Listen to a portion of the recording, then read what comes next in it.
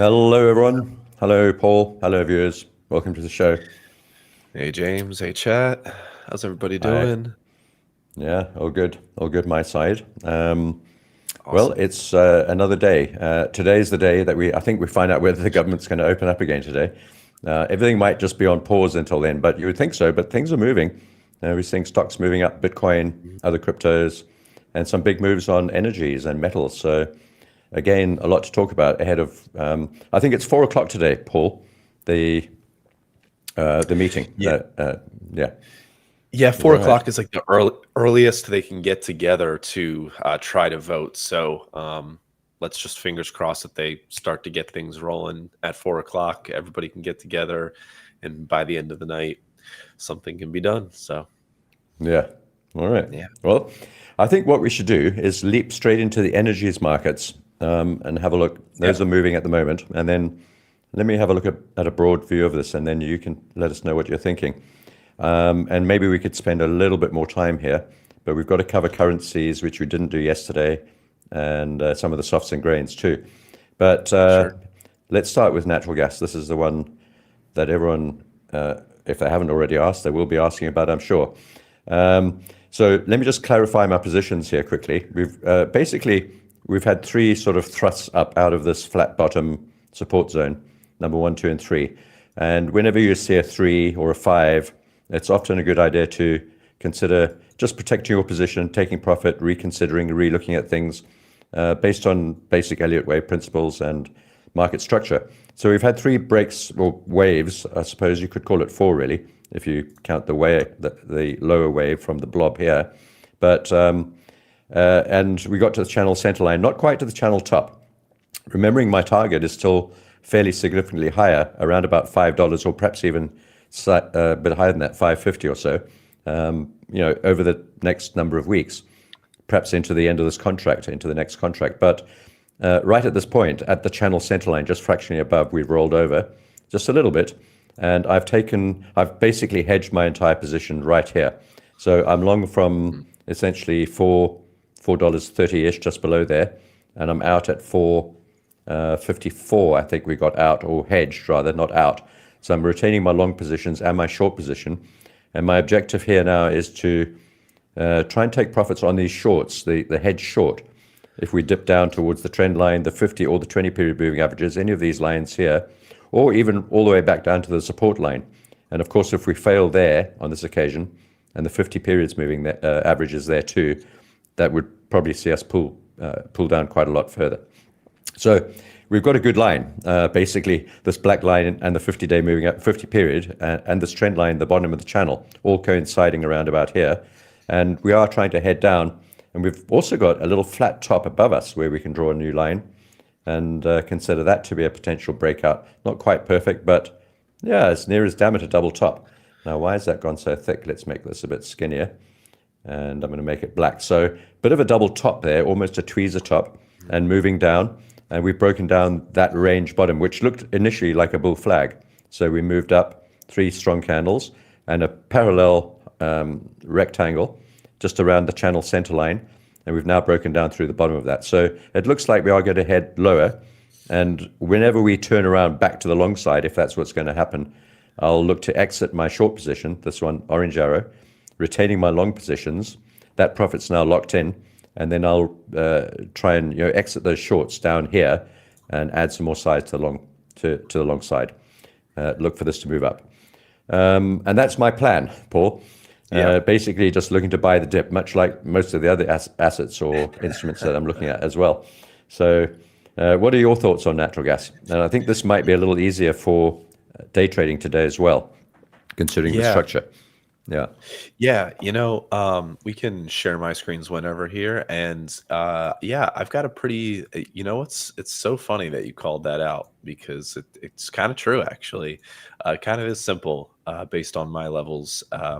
So after yesterday, I talked about yesterday how I was looking for if we were going to move to the upside here. I was looking for a breakout of that 438 area, so a break above the 438 area.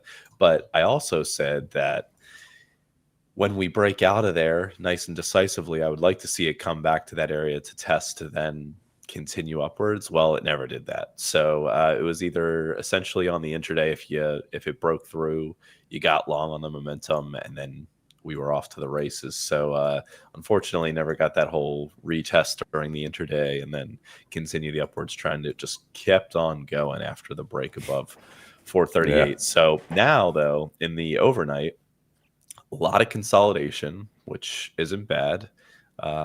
Relatively comfortable up here in the 455 or so area, anywhere between 450 to 458.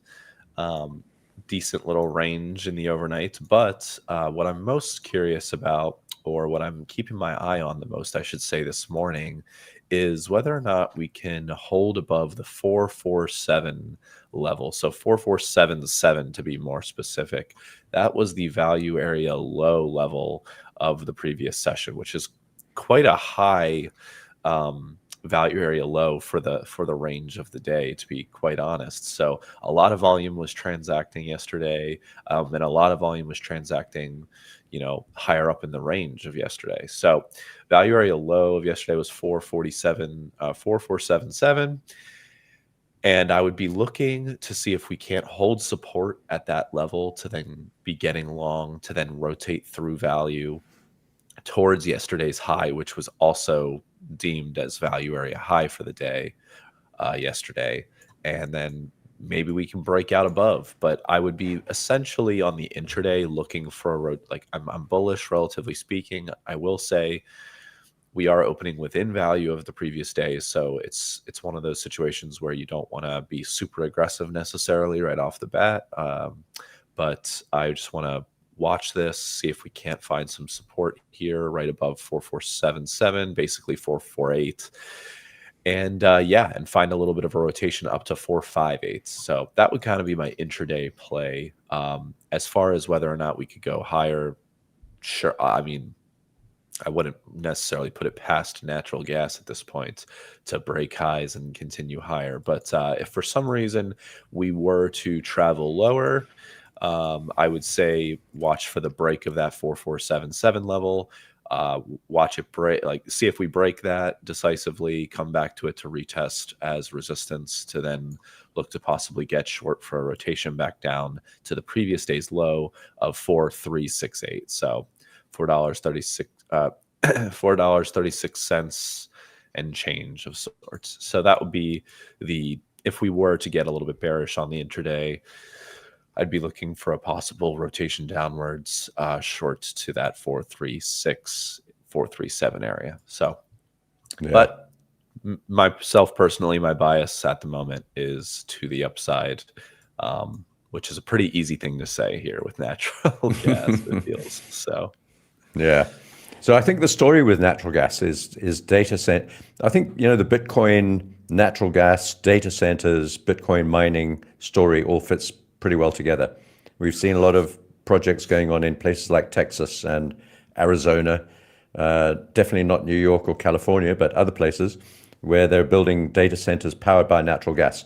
The money is actually being provided by the companies that are doing the stuff. It's not necessarily the government, or they're in cahoots in some instances. So I think natural gas is being dragged along with this whole story in this bubble, if you want. And when the bubble pops, natural gas will explode out of its own bubble, I imagine, and drop quite sharply. But for now, I think the story's up. The momentum is up. Let's have a quick look at my charts again, just to look at the bigger picture. And you're quite right, Emily, trading. It is really good to see both the short-term, intraday, and longer-term views on all instruments, actually. And often, if you're a swing trader, you get stuck on what I've got in front of me, a 4-hour, day, or weekly chart. Whereas when you're day trading, you can look at the minutiae, the swings, and what's happening in the nitty-gritty, the cut and the thrust of it all, which is also super fun to do. But this is natural gas. This is the story. And I think, as you can see, we're obviously moving up. But when we look at the day chart, you can see we're pretty pipe-ish, stovepipe-ish, very, if you put a stochastic on here, a 1473 stochastic, or an RSI or a MACD, whatever you want to do, whatever your favorite oscillator is, you'll see that we're probably incredibly overbought, not only on the 4-hour, but also on the day, and maybe even on the weekly chart. Let's have a look at the weekly chart. You can put these on your charts yourself. You can see the weekly charts also really extended and right up into the top of the range. Natural gas is a ranged instrument. Don't think that it's a trending instrument, because it's not. It's like any other commodity. There's supply and demand all the time. That changes. And sometimes it's expensive, sometimes it's cheap. Right now, it's really expensive. And the problem with natural gas is that when it gets expensive, the selling can get furious. And it can be dramatic, and it can basically sideswipe traders who, the problem with traders is that we all have a natural inclination to the upside, to be bullish, to be positive, it's a human tendency too. But in markets like the S&P, the Nasdaq, gold, maybe even Bitcoin, the inclination is to trade them to the upside most of the time. You should be. The S&P moves up most of the time. Most days, I think it's 73% of all days, the S&P and the Nasdaq move up. When they move down, it can be devastating, but most of the time we're moving up. Natural gas is different though. We trade in a range, and if we look at this on the weekly chart, you can see, we have occasional massive rallies. Let's have a look at the natural gas. Well, I'm not going to do it now to save time. But if you extend this to the left on the Henry Hub futures chart, for example, it basically looks the same to the left as far back as you can go. Sometimes we get big spikes like this, but most of the time we're trading within this orange band. And we're at the top of the band right now, and we need to be cautious. So I'm long, I'm hedged, and this market looks like it might want to turn down at these very high levels. However, considering the bigger picture that I just spoke about, data centers, Bitcoin mining, and all the rest of it, and just a general demand for electricity overall, as we become more energy dependent day by day by day, natural gas will have a natural bid under it until it doesn't. And that time's coming soon. Right, yeah. I don't know when. I just don't know when. But right now we're safe. We're hedged. I've locked in my profit. And if this does move down into this buying zone, point of control's right there too. 50-day moving average, channel bottom, flat bottom, all that sort of stuff. And point of control. So if we do move down there, we'll have a go at the long side, but being cognizant of the fact, if we close below this black line at about 427, we could see a very sharp correction. We've got a big gap in the middle. That's the contract rollover gap. And we're in the new contract since the new green blob. Angling up. The whole contract has been moving up apart from the initial first move down. But just angling up, not rushing up, but angling up. But it's been angling up a long time, and it's gone quite a long way. So just be very, very cautious. If you are bullish, you should be considering all of those factors. And we've also had 3 thrusts up from that flat bottom. We may get 5, we may get 7, we may get 9, we may get 13. I don't know. But when we get 3, we start looking at these things and saying, well, we've got to be a little cautious. So that's natural gas. And I will seek to get long further down here if I can. And if it keeps on going, I'll hedge or exit and then probably look to the short side eventually. Yeah. Yeah. So, yeah. I think we could get up to $5 though, and we'll see how we handle this little pullback. And I think this pullback will be quite telling. It's Wednesday today, so we've got Thursday and then Friday and then the weekend. And then Friday afternoons, we often see a bit of a reversal in the weekly direction as profit taking kicks in. And as basically people look at the weekend and go, we don't want to be holding natural gas over the weekend, particularly when weather reports are mixed like they are now. Some people are saying it's going to get really cold, others are saying it's going to get really hot, others are saying we haven't got a clue. And there are about 4 different surveys that you can look at for weather, for natural gas, if you're trading it. For other reasons too, you might be on the boat out at sea and want to know what the weather is. But there are 4 different surveys, and they all say slightly different things. And some of them are right, some of them are wrong. When they all align, that's pretty easy, but they don't always all align, and they're certainly not now. So who knows what the weekend will hold. So there will be profit taking, and it may come early, and we can see it's already starting to droop down a bit on the natural gas 4-hour chart. So yeah, right. Be careful. Yeah. Yeah, definitely be careful for sure. I agree 100%.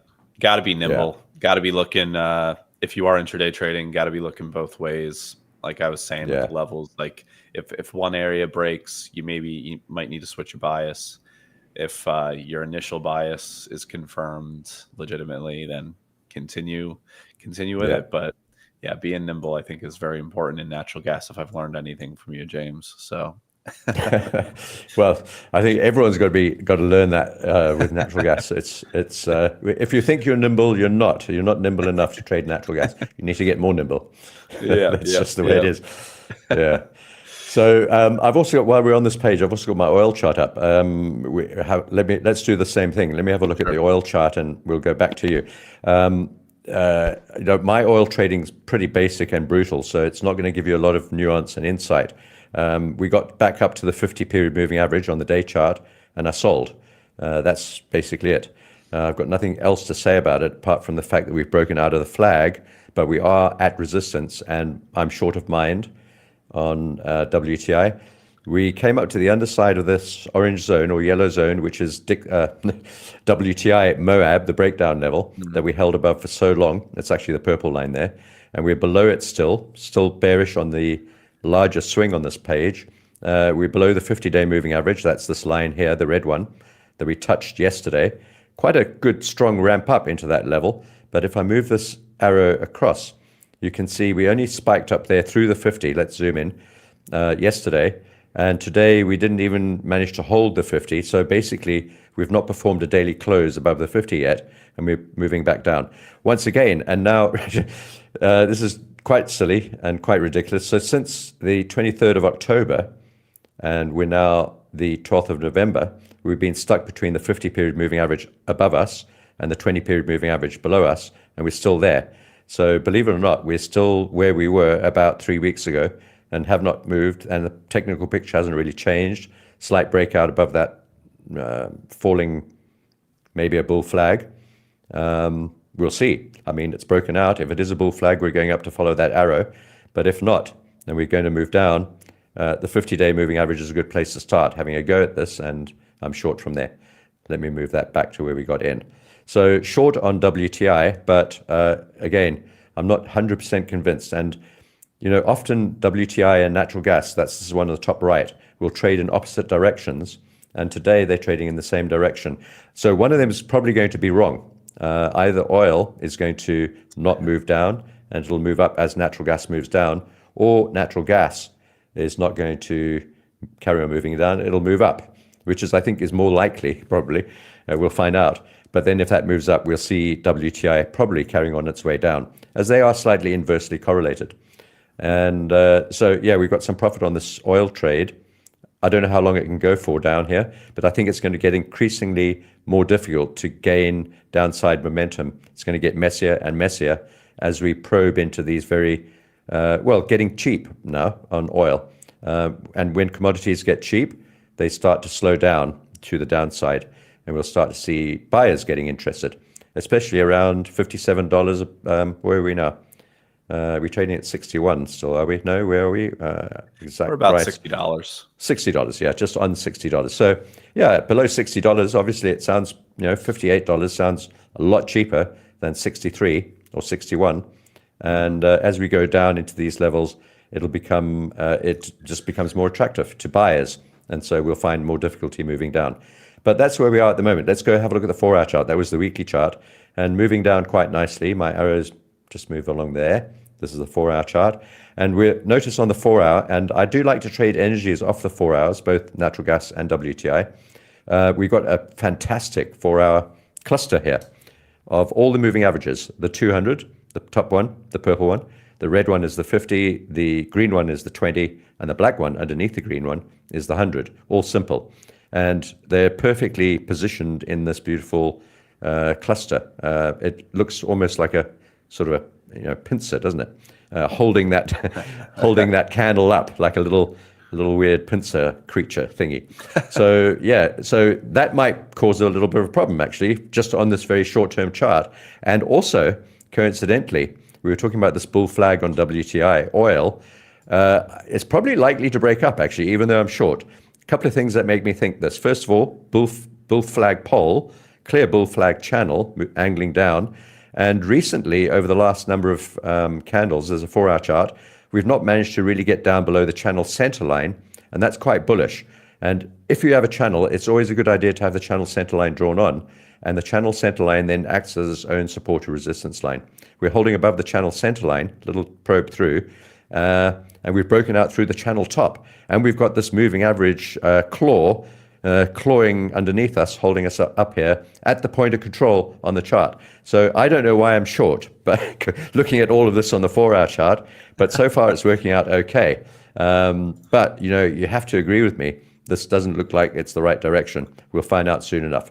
I'm in some sort of profit on this trade. That small, the last short position, the last one I got into, is a bit bigger than the previous one. So, and we moved down quite sharply. But we'll find out very, very soon. This candle closes in exactly, that would be 13, 17, an hour and a half. So in 1.5 hours' time, either we'll be back inside this channel, having defeated that cluster and the channel top, or we'll bounce straight out of here, and this will be a reversal candle, and I'll look to then perhaps even reverse and get long for a move up to follow the channel breakout target, which is all the way up there at about $66, and that's where I'll be looking to get short again. And I reckon at 66, you'll probably find that there is proper daily resistance up there too.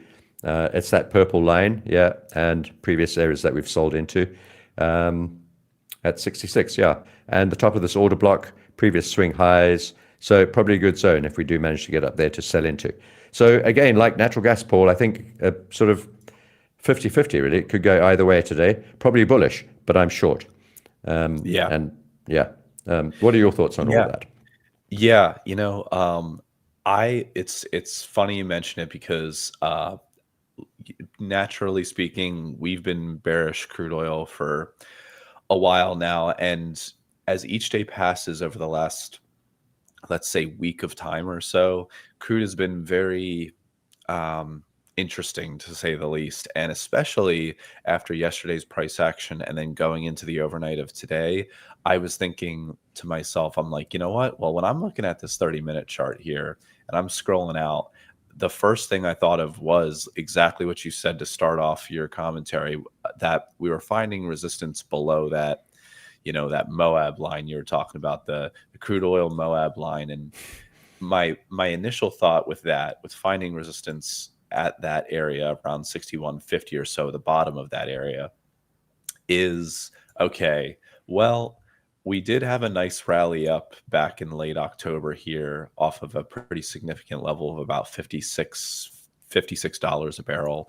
Nice rally back up into that important Moab level of the $61, 61 to $62 essentially per barrel, and we found resistance. But the thing is we're holding up. We are, even though we're below it, we're finding resistance there. We're holding up really nicely between $59.50 and $60 a barrel as like some support. So I'm very indecisive in terms of like the medium term as to what we're going to do here. Like it does feel as if we could see a push upwards, but this is what my thoughts are. If we do see some more support here today, tomorrow, over the next essentially week or so, a few days to a week, we see some support continued at the $60 level, $59.50, let's say, and we continue to creep up and try to eat through that 61.50 to 62 level. Once we start seeing momentum through it, then I would possibly look to be getting long here for like a scalp upwards. But at the moment, when I'm looking at the intraday, I'm seeing some bearishness here personally. I do see currently right now we're trading below the previous day's low for the regular trading hour session, which is definitely bearish to start the day.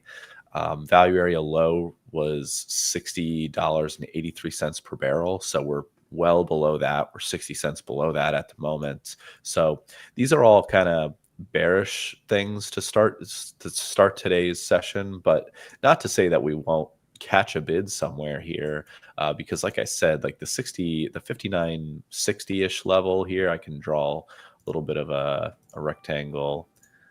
Over the last week or so, we've seen a decent amount of support somewhere around this 59.60 area. So maybe we could see a little bit of a short play into that area to then find a bounce and maybe retest the previous day's value area. I mean, that would be a pretty big swing on the day, but I will say crude has been has had some decent ranges as of recently. So as you can see yesterday, for example, between 3 a.m. Eastern and 11 a.m. Eastern, we had a range of about 59.70 to 61.30 essentially. So that's a $1.60 range within 9 hours of trading. So definitely not out of the realm of possibility here. So my thought is short-term intraday, we could be looking at more downside, but I'd look for some possible support in the 59.60 area. If we do reverse, then maybe look for a rotation back up into the 60.83 area. But generally speaking, over the next week or so, I'd be keeping an eye on the 61.50 to $62 area. If we can't break, we might be able to break above that, find some support above to then catch a long, like you said, maybe to 66 or a higher level 60, anywhere between 64 66, and then maybe that's a better area to then get short to continue the longer term downtrend that we've had. So but be patient. I think there's a little bit of patience that needs to be had. If you're a longer term trader, you need to have a little bit more patience. If you're an intraday trader, wait for one of these levels to come to you, and then look at the order flow, see if there's any aggression in one way or the other, try to join in. And that would be my thoughts. Yeah. I've actually just spotted there's another trend line that we're sort of bumping up underneath as well, which is, if we can just switch over, which I just sort of remembered. It's this purple trend line coming down. And actually it starts all the way up here with that massive rally back in June 25, sorry. That massive rally, if you remember that was, when we had the tariff-related, really, all that sort of kerfuffle in that early part of the year. And if you draw that from the top there, touching the last rally in the center and bring it down to where we are, we almost got there, actually. And it also coincides with this top order block. One would have expected this to get a little higher, but we did only get to that previous swing high in the center of the page, not quite getting to that long, very steep trend line. So yeah, there's a bit of resistance. And the second thing we've broken out of the bull flag. That's bullish. And we're holding this moving average cluster. That's also, the fact that it's there is bullish. But we've also got what this pattern is a waterfall pattern. And a waterfall pattern is characterized by very strong bullish moves, normally 2 or 3 strong bull candles like we've had here. And then you get this trickle starting down from the top, which accelerates as we start going along in time. And I just call it a waterfall. There's probably a better word for it. But we get this acceleration. And it's a bit like water falling, as it drops off the edge of the cliff. It gets faster as it moves down with gravity.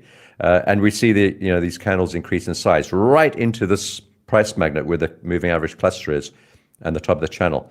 So it's moved down because it's a price magnet, but also there's a lot of bearish momentum here coming out of this order block at the top, with the idea that generally it's quite bearish. But we've got all the support right here where we are right now, and I think it's going to be tough to get out of there on this candle or any other candle today, probably. We've only got a couple left. So I think we might have to faff around between that falling trend line and the falling bull flag that we've broken out of, and probably be stuck between these two lines.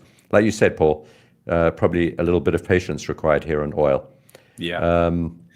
If you're not already short, like I am, and if you're short like I am, it's in your own peril, really, and mine too. So if this does bounce out of here, which it looks like it should, it may not, but if it does, I'm the one that's going to be, or anyone that's short might be a loser. But I think, stranger things have happened, and the powering move down into this cluster is quite encouraging. So yeah, we'll see how we go. That's oil. Bit of a messy picture. I said it would get messy, didn't I? As we got towards the end of the year, and as we get down to these very low levels where oil doesn't like being super cheap or super expensive. And it's very happy in the middle regions between sort of 60 and 80 bucks. But when you start getting below 60 or above 80, everyone gets a bit antsy and uncomfortable. Yeah. So that's oil. Yeah. I will say one last thing in the chat. Everybody, thanks for participating in the chat. Kurank talking about that he shorted Natty today. Awesome. And also mentioned the inventory today. The only thing is, Kieran, because I see it as like a tentative report as of like 8 a.m. this morning, Eastern time, and I don't see the normal like 10:30 a.m. Eastern inventory report set to be released or anything. So I think that it might be a tentative, any sort of kind of inventory reporting today, unfortunately. But yeah, if anything does come out during the futures trading session, me and Daryl, Sam, Tony, I'm sure we'll definitely mention it while you're watching. But for now, it seems there's not anything at the moment. Today, just a lot of Fed members speaking. Got Williams, Paulson, Waller speaking in the morning, and then like a 10-year bond auction. And then also Collins speaking late in the afternoon. So nothing crazy though today in terms of news. Yeah. And then of course the 4 o'clock kerfuffle about the US government opening up, which I think will be pretty important thing. Yeah. Paulie, what have you got on metals? Have you got anything interesting? We were talking about silver yesterday and how tricky it was. And I didn't have any position on silver. I've got one on now. I'd like to hear what you think about silver. It's not really changed since yesterday. And then we can look at gold as well. And we can talk about copper as well. Yeah, let's do that. Silver, I have the silver charts up now. Silver and gold are actually a slightly bit of relatively speaking, they're both bullish, right? But when you're looking at the shorter term charts, they're a little bit different, and I think it'll be nice to point out the differences here this morning. So right now, silver trading above previous day's high for the regular trading hour session, and we're trading right currently in this green box that I have, which was an area of possible resistance if you were to go back a little bit of a ways. So if I zoom out here, this is a 30-minute chart. Back on October 20th or so, we had a little bit of a consolidation, like a bear flag consolidation peak that was at this 51.65 area before we continued our way down below $48 an ounce. So I have that marked off, and currently that's where we're trading, and it looks pretty good. The trend is great. Trading above previous day's high, which is very bullish. We just opened the regular trading hour session within the last 10 or so minutes, and there's some decent volume to the upside here. We tested downwards to $51.40 off the initial 30-minute candle to start the hour, and we're going up and away, it feels like. So we might, if we can break out of this 51.70 area and above 51.85 or so, I'm not sure where this could go. This could, $52 is a nice round number. Maybe we retest that and find a little bit of resistance. But generally speaking, what I would personally be looking for if I was trading silver is I'd be looking for a little bit more of a pullback before getting long. Apologies, need to just clear my throat there. I'd be looking for a little bit more of a pullback before getting long. I don't think I will get the pullback that I'm looking for. I would prefer a pullback to like 50.80 and finding some support right above value area high from the previous day before getting long. But this looks pretty momentous to the upside. So maybe if I'm lucky, I could get a pullback to previous day's high of around 51.08, but even then, it just doesn't feel like I'm going to get that necessarily. So for any trend followers, like momentum trend scalpers or whatever, this might be a nice day for you. It looks like it's really trying to continue to move to the upside here. But yeah, not too many levels, unfortunately, for me. Let me quickly compare that to gold, though. All right, so for gold here, I just want to do the quick comparison because it'll be easy to show chart to chart here. Whereas on silver, we're trading above the previous day's high for the regular trading hour session. In gold, dude, my voice is terrible. Do you want me to take over for a second, Paulie, while you grab some water or something? I know it's fine now. Okay. I just really had to get something out of my system there. Okay, there you go. You just needed a good and it's gone. Yeah, dude. But anyway, goodness gracious, somebody help me, my gosh. So, but yeah, so compared to silver, where we're trading above previous day's high in the regular trading hour session, gold, we're actually trading below that area, and we're also trading below an area of past resistance that I had marked off as well with this green box. But I will say is they're still both, gold is still bullish, generally speaking, just like silver. But there is that slight discrepancy. We are still trading above the value area high level of 41.33 from yesterday in gold, which is also great.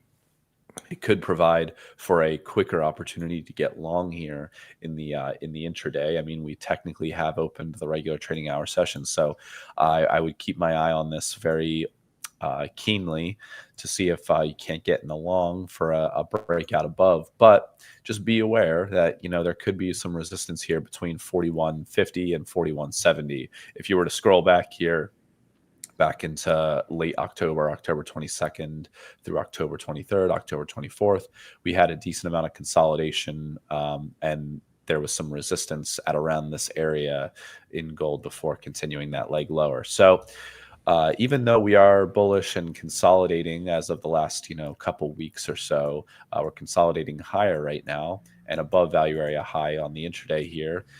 I would say just be wary. That's all.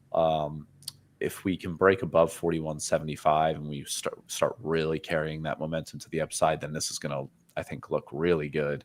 But yeah, I'd be looking for an intraday scalp, a long scalp myself. That's just personally for me. If for some reason we were to start to come down, I'd be looking, if we break below 41.32 or so, 41.33, and we start to find some resistance there, then I'd look for a rotation lower. So my voice is giving up again, so I'm going to let you take over, James. All right.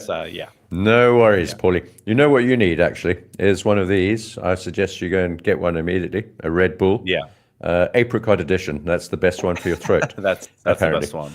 Got it. All right, let's have a look at gold while you clear your throat. I think basically, I don't know if we were doing this together on stream, Paul, but if for the last couple of months, I've basically been, a lot of the time, I've been short gold but long silver. And I think we have talked about it on stream here a few times before. And that's where I've ended up again today. So I'm now short gold, having taken profit on these longs. If you remember, we were long from those two green arrows. And I simply took profit at the 618 and I reversed direction. That's all. My feeling is that we're going to turn around somewhere in this blob and move lower. And my target ultimately is 3,500 back down to the breakout triangle, which I think we'll achieve by, if we're going to achieve it at all, I think we'll get there by the end of the year or early next year. And then we'll be looking for another buy opportunity through 2026 on gold, which could take us much higher, above 5,000, 6,000, 7,000. But I think we've got to recover or retrace some of this big rally, massive rally, and we've cleared out quite a lot of these. What I imagine are positions that got stuck at the top here. We've still got this large candle above us. We've cleared out all of this stuff down here, but we've still got that big candle above us, which has not been touched. Well, largely anyway. We've got into about the lower third of it. And I think we may have to get halfway up through this candle, but I'm not sure. I'm already looking to, this is a very tiny position. I'm looking to build a short position here, and it's only just starting. And I'm looking for a move back down to 3.5 to reverse to get long very late in the year or early next year. So that's my position on gold. And I'm willing to add all the way up to about 4,280-ish, the 786 fib. And if we exceed that, I shall probably hedge the position and then re-look at it again if we get back up to the underside of the trend line. And we're running out of chart space here now. Let me squeeze that down.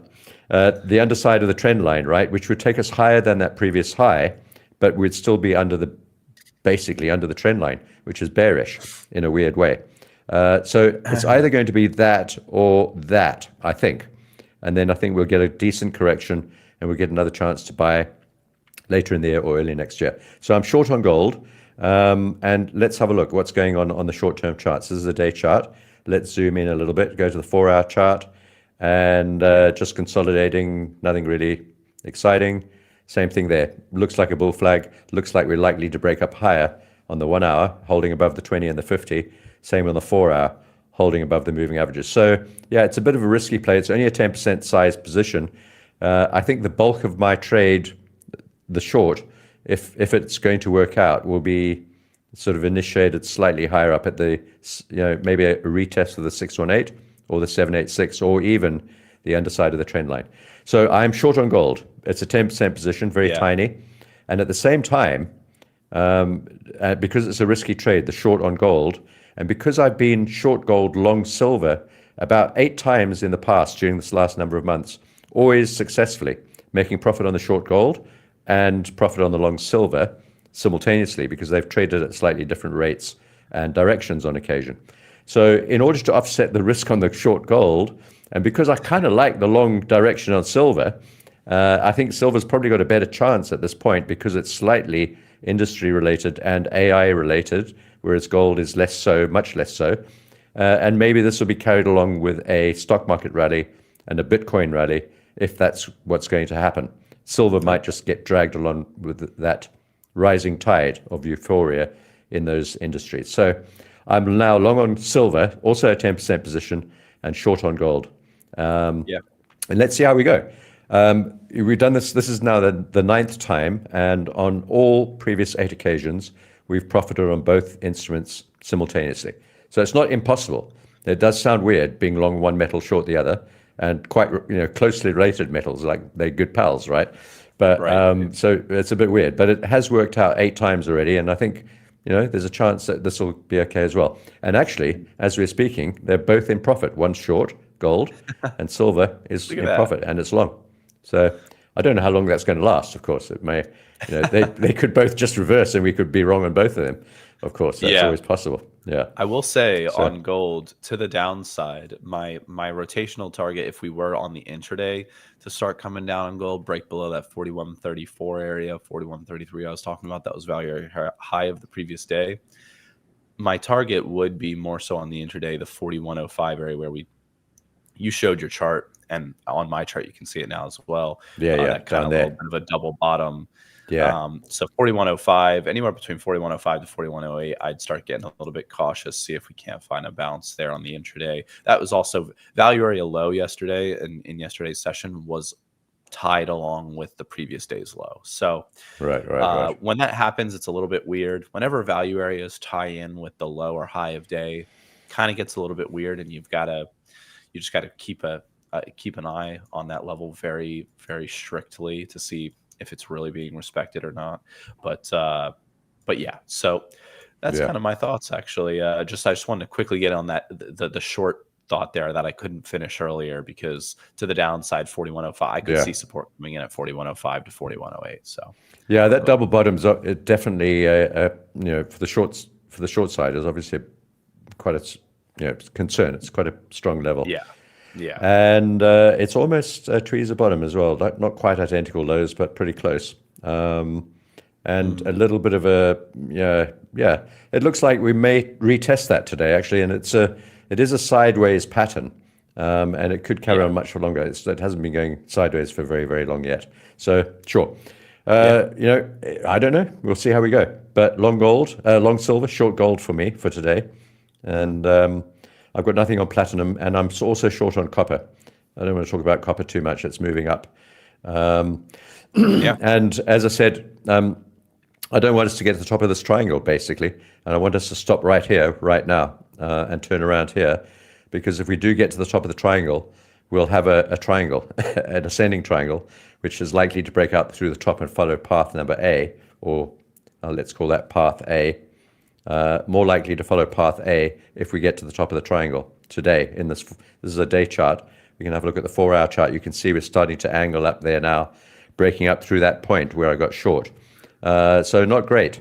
And if we do get up there, I think we're going to zigzag along the top part of the triangle and then eventually break out and not follow the path down. But who knows? We don't know just yet. We haven't got to the top of the triangle, but if we do, it won't be great, I don't think. And we may have to hedge that or reverse it. I don't know. So yeah, metals, be very, very careful, because these can turn on a dime, on a whim, on a fancy. And because we've got the US shutdown data deliberation coming up later on, I just saw some news, Paulie. It's not all plain sailing, by the way. There seems to be a lot of Democrats coming out of the woodworks now saying they're not happy with a whole bunch of other stuff that they didn't mention before. So it may not be that today is going to be the day, and these markets could really pull back. And there are even rumors that we may not get a rate cut in December. I don't believe that to be true, and the Fed Rate Watch tool doesn't seem to indicate that. But there are rumors that that's maybe a possibility. Yeah. So all of these markets could be very, very fragile for the rest of this week. Yeah. I agree. I agree 100%. Like you're totally right. And even just this morning, we got some headlines literally 20 minutes ago.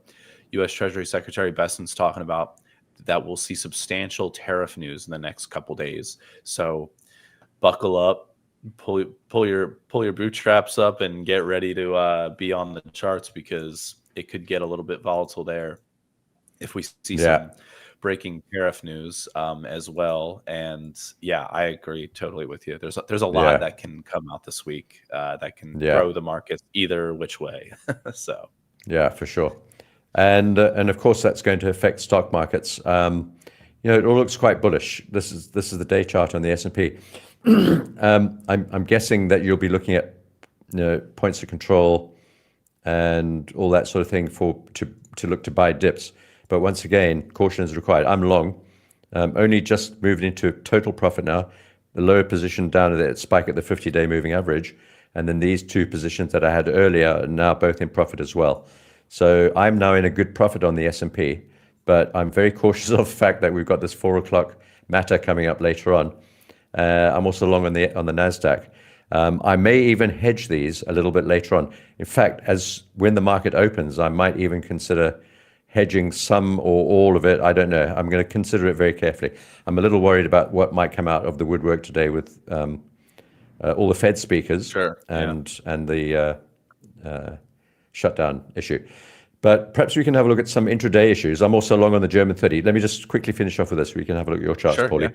German 30, remember this horrible trade that I got into when we had the move up, big strong candle up, followed by the candle down, and I got long at the bottom of a big bearish candle.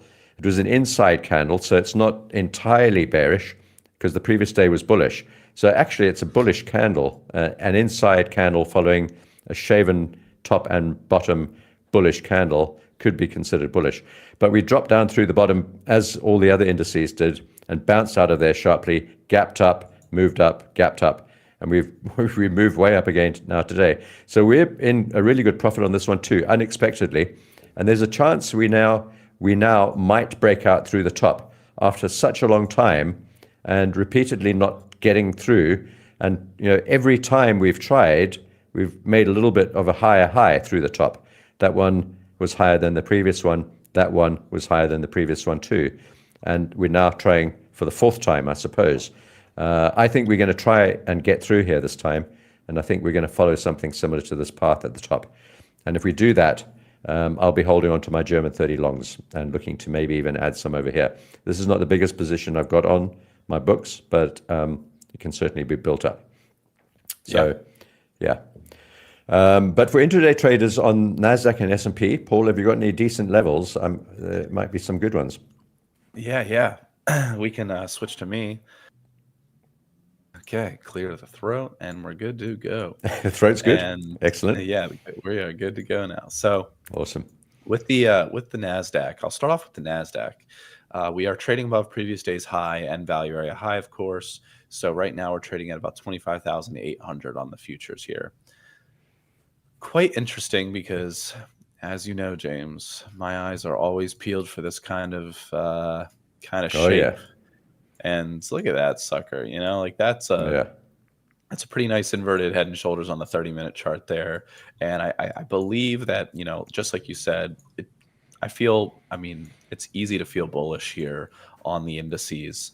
And with the Nasdaq, we had a decent bounce yesterday after a little bit of an early morning shove down. We had a nice bounce in the afternoon.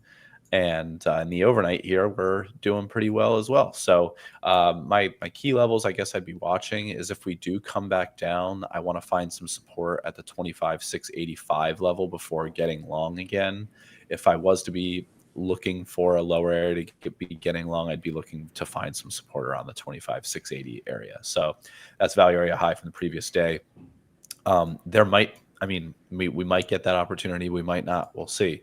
But that would be my first look to the downside in terms of finding some support. If we do open and see some selling pressure immediately and we break through that area, then point of control of previous day was 25,627. So I could see some sort of stumbling there, maybe a little bit of consolidation occurring.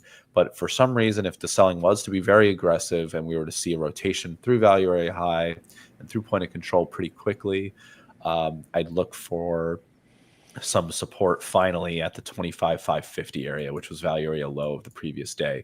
As you can tell, I'm essentially looking for areas of support to be able to long this market right now on the intraday. There are plenty of people, I'm sure, that are going to be looking at those areas, and then if they're failing, get in on a short. And to that I say, not a bad idea either. So, that's more so along the lines of, kind of like what James was talking about earlier, is how often the markets are going long. And I'm just a long biased trader much of the time. I see myself going long more than I see myself going short.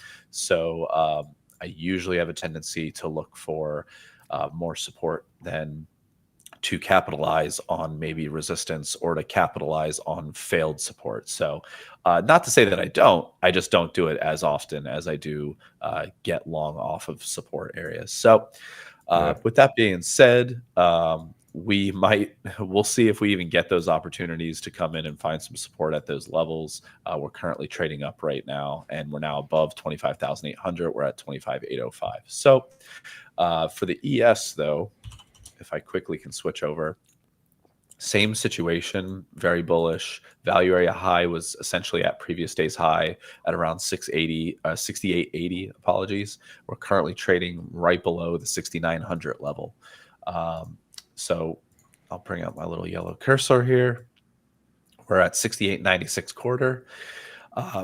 All-time high in the S&P 500 is 6954. We're not terribly far off. 50 points isn't something that can't be traversed within a day. So if we do get super bullish today, I wouldn't be terribly surprised to see a retest of the all-time high in the S&P 500. But again, to get long or to be more aggressive on the longs today, if I was to be getting into a position long early on in the session, I'd be wanting to see a little bit more of a retest of a previous level, let's say a 6880 for the value area high previous day, to then see if there's some support to then get long. I would prefer to see that. That's the pathing that I would prefer to see. If we break below that, point of control is at 6870, so pretty close to the top of the day of yesterday, which is also pretty bullish. And then value area low was 6841 yesterday. So I don't know if value area low is pretty far down. I mean, that's a solid 55 points or so downwards. So we're 55 points above value area low. We're 55 points or so below the all-time high.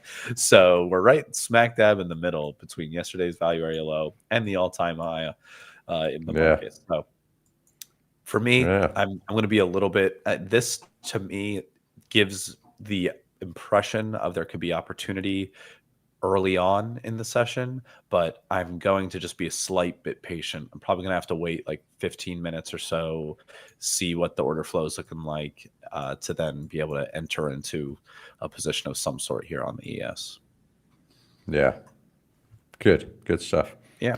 Well, I'm not going to add to that very much. I'm still long on S&P and Nasdaq. And with that wariness that I spoke about, the danger, the cautions that this week holds, starting at 10 o'clock today, or is it 4 o'clock later on? Actually, it's 4 o'clock, isn't it? After hours, of course. We said that yesterday. So it won't be during hours that we hear from this lot. But yeah, just looking quickly at the S&P and Nasdaq, pretty strong. And as you say, a potential head and shoulders. You can see it even on the day chart. You can see it on the Nasdaq too, without even going into that shorter term chart. You can see the right hand shoulder, actually where I got long on the first occasion. I also got long at the head, and I should have got long at the right hand shoulder too, but I didn't. Maybe we'll get another little dip back and into the 20 here and slightly lower. Maybe even today we could get long again. But yeah, just long on those, and we'll see how we go. Not too far from the all-time highs again. Just a few, a couple of 100 points really. Not very far at all. But I think the big news of the big story this morning, at least, is Bitcoin. And we've only got a couple of minutes left, but I would just want to go through this very quickly. And it's looking a bit more encouraging than it has been. And I've got no lines on this chart, but you can see we're moving up to the underside of this ledge. And if I put the lines back on, you can see it's also a dotted line, which is the channel center line. Look how perfectly we got up to that 20 period moving average on this day chart, 20 simple, the channel center line and the flat bottom that we fell down through a few days ago. We touched it yesterday, rejected perfectly, and fell back down today. Looked pretty bearish overnight, I have to say, and not great, not good at all. Not only is it an engulfing candle yesterday, but it's a dark cloud cover engulfing candle with a higher high and a lower low. Not good, very, very bad, terrible. And so I thought this is going to move down. So I've been hedging like crazy again. And as we move down, I've started hedging my positions. But then today, we've moved up again, and I've unhedged them one by one as we've moved back through the same levels at break even, essentially. I've still got 20% hedged on here, and I'd like to get rid of those two hedges at about 106 and 107, just above. And then I'll be free of the hedges and ready to go.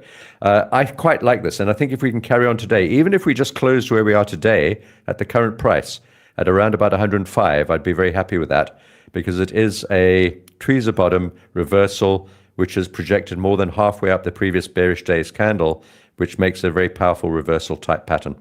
So I'm very pleased with Bitcoin today. Its performance has been good today. Well done, Bitcoin. Yeah. And there's one more thing. Yeah, just today. There's one more thing that could happen today. And that is we could fall all the way back down to the lower day today and close there and form an inverse hammer candle pattern. That would also be bullish. So that doesn't bother me either. Either we need to close where we are currently now at 105 or somewhere closer to 102. Either of those would be fine for me. Obviously, the higher, the better. But even if it is an inverse hammer candle, it would still be bullish. And you can see across the board, all the alts moving up. One more thing finally to look at before we hear your thoughts on all of this stuff, Paulie, is the Bitcoin gold chart. And believe it or not, it is hanging on by an absolute thread and threatening to bounce out of support. It's not all over just yet. And this is the most important chart when you're looking at Bitcoin. How is Bitcoin doing against a proper asset, unlike the US dollar, against gold? And we've not defeated that previous low. I could draw another horizontal line at the bottom there. And as long as that line holds, and it is holding, and maybe it'll hold today and ad infinitum right there, look at that line. It's basically the center of my blob. It's that spike low from that candle that launched us out of the blob to start with. It's also a previous low 2 or 3 days ago and yesterday and today. It's a really important level on the Bitcoin gold chart. And if we do get moving up to the top, like I said on, what was that instrument? I said we don't want it to move. That was copper, right? I said we don't want copper to move up to the top of the triangle because it would form an ascending triangle likely to break out through the top. Same goes for this chart, the Bitcoin gold chart. If we do move up to the top of the triangle, it's likely to break out through the top. Much like copper in this ascending triangle, there's about a 65% chance that we break out through the top once we get to the top. We haven't got there yet, but we are trying. And if we do that, we'll get to $1 million on Bitcoin. And that is a technical fact. Although it may not happen, technically it's true that is the most likely outcome. And I'm going to stick with that opinion too until proven otherwise. And I might be proven otherwise very shortly because we're holding this level very tentatively at the moment. And a breakdown through there, and particularly that previous swing low or spike low, would be pretty bearish for Bitcoin. But we're holding, and so far so good. Sure, Bitcoin yeah. dominance also moving down. So that's good for the altcoins too. Any thoughts on, just to finish off on, I think we've just about finished anyway, Paul. Yeah, You no, can I say think goodbye. I think you covered Bitcoin and everything pretty well there at the end. So I think we're good. All right.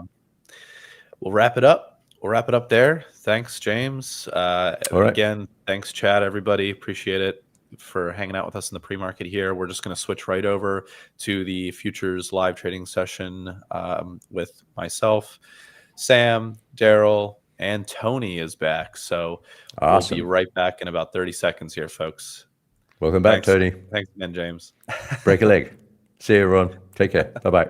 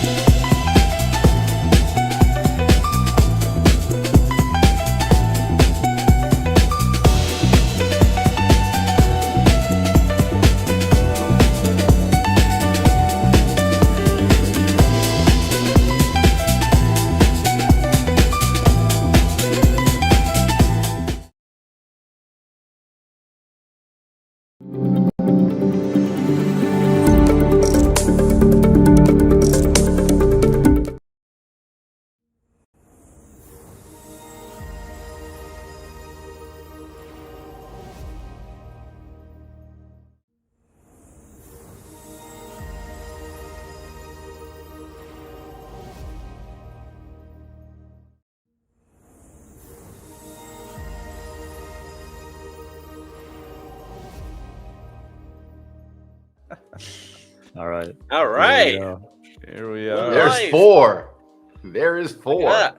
Welcome. then Good there's morning. Good four. afternoon, everybody. How is everyone? He's in the chat Lego land? man at the end there. Haven't seen him in a while.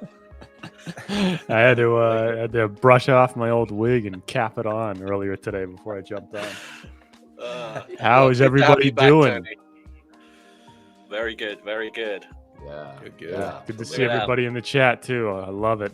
I've been following you guys for, since I've been away, and things have been pretty good. It seems. You guys are giving the coaches what they need. That's it. Exactly. That is Exactly. They have been. Awesome stuff, man. Yeah. Let everyone in the chat let us know if you're present. I see moderator Mike, of course, is here. He kind of has to be. He's kind of forced to be here. But good to have you here, moderator Mike. That's right. That is right. You are literally, it is the job of the person to be here, so it makes sense, Gosh. Well, we can always get up a chart as well, so it's not just our Absolutely. ugly let's do faces that. on the screen. Charts. Yeah, if I'm muting myself relatively frequently, apologies, folks. I am getting over a cold, so clearing my throat No is worries. becoming like a once every minute kind of ordeal for me for some reason as of today. So I Been don't working blame you you. too hard. yeah, dude. Let me clear my throat. Uh-huh. You need to jog, Paul. Eat some fresh local ingredients. That's what as I well. need. That's exactly Keep what I yourself need. healthy. Sam's got the cleanest lungs of everyone here on this panel. I guarantee. Like I Those said lungs. yesterday, I don't put anything negative into my body. It is Absolutely. just That's pure right. oxygen. That's right. Absolutely. I'm fueled by pure oxygen and greens. You got to drive a burger into you every once in a Vegetables. while. Not even Oh, that. yeah. That's none of that. Hang on. Pure lettuce is what I'm fueled by. You say, how is that diet going? I mean, you look good. You look great. Everybody looks good, actually. Thank Probably you. except for me. No, you look Pale as you a look the same, ghost. man. You haven't changed. I've kind of quit the diet, to be honest. Really? Okay, yeah. you don't need it anymore. So you Yeah. don't need to be so abrupt, right? 'Cause you Exactly. got I into a place, lost the hopefully. weight, Yeah, and I'm happy. that's good. He Now lost the maintain. weight. He And then lost it. He's working on gaining it back. So I was he'll gonna lose it say, again. Because the There's been winter's a- coming, That's it. right? There's been a That's bag it. of biscuits every once in a while that's appeared on stream. There was, yeah. Mix nuts, but Sam loves to get his hands in the nuts, so it's all good, man. Absolutely. You know me, Daryl. It's all good. Saltier the better. Oh god, tasty treats. That's what they're called. Salty. Oh Jesus. Oh well, we're off to a good start this morning, aren't we? Honestly, strong start. Actually, okay. So 9:07 a.m. Eastern time. I actually haven't been on the desk like this early before the Yeah. open in a while. So definitely really? looking to get into some sort of pattern or groove. I'm not sure what you guys take a look at, before, but Yeah, we look at everything. We kind of go recap. We'll do the news here. We'll look at the indices. We'll check earnings. Like earnings has kind of died down now, but we do have Cisco after the bell today, after the close. So that's a big one to look forward to. But we just we kind of look around and bounce around at stuff. One thing I do want to say that is interesting. About a half hour ago, Treasury Secretary Scott Bessent said we should be expecting a lot of tariff news coming out within the next 2 days. So I think we'll have some headline risk and things that, and finally maybe some hard data also to back up some of this market speculation we've experienced. Got to monitor Trump's tweets moving You have forward. to. Got to be all careful. algorithm. Make sure you have a stop loss at all times. I should probably tell myself that because, I'm known to forget to set one. Oh man. But yeah, there's not a whole lot of other news aside from that tariff stuff. I think Daryl, I agree that I mean Bessent was just going on a rant about a lot of tariff stuff and like possible rebates and everything because that was a whole situation a couple days ago talking about possible $2,000 rebate to American citizens and Right. so we'll see. I don't know if you and James kind of went over that. I just mentioned it because it popped up here. No, definitely worth re-mentioning the tariff news over the next couple of days being mentioned. I mean, that's a big deal. That could throw not only the government shutdown thing that could be solved, let's say tonight, throwing the markets for a loop, but plenty of headlines could throw the markets for a loop. And then on top of that, who knows what some of the Fed members are going to be speaking about today. We've got like 4 or so Fed members speaking at some point today. So just got to watch out for that. But there's a 10-year bond auction at 1 o'clock. I mean, I don't expect that to have too much effect on anything, but when that pops out, I'll mention it probably later in our afternoon session. I'll mention whatever the results were for that. So Beautiful. So what you guys thinking about the markets today? What's Bullish, it looking like? Bearish, bullish, bearish. Bullish. Retest the 6,900. Retest the 6,900 in the ES. Yeah. I mean, this overnight, it's kind of like what we had yesterday with the previous overnight. We had a very little bit of a swing low at the open, and then it was just kind of retesting yesterday's, value area high and out of that. But, yesterday when we got off the air, and you guys know I track my profiles all the way through settlement, so till 5 o'clock Eastern. Look at the profile, and you can see it on my chart I'm sharing here. Look at this double distribution we had yesterday. So pretty heavy close at the end. So, I mean, maybe we get down here and retest this kind of low value area. if we get down, I don't know, it'd be nice to get down here at maybe 68, 65, 68, 70, maybe 68, somewhere in that area, and then, you know, bounce off of this. But I'm looking to hold this area at the low. I don't think we're going to continue down, but anything's possible. We've seen a lot of range lately. Even yesterday, we had such terrible range for the first hour, 2 hours, and then we got off the air, and what do you know?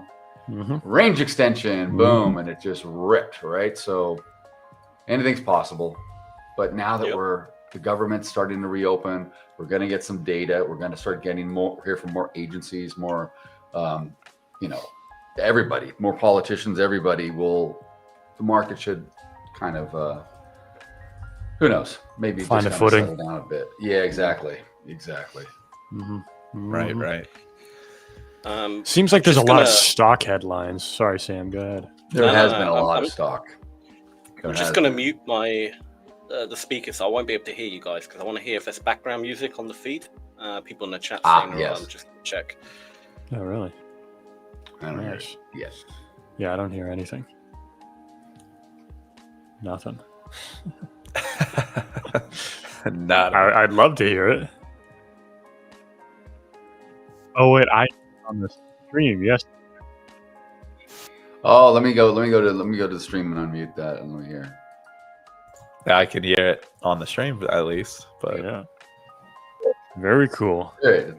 Nice. Is it too much? Yeah, let us know. Let us know, guys, if it's like too much. Yeah. If the volume loud is, or whatever. Yeah, too I loud. like it. Or if you don't like the vibe, if it's classic piano, we probably don't want that, right?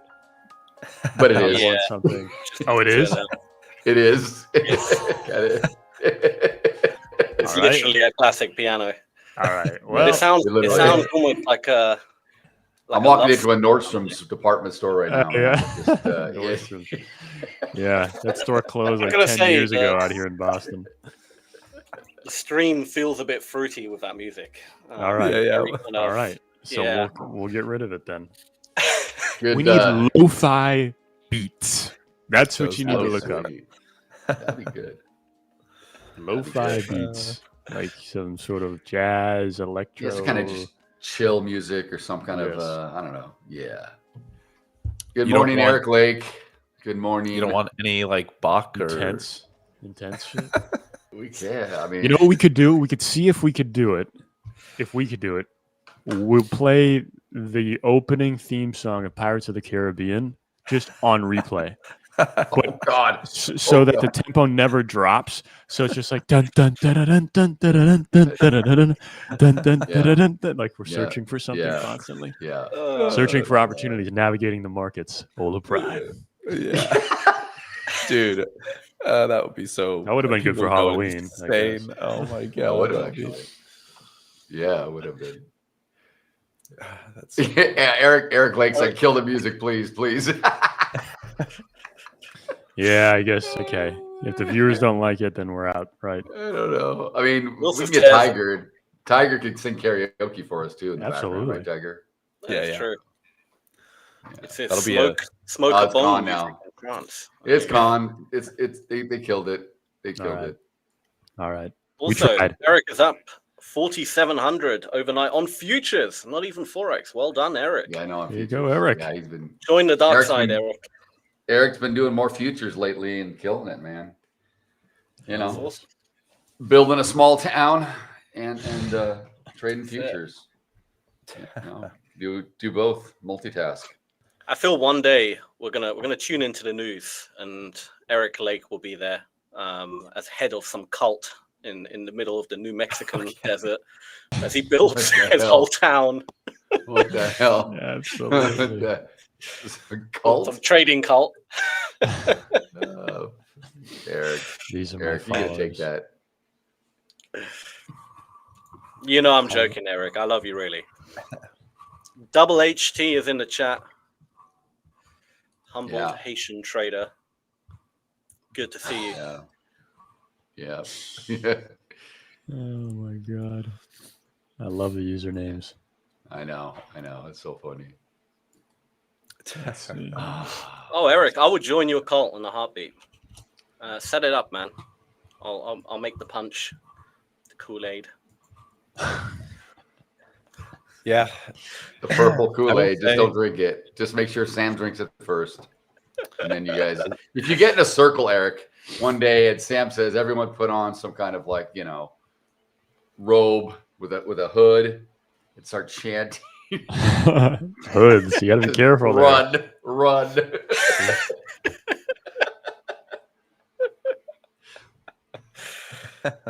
It's fine. I don't know what you guys do out there in the West Coast. I don't go to events that have hooded people and stuff like that. Oh man. Yeah, no go. It's fun. It's fun. It's okay. It's a lot of fun. Let's see here. Moderator Mike says it was actually Sam's meditation music that interfered with the stream. That is my meditation music. That is actually true. I That's all he meditate does is eat daily. greens and meditate. Exactly. So- I do yoga, Pilates. I do all of that. Well, So healthy. real quick, I mentioned it in the pre-market, but I'll just quickly go over what my thoughts are in terms of levels and whatnot on the ES. Maybe anybody else that wants to join in and add something can do that as well. But we already discussed kind of like we're all in a relative agreement that we're feeling bullish on the indices right now between the ES and the Nasdaq right now, and the ES trading at 68.93 currently. Continuous VWAP, including the overnight, currently sitting at 68.89 essentially. But the level that I was looking for off the rip, if we're lucky, is I would like to see a retracement back down into the 68.80 area of the S&P 500 futures here to see if we can't get a retest of that, maybe find some support to then continue ourselves to the upside. But who knows if we'll get that opportunity. We'll have to just wait and see here in the next 20 minutes or so. If we do somehow get that opportunity, great. If not, if we actually get down there and maybe if things start to turn a little bit more to the sell side and we're breaking through that area, then I'm looking for maybe some support around the 68.70, 68.71, where it was that we saw that big consolidation occur in the afternoon on the S&P 500. Literally just a 10 or so point consolidation area for about 4 hours. It was like three and a half hours or so of consolidation. And that's essentially the low end of that consolidation level. So, could find some support there, could find some support at 68.80. We'll see if we even get to those levels to test those possible areas of support. And then, for the Nasdaq, and we're only, by the way, in the S&P 500 futures, we're not very far away from all-time highs. We're 60 points. Yeah. So that I wouldn't put that out of the if we have a bullish day today, I wouldn't put it out of the realm of possibility. Let's just put it that way. Agreed. The Nasdaq, on the other hand, I think we're a decent bit away on the Nasdaq. Yeah, we are. If I'm not mistaken. Yeah, we're like 600 points away on the Nasdaq. So that would be a pretty intense rally to the upside. But I mean, I guess you can't count it out either necessarily. Right. So See what happens. Right. it could definitely happen. On the Nasdaq, if we were to pull back a little bit, I'd probably be looking for a little bit of support in the 25,680 to 25,700 area. That's kind of generally speaking where I'd be looking for a nice pullback for a good long opportunity. We'll have to watch the order flow, of course. I mean, opening above range and above value of the previous day, things can get a little bit volatile to start. So we'll see what happens. Probably sit on my hands for the first 10 minutes or so in the indices, at least try and get a gauge for the sentiment. Would agree. You know what? I'll be trading right off the rip, though. Baby, go LE. Cattle, Let's go LE. Let's do it. Trading that cattle. Limit up a couple days ago. Tony, I did an LE trade last Friday with Really? Richard. When both these boys were gone, all three of you guys were gone, and I sent a text to Paul saying, "Yo, dude, I got long on cattle." He's like, "Yo, way." Absolutely. So You got to keep it alive. Someone's got to do it. Hogs aren't going to I trade did. themselves. It was kind of, Richard and I were both trading the ES, so I'm like, we got to look at some other stuff here. And I looked over at cattle, and I'm like, oh, I think there's an opportunity to get in here. He's like, let's go. That was fun. Man. That was a lot of fun. Absolutely. That is awesome.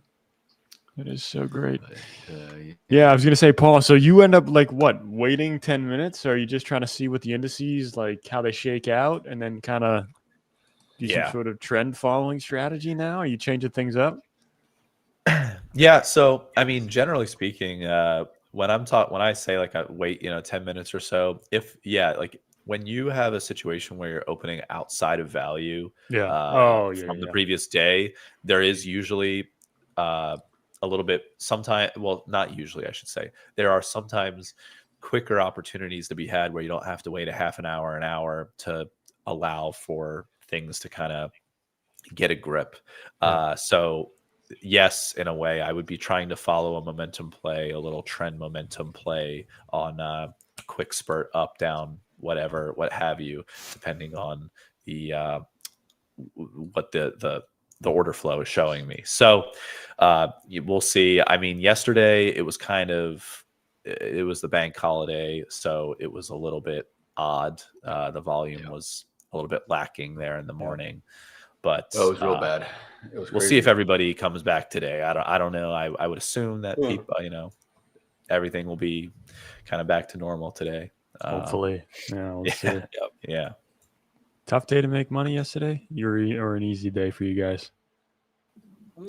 I found made it at the end. Easy. It was scalpy. Just a late start. Yeah. There was a few opportunities. I mean, small day for myself. No, I got chopped up. I mean, it was ES was in a 12-point range for the first hour and a half.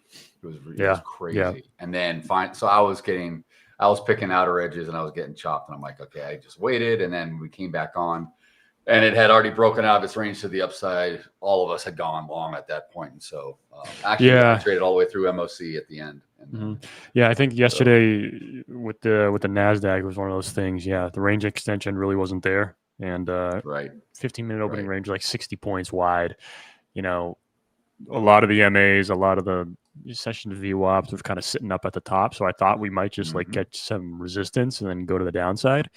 And then, 15 minutes in, we're not really pushing. We're not really moving and grooving to the downside. So I'm like, all right, screw it. If we're not going down, then we're going up. And I actually caught this nice little spurt to the upside around 9:50 or 10 a.m. And then it was done for the day. But a lot of wicks. I know that probably people had a really tough time just looking at the chart going back. It's one of those things where it's it is tough looker for sure. So we'll see if what happens today. Hopefully to the upside, we can just catch a bounce and continue higher. Yeah. It looks that way, doesn't it? Yep. It does look that way. But anything can happen. Yeah. Exactly. I love it. Here we go. I think we're going left, to be honest. I think Uh-oh. The only wrong Sam has a new trading style, Tony, that he looks he thinks the markets move, back in time. Yeah. Yeah, we went through that. I'm playing fourth dimensional trading here, Daryl. You won't understand. Well, speaking of going back in time, do you want to share with Tony your 48-hour sex change picture that you got in Cyprus? What the hell? Yeah. Turns out, Tony, important. I make a very beautiful female. Turns out. How do we know this? Where are the facts? Well, you see. We have to ask Finn. Finn and he shared a room, apparently. Great. What happened in there? Could be a fly on the wall. Look at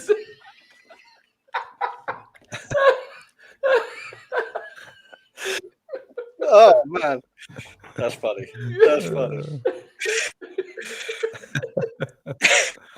But there's an app that can change you. It does more than just change your gender, right? It can do a bunch of stuff like add a beard and whatnot. Anyway, after a few drinks in Cyprus, we pulled out the app and check this out. I mean, I make a damn good looking female. Oh my god.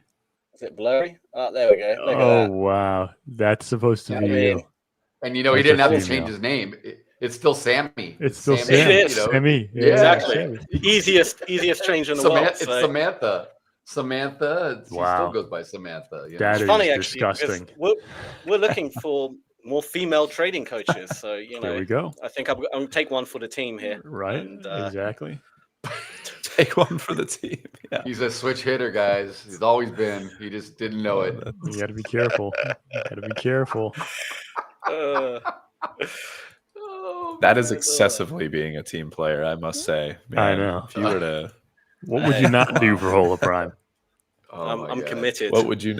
Yeah. Well, yeah. What would you? That is the question. What would you not do? I would. Yeah. Agree. Because that list is probably smaller. That's very small. Yeah. We are traders. We are women. We are men. I am Q and Andrew Cuomo.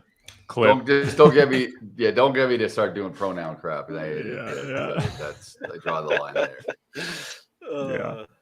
Oh man. Yeah. All right. So Feds Williams is already putting out some headlines here. Yeah. But nothing, That's going to be the thing. Fed crazy. speakers. Yeah, he started about 6 minutes ago, just rattling off all the same crap. Gross. So, and just We're still on my charts. I can actually show real quick something. Yesterday I traded mostly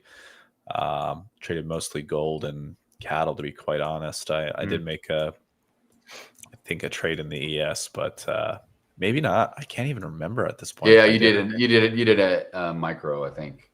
No, I didn't trade it. I don't trade micro in the ES or anything. I just in gold. You did micro gold. You did micro gold. Yeah. That's what you did. Yeah. So I traded cattle. I traded regular mini gold, and then I traded micro gold at the end of the day. I didn't even trade the ES yesterday, but for gold right now, currently, like I said in the pre-market session, hanging out above value area high, so relatively bullish as well here. Might look for a nice little gold long at some point today if we can get back down into like the 41.35 area, 41.30. Might look for a nice little long in gold at some point in the morning session here. Nice. Very nice. All right, we're going to be opening soon. I just tagged. Everyone's locked in and ready. I just tagged you, Sam, on LinkedIn. Finance Magnets put you on. They got you on stage when you tripped. Yeah, of course. Yeah. No way. Face planted. You tripped on stage. He almost did. Right. Daryl making stuff up again. How did you told us yesterday or the day before? I said there was a larger man who almost tripped, and it got me worried that I may trip as well. That is what I said, Daryl. Yeah. That's true. That's true. I wanted to embellish it a little bit. Did you actually tag me? Because nothing's come through. I just did right this second. Comments underneath their post. I just saw it. I just opened my feed. I'm like, there's Sam right there. Boom.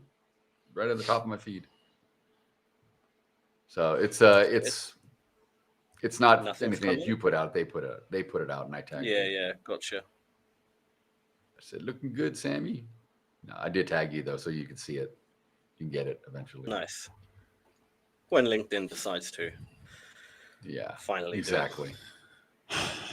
You know what I hate about my computer here is that it's 1 minute faster than like the world clock. And I have it set to like update automatically. I don't know what to do. Like I have never set it manually. Okay. I've never done that. Because it's coming from your internet. It's coming through your network. Oh, you're kidding. Are you on Ethernet? Yes. Or are you on Wi-Fi? Yeah, I'm on Ethernet. Yeah, so it should be. So the router is the problem? I don't know. I don't set my clock on my computer. I never did that. What do I do? I don't either. Yeah, I don't know. Because here's the thing. Wait, hold on. I have Alexa in my house. I also have Google Home, and those things are connected to my router, right? And they just automatically at the same time. Like I just connected them in. Once I connect to the network in the house, they just they got in, daylight savings and Yeah. falling back and all that. It is automatically, I didn't do anything. Yeah. There's So the I don't open. know. Yeah, there's Boom. the open, little responsive sell. All right. Lots of selling. Here we go. Oof. There's our Lots of bell. volume. Got the bell back. Open it up by 16 points. Let's see what happens. Oof. I'm going to trade my cash for a bit and then move on to HP.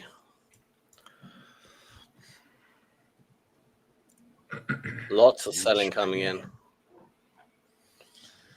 Wow. Get that range painted up, right? That is a lot of Wow. order. VWAP dump.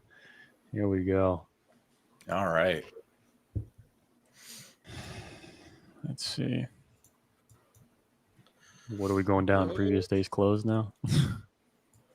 No. 718. I mean, we may Oh go my to God. may go to yesterday's Nice. high. 68. Look at this. Maybe. Yeah. No buy it. 68.80's got some liquidity. I'll get short at the low and sell. Set a stop sell. Few buyers coming in, but they're getting absorbed. Still nothing yet. Wow. Some of this volume coming in is huge, but it's breaking through everything. Yep. I'm expecting some buy resistance here. I mean, the support here. Hmm. I'm expecting buyers to do something in this area. Wow. Nothing. No Nothing. bias at all. This is pure sell. Everything red. I haven't seen a single green delta. Oh, there's a single green delta at like next to nothing. 17 contracts. Quick There little we go. scalp on cattle there for 100 green. Now the buyers Share are on in. now. The bid came back in on the right prior to the liquidity at 68.80. Just came in there. Let's see what it does.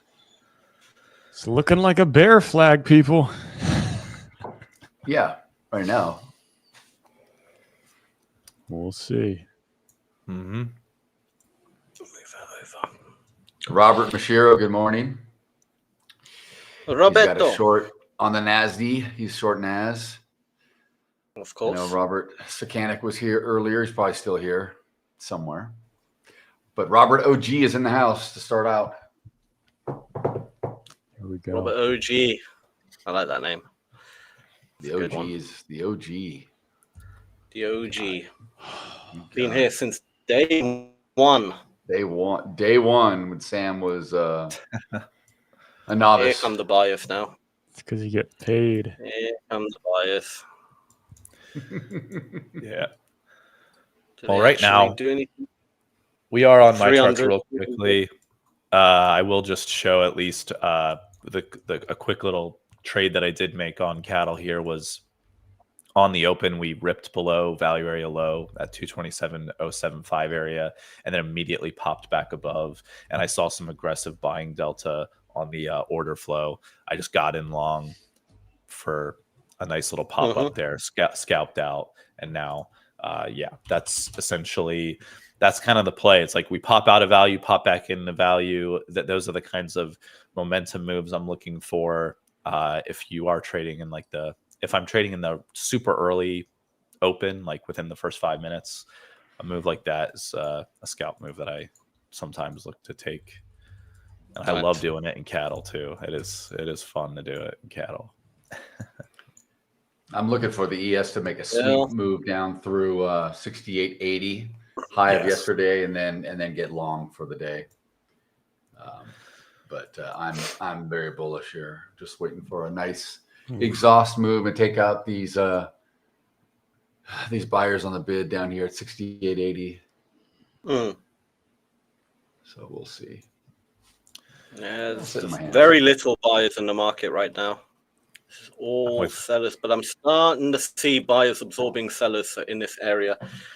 But they're really not doing much at the moment in time. Unless they come in with aggression. This ain't happening. But we do have the point of control for this whole move up approaching. So I can imagine something might happen around there.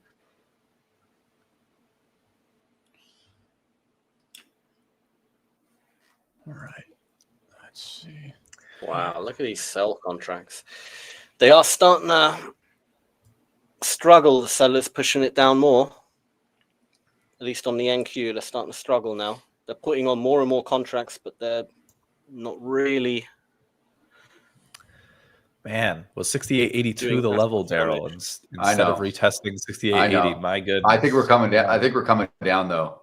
I think we're just coming up to VWAP right here at 68.88. Maybe if we'll see what the reaction's like, and then come back. But I mean, overall, I'm long biased. I can easily get short here for a further down move. But yeah, a lot of buyers right here. Look at that.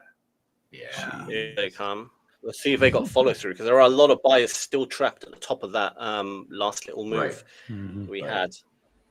Well, we didn't really have an open swing high. This is kind of like we're testing the open now, but not even there yet. Where do we open? 68.91. I don't think the buyers can do this.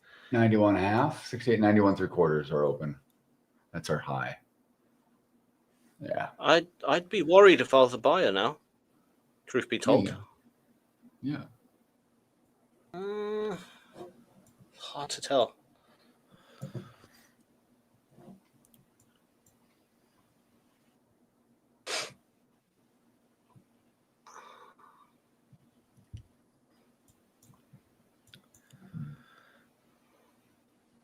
Delta's like right at 0.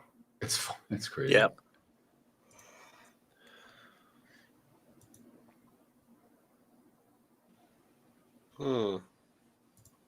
Big battle going on in this area. Something is can't make heads or tails of it at the moment.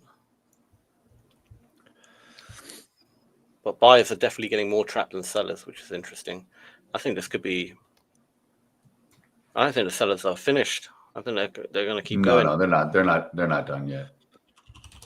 It's just I don't want to get in here at VWAP, and I don't want to front run it either. Yeah, of course. But so look at this. See, look at that would have been crap, man, if I had gotten short. Probably going to push through. So we just retested the open. That's exactly all we did. No. Did we within 3 ticks on the ES. All right, so we're not there yet. Open, see 630 for me.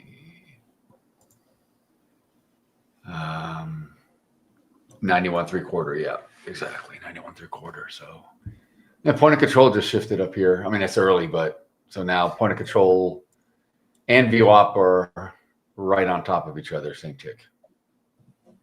Yeah. Wow, that is a lot of sell.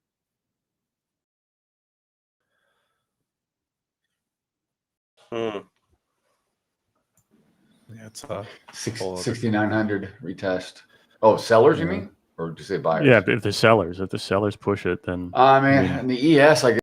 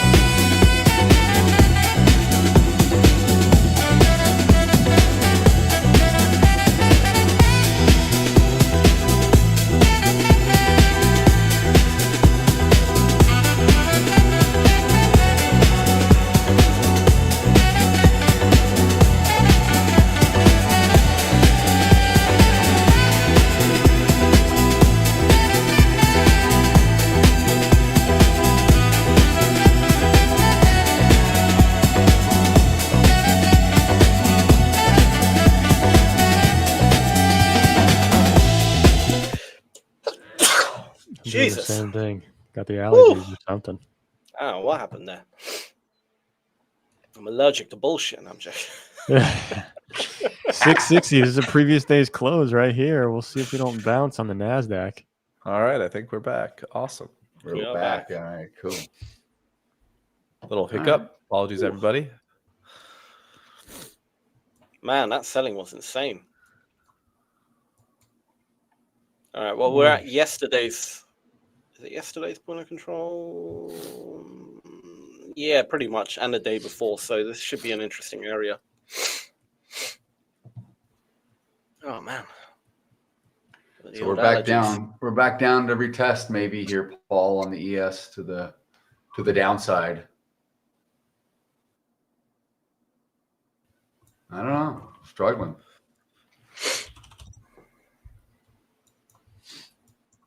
Oh, that's huge volume from the sellers potentially trapped. This could be a good long coming up now.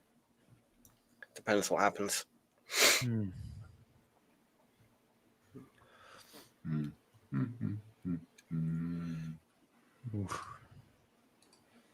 Wow.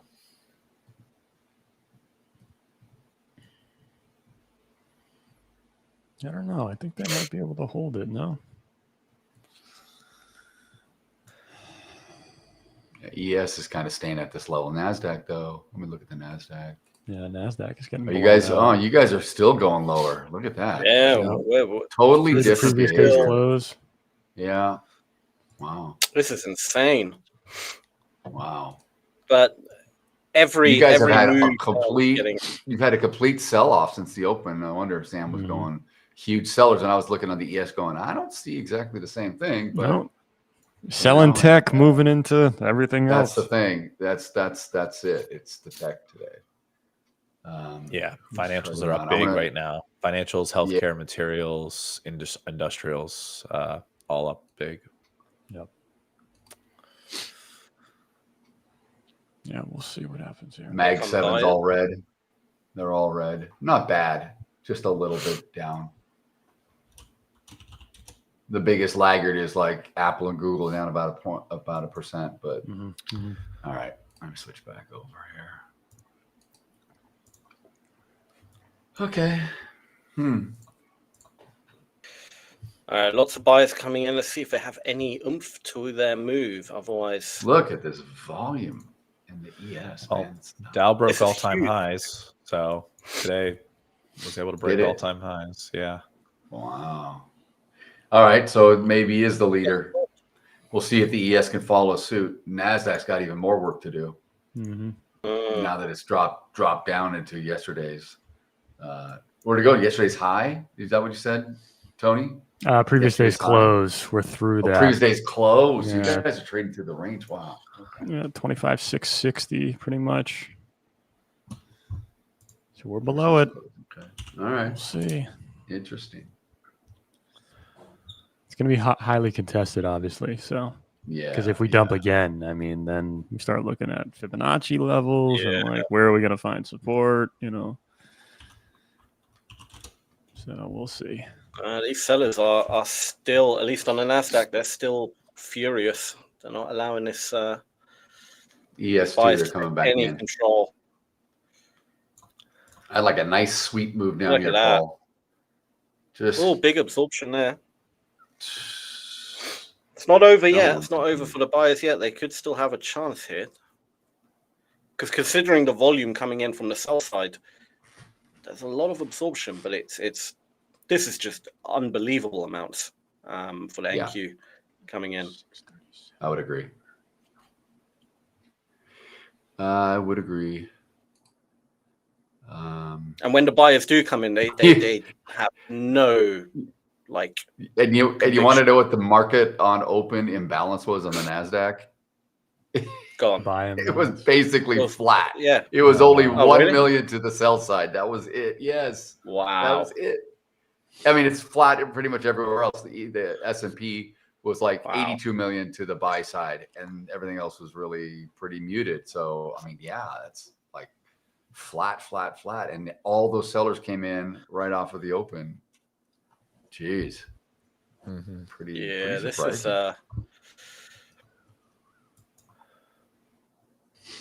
that's a rough one. This is rough. Okay, nothing really in the news yet. You got Fed's Paulson. It'll start talking maybe in 15, and then Besson's going to speak around 10:45. So Wow. He'll be talking before we're off. Yeah, this is Gruesome for the Nasdaq. Gruesome. yeah, this is ridiculous in terms of how much sell pressure is coming in. This is insane. Yeah. Wow, look at that. Right Look at there. that. Look at, I know, right through 610. Oh my God, look at this. And we're not getting any of this. Wow. They're just Now we are. dumping orders. Now it just did. They Okay. both did. Jeez. There's our sweep on the ES. Okay. There's my Wow. sweep. Wow. Holy hell. Let's see. All right. There's Broke. my sweep. There's through 68.80 and now 68.70, I think, is 77. the next area for me. Gonna just see how it plays out. Well, you won't like it, but I got long My pole. God, that move. No. That was ridiculous. That 1 minute candle was 60 points, 61 points. 45, 5, 60. That's insane. 61 points in a 1 minute candle. Absolute mental. Yeah, that is insanity. Ah, There hasn't been any Trump related stuff, tariffs No. or anything. No. I think the market's waiting for it. Please save us. Yeah. Yeah. This is look at the size coming in. It's just like every couple of seconds 100 contracts, like it's nothing. Mm. Just like it's peanuts. That moved, that 1 minute candle that moved down, the volume in that on the delta was 2,584 to the sell side. That is what NQ does in a day in terms of daily delta. Did it in a 1 minute candle. Absolute crazy, man. Wow. Wow, look at that. What is that? Jeez, That's dude. insane. My God. They just do not care. There's not a single pullback, nothing. This is madness. Does this mean that This the is rally, when and if it happens, is going to be massive and just rip everybody to shreds? I don't know. I don't know what it means. Yeah. Although all that volume that came in, you know what? I might call me crazy, but I might take a long here potentially. I am long. Dangerous. I am long. Are you? Yeah. Damn, Daryl. I got long on that Damn, sweep down. Daryl. I got long at 78 on the ES. Yeah. I'm not saying that as We'll a see. joke. You're- No. Look on the chart. Look on the stream, dude. Oh I'm man, I'm in. Daryl. I'm only You're putting paying. on one lot. No. This is a good risk reward for me. I mean, if I get taken Yeah. out, that's fine. But it's holding up. You know. Mm-hmm. I'm still not seeing any major absorption. Just want to see some buyers come in, and I'll go long for a The for a Dow scalp, just- but not for a hold. The Dow just broke its high of day. Like, Wow. again, like, so this is like the S&P is like trying to be tugged upwards as Yeah. much as like from these bigger names in the Dow. But geez, man, what an interesting inverse 72. correlation between the Nasdaq and the Right. Dow. We may take out the overnight low and then go up, but right here looks interesting Ooh. for me. Few there buyers we go. came in here. All right, A lot Gonna go of long. buyers came in. Oh yeah. Look at that. A lot of buyers. Come on. Can we get above 82? execute me. I got such a bad execution.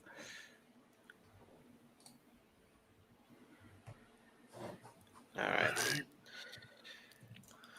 I am in long. Here we go. Nah, they're just getting absorbed immediately, these buyers. I need to see a bit more. Oh, actually, sellers got absorbed quite a bit there. That's quite good. Well, and they refilled instantly. Yeah, they're not giving up, these sellers yet. But let's see if they can trap them a bit. Start trading above them. See, we start trading below the sellers again. Might not be it.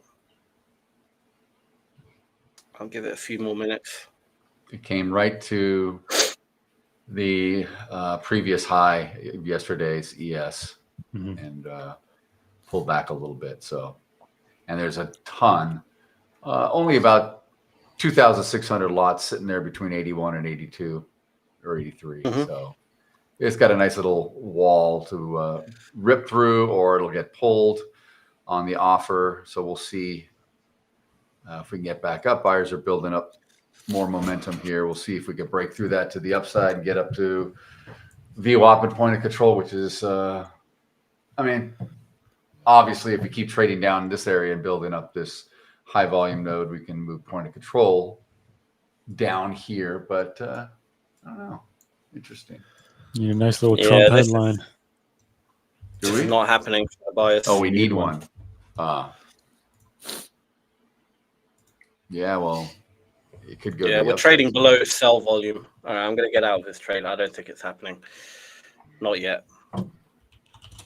Not yet. Wow, do you see that huge order on the ES, Daryl? I just mentioned it. Okay, sorry. I was looking at 7 different things and I was chatting. Yeah, that's okay. No, it's okay. Yeah, I just said there's like 2,600 lots on the offer sitting up there. Jeez, dude, that's a lot. I know. Oh my gosh. Yeah. Oh, what happened there? Paul will be joining us, guys, in about a day and a half. Oh, that is good. Oh God. I'll be back, guys. But he feels better. He's just medicated. He's just like, I'm out of it. No. Man, you're fine, dude. I was just distracted. I was doing a few other things I'm at the same time. I'm teasing you, man. All right. That's quite interesting. So now we got sellers trapped right at the bottom of this candle.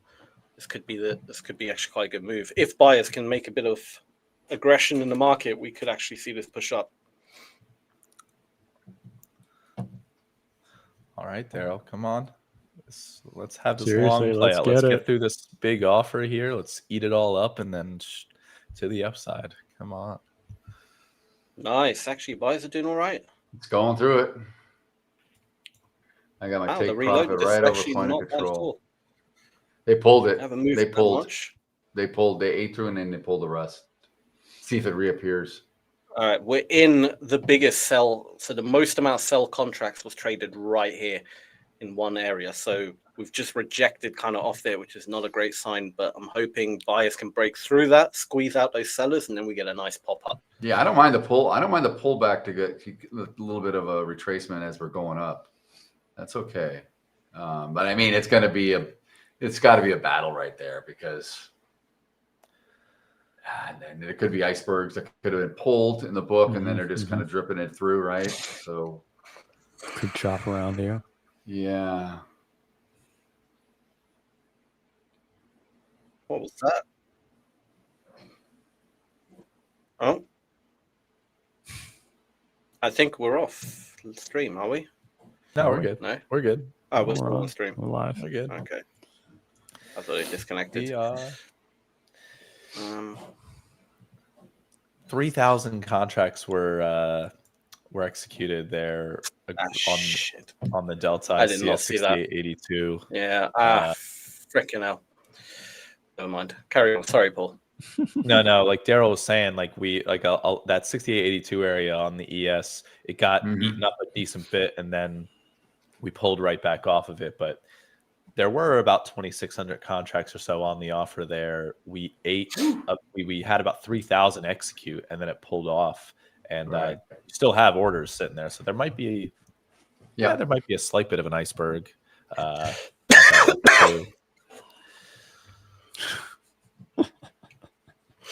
You good? Yeah, I'm all good. Everybody's going through it right now. No, these sellers are. I just sneezed, man. That was like crazy. It was like simultaneous with Sam. Like, what the hell? It's like reaching out over here, today. Man. It's the weather. We're gonna get rain tomorrow for a few days, which is really good. Listen, I don't want to be on this stream if you guys are sick. I'm not. I haven't been sick, but I think the weather's just changing a little bit. You're gonna get a A virus. Yeah. Computer virus. Boom. Oh God, I Yeah. missed it. That'll be the I worst missed it. one. Yeah. I missed the puns. All right. Yeah, we'll see what happens here. Yeah. This isn't looking the greatest, I will say, at the moment after taking out that big bit of liquidity there. Mm-hmm. Daryl, I think we gotta really find some support here at 68.75. If we can find some nice support, I maybe. think I think so. I think we're okay. I mean, I'm sitting in this right here. I'm convicted, and I'm letting back in. It's either going to stop me out or it's not. But this is okay. I mean, we got down there. We made a new low on the session by a tick or two, but we held. So we'll see. Yeah. This is just. I mean, it could easily just come back down and just go right through the overnight low at 68.68, and then who knows where. But I'm also outside the money here. I got to get in the profit, and maybe I'll flatten out, get out of this. Well, Tony, if you're just long silver this entire morning, I know, right? Could have been the easiest thing. Would have been the easiest day of your life. Yeah, I know. Gold is just chopping around. I've been looking at gold quite often. Yeah, gold. It is. Gold. And it's been tough this morning. But I assume it's waiting for the Nasdaq to do something. Maybe the dollar's dropping. Who knows? Man, we'll see here. Wow. Yeah, it might just have to be a little patience. Just a little patience. Yep. See, now it's one of those days where it's like, okay, don't do anything, right? If you didn't make your money in the last 30 minutes and you're like us, the unfortunate individuals that are still on, right? Trying to look for our first profit. We got to be on whether we're in money or not. Yeah, I know. That's true, right? But yeah, I'm with you. I know what you're saying, Tony. Oh, come on. Execute. I'm seeing a reversal appear on the footprint. There's too much sell volume coming in, and it's just not pushing the market down. Same thing we saw, wasn't yesterday, day before, I think Monday, where I got chopped up. Yeah. I've seen the same thing happening. Monday was Monday. Yeah. But then the move happened, and it was just Right. beautiful. Same shit I'm seeing. See, again. And sellers just come in. They're just refusing to. You know what? I'm going to wait, actually. I'm not going to keep trying to front run it. I'm desperately not trying to miss the move. But oh, man, dude, something I actually missed in this last, in this last like hour. Crude is just dropping like a rock. I mean, we were at the beginning of the pre-market session at 8 a.m. Eastern here. We were trading at $60.50. We're down to $59 a barrel. Like, Oh, God. Wow. it's really Wow, dropped. It's going to kill my oil Yeah. stocks, man. My retirement account. It's oh, kinda here we funny. go. Here's something. I do have Come some of on. those on a watch list, and a couple are not doing the. They're not doing bad, they're not doing but, great. But you know, Should expect the Not pop here. Here we go. mediocre. Here's the pop. come on, All right, good. blow through it. Get me long. Come on. All right, we're back in that area where all those sellers were. Let's see if buyers this time can actually beat out those sellers. yeah, I like this. I like this. Come on. Nasdaq wants to get me long. Come on, long at the high, right? It's great. Getting absorbed again. Always Keep going. Always get long at the high. looks Come pretty good on, for me. man. I actually got long the ES myself. We're above value area high from yesterday. We're trending right. Oh at that my previous high. freaking God, dude. Sam, did you do this? What? Did you do what? you do this in the chat? That this Sam Alama ding dong and there's in your picture. What? What are you Look talking at the about? chat. Look at the live chat. Oh my Here we God. go. That is. Oh my God! What is that? That is Who insane, did that? dude. That's not me. That is. I've been They trading. did that.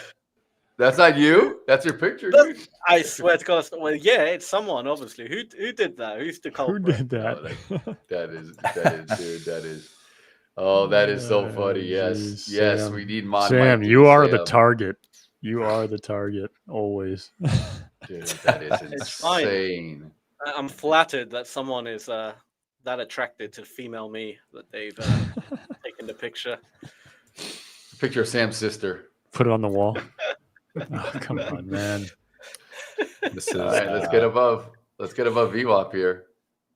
this is quite an interesting. Sellers coming in, absorbing it. Keep up the pressure, buyers. Come on, punch it. I might take Let's some go. money here. Cover some of that loss. Yeah. Oh, come Yeah, on. I hit I covered execute some of my loss. ages ago, man. This laptop's doing this stupid thing again. Oh, no, actually, that's not a bad. You know, I'm going back in. Actually, it's not bad.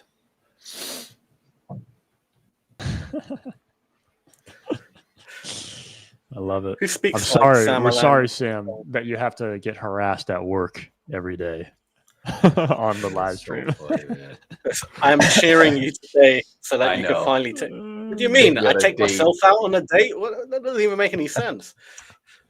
It's an AI bot. It's the only AI date bot. Sam could get is it's just it's not gonna say no. Well, clone myself and Dude. Oh, I mean, man. You had to have known. You put that on there. You shared that here. It's never gonna be the end of it. that's true. You had to have known. That is true. I was aware of the consequences. Here we Come go. You're a brave man, though. Buyers. You're a See brave the man upside. or woman. I don't know whether to call you a brave woman or a brave. Yeah, I was gonna man, say but we don't want to discriminate or anything. we don't know what he is. Wait. Equal opportunist. That's why you work at the most transparent prop firm. Oh, hey. Boom. That's the pun. Now that's the pun we're talking about. Oh, dude. Oh my god. In the chat, My little pipsqueak. Little Pipsqueak is back. I would love to know who this person is. Who is the? It's It's a Dinesh, mystery. dude. Or It's gonna be yeah. yeah, it's hilarious, dude. Let's see. That's funny. Wow. Oh my god. Okay, big buyers here. Good. Come on. Keep it up. Seriously. Don't lose it. Let's go. All right. I'm out of that. I just right at VWAP on the ES, so I'm just I think took buyers are adding a lot of volume and they're getting absorbed, man. I'm going short Nasdaq. here. yeah, Nasdaq looks kind of interesting though, I must say. This is looks a little bit more interesting. Yeah, we'll see. Right back up to that, opening range high. Opening range low. Rejecting off. Some sellers coming in, like Sammy was saying. So, My little pipsqueak. Oh yeah, we haven't updated Tony with the latest Oh yeah, nicknames. nicknames. So I'm Pipsqueak for some reason. Great. Paul is the Crumb Collector. perfect. Horrible. Still the worst one. It's like it's so bad. It's so disrespectful and terrible and bad. But we're rolling with it, I guess, because What kind of crumbs do you collect? I'm correcting. Just I'm like- collecting the small Let's, crumbs of let- the let's- S&P let's- 500 futures markets, I Okay, guess. I gotcha. If we switch to somebody else's screen briefly, I can make some adaptations to mine and we can share. Sure. We can Yeah, share whatever. some Oh, harmonically. okay, got it. Oh yeah, perfect. Back end is all over this today. These guys, they know what is going on. Oh, There we go. beautiful. That's it. This short's playing out nicely. Oh, Get me I'm into glad I got out. decent profit now. Come on. I'm holding. Ah. I'm still holding. Buyers coming in. What is going on? It's ridiculousness. What's going on? This is just. Come on. I know you want to drop down now. See the efficiency of the market. You son of a. I feel like Sam just starts rattling off random financial Oh, yeah. phrases. Yeah. Oh, he does. son of a Coefficient of gun. market, efficient market hypothesis. Downgraded EBITDA Calculating mathematical margins. quantities. Yeah. Shoot, operating profit. You won't understand, guys. You know, this is like I said. It's high level. I'm playing. I'm 4D trading here. Yes. It's 4D trading. Yeah. I don't have time for the 2D stuff that you guys see. You guys. Tony, there's going to be some time in the middle of the stream today where you're just going to hear like 37, 28, 5, 14. Yeah. You're just going to start whispering He's gonna go crazy. random numbers in your ear. From Sam wants to work at McDonald's. Mathematics. Of course. That's what it is. Sam wants to work Quantitative. at McDonald's. What about the McRib? You had the McRib hypothesis yesterday. When the McRib is back. So apparently, every time the McRib comes out, Bitcoin has a rally, and it's like every single time a bullish rally. So well, we're gonna rally ourselves right into the market momentum. Yeah, we can share my screen back in, and we can show how Sam is preparing for the McRib. He's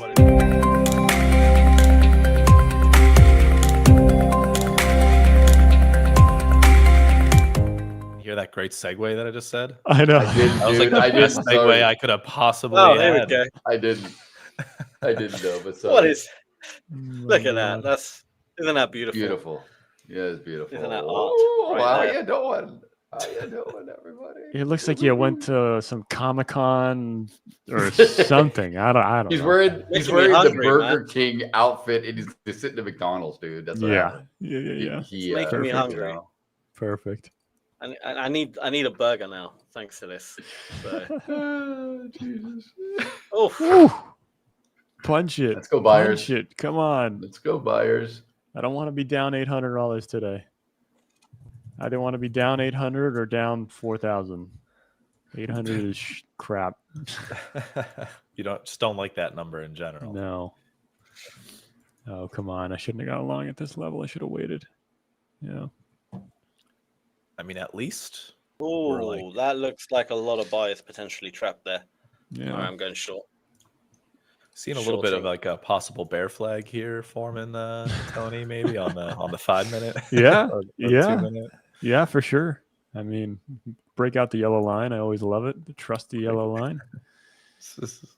But yeah, I mean, that's if you're going to get short, right? So if you're going to get short, then you're going to need, but at least now we could ride it. We could ride up to 25,695 in the Nasdaq, hopefully, before we catch some major resistance. So we'll see.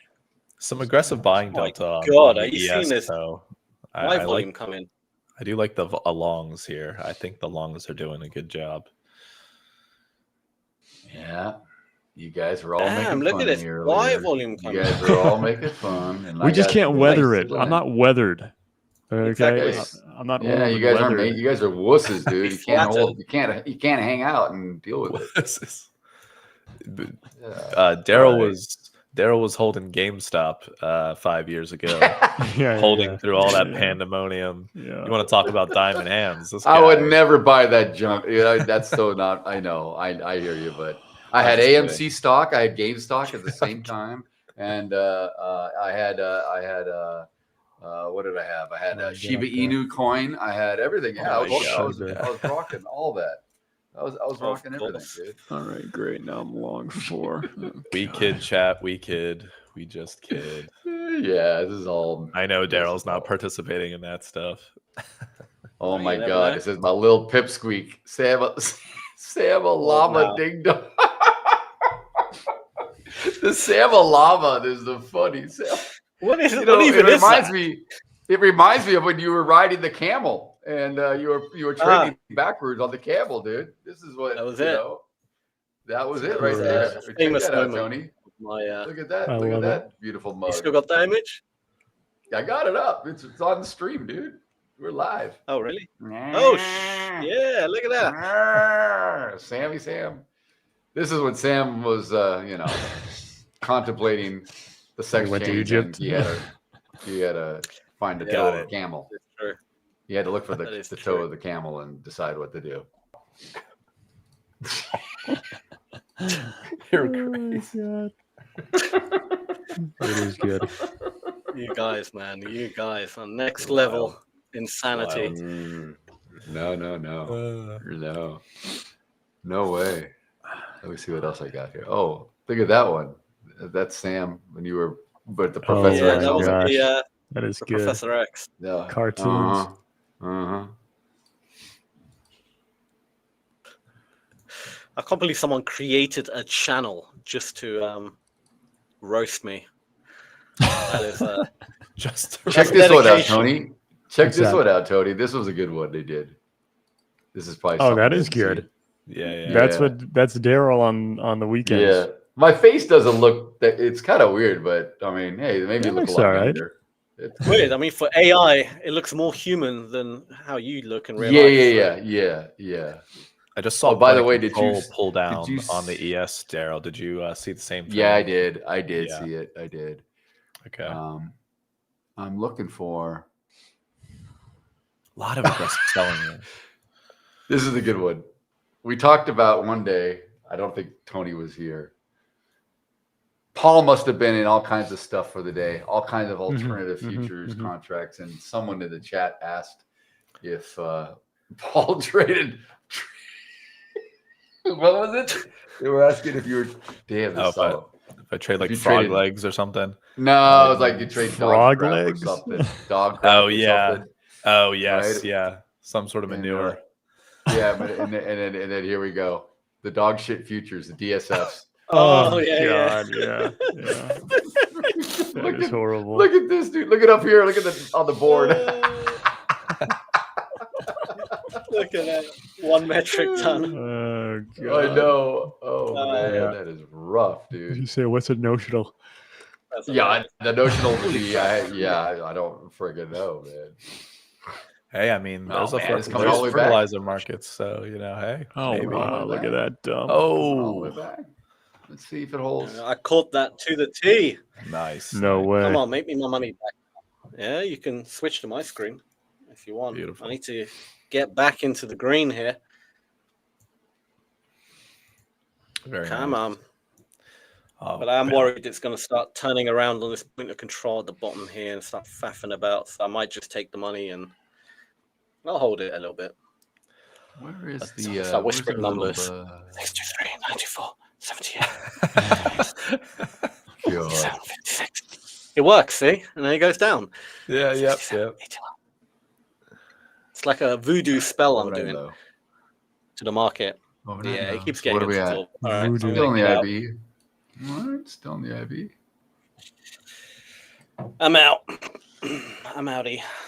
All right, I'm pretty much flat for the day, which is good. Now I can That's great. I'm getting chopped up over here. use all the crap that happened. Paul is the man making the money today. Look at this. I mean, two Holy trades. gee. Two trades. I'm just That's it. 100% on the day. This is not common at all. This is Doesn't not a take common much to be number situation. one. Yeah, it doesn't take much to be number one in this group. It's not taking much at all. You guys are kind of handing it over to me, to be quite honest. So I think the back end are going to show a nice photo as well. Oh boy. At some point. Be my guest. I have a feeling there's going to be enough Okay. action today, though, for all of us to be participating in more and more trades and everybody to get back to green. So Maybe we'll look at some of the other markets here. Oh, gold. How am I Come gonna do this? on. Did you see gold? oh no, dude, missed literally 5 minutes. Didn't pay attention to it for 5 minutes, and it does this. My God. What happened with gold? Just broke out massively, like Rippage. $20 an ounce. Just ripped. Oh, really? Yeah. Damn. Dang, dude. I'm going to have to unshare my screen so I can do the whole screen and show this image. Wow. All right, cool. I wish you didn't say anything, Tony. I wish I I could have know. been blissfully unaware of that. That is a rough gosh. one. because I could also see where I would have gotten long had I just been looking at the chart. Yeah, that's the So worst. You know. We can switch back to me real quick. This is it's a great image. Jesus. Oh Jesus. Look at that, Lord Daryl with There we go. his mustache. Yeah, Must yeah, be they bizarre. got me. They got Daryl. on the Look throne. at Look I at know. that, dude. Oh wow. Who's the old dude in the painting in the background? We can't I don't know. really Let me tell. see that. Uh, Let me see that. I'm trying We to get- remove the we- thing. Go away. It's It's gonna not. be a picture of Oh, you can Sam. kinda It's see gonna be it a picture. It's gonna be a picture of Sam, probably. I I don't have know. no It's idea. just some old dude. Oh wow! Yeah. Look at that. Yeah, That's a that punchable like, face, isn't it? Oh, Oh, jeez. I didn't hear what he said. I didn't hear what he said. Oh, man. So I that's a missed it. punchable face. Oh yeah, of course. yeah, That's good. great. Uh, That mustache, that style of mustache, is like when I see that kind of style of mustache, I think of like a walrus for some reason. It just looks like a Oh, Yeah, walrus. no, it's like a walrus. It's like a Yeah, walrus yeah. for sure. Yeah, there's Pauly G right there. That's the Pauly Look G. at that. Look at this. Look at this. Back streets back. All right. Look at the freaking like 10 carats in the lobes, dude. Look at that, dude. My God. Crazy. that's hilarious. Tony's not even looking. Come on, No, Tony. I'm trying to get long gold here. Oh, Looking for some God. trades. Yeah. I know. Yeah, I'm like feverishly searching through Mhm. some of these products at the moment.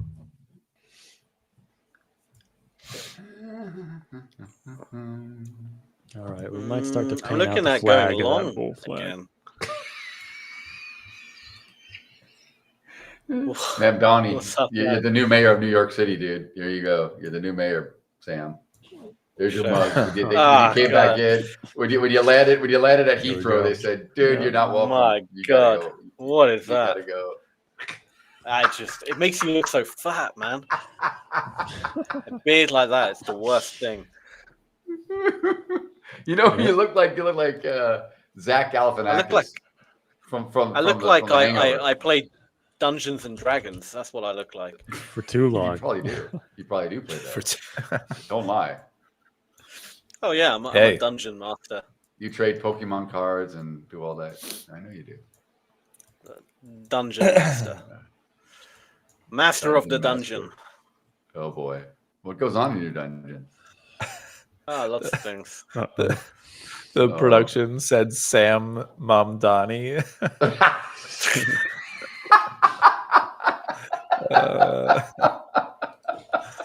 That's great.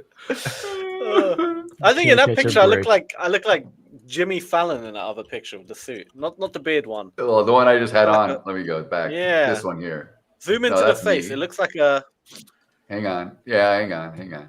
I just had it up. That one, Jimmy Fallon. yeah. Really? Zoom into the face. Doesn't that look a bit like Jimmy Fallon? But with the I don't mustache, know. obviously I not. don't But know. Yeah, I don't know. a I weird yeah. Jimmy I don't A know. little bit of an Fallon-ish. ethnic twist. Yeah, Yeah. exactly. ethnic Jimmy Fallon. Lovely. I don't know why all these people back here in the background are flipping you off, though. Way in the back. Look at these middle fingers up everywhere. Oh yeah. Jesus. Wow. Man. They don't like me. That's the problem. too successful for them. Exactly. A little bit of this down move in gold here, Tony. Yeah. No, we're starting to paint the flag of the bull flag, I guess, right? You can pull back down to Trying. 41.65, maybe. Jeez. If not, then it is what it is. This is. I mean, it started off quite nice, the market, like with direction, then it just became utter dog crap, and it's just Yeah. constantly.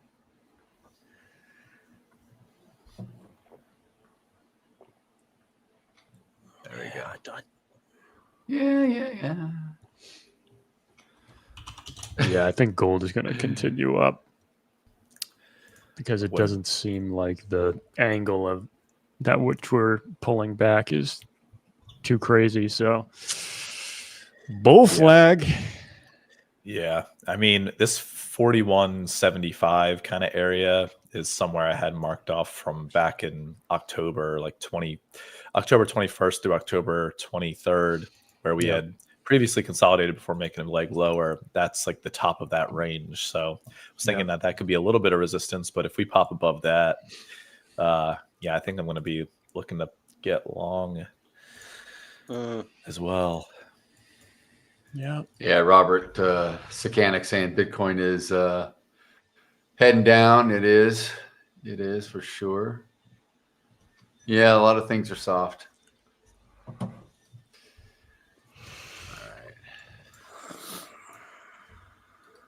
If we pull back here, I will get long. How about that? Look at that. Man, my stomach is rumbling. Why am I so hungry? What?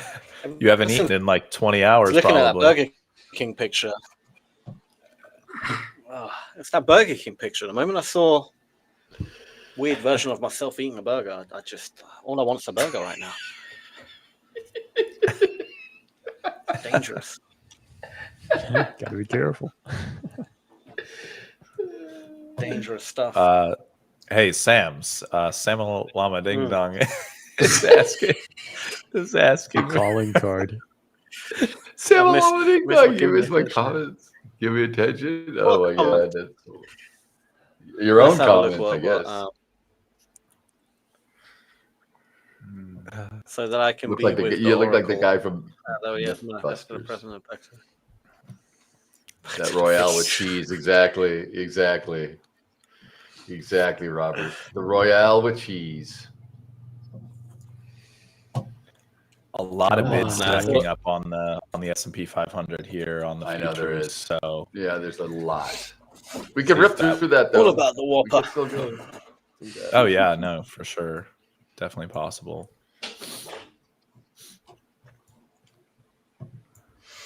Oh man, my stomach's really rumbling. Point of control. This is a serious hunger right now. I'm like salivating as well, honestly. Don't you have some like nuts a rabid dog laying around on the ground or nothing? Anything? Protein bar, banana? I think I think when you're that hungry, nut free today. So. You're nut free. I'm like nutless. Yeah, I'm nutless. He's pregnant. He's pregnant now. That's all right. He's switched. It's okay. That's it. He's got the cravings. He's got the hamburger cravings. I'm not even joking. I'm like, my mouth is genuinely salivating right now. I'm like a dog. I'm that hungry. Okay. You would do well in prison, my friend, with that comment. Oh God. Come on, Gold. Wow, I almost spat my drink out there. Oh.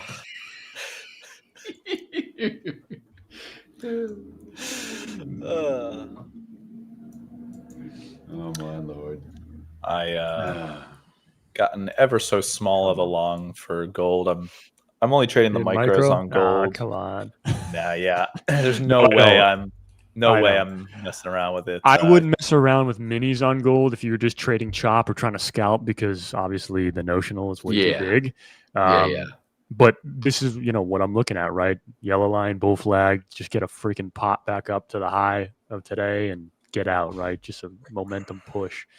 But we'll see if we can't get it or not. Yeah. Decent bid at 41.70 on gold. So I'm wondering if we sweep that and then go to the upside here. Yeah. I didn't even get that opportunity. I would have liked to see that, but yeah, okay. I won't complain. Let's just keep going to the upside here. Mm-hmm. Come on. Mm-hmm. Come on. Yeah. Out here. Let's go. Maybe this Come is going on. to... This might be it. Sweep it real quick and then go back up. It's fine. There it is. Okay. It just so it swept through that. Now I had a small long on there and I got stopped out. Might look to get long again. Just gonna wait and see. But 80. Get to the 68. How's Nasdaq looking again? Let me look. Nasdaq is just filth.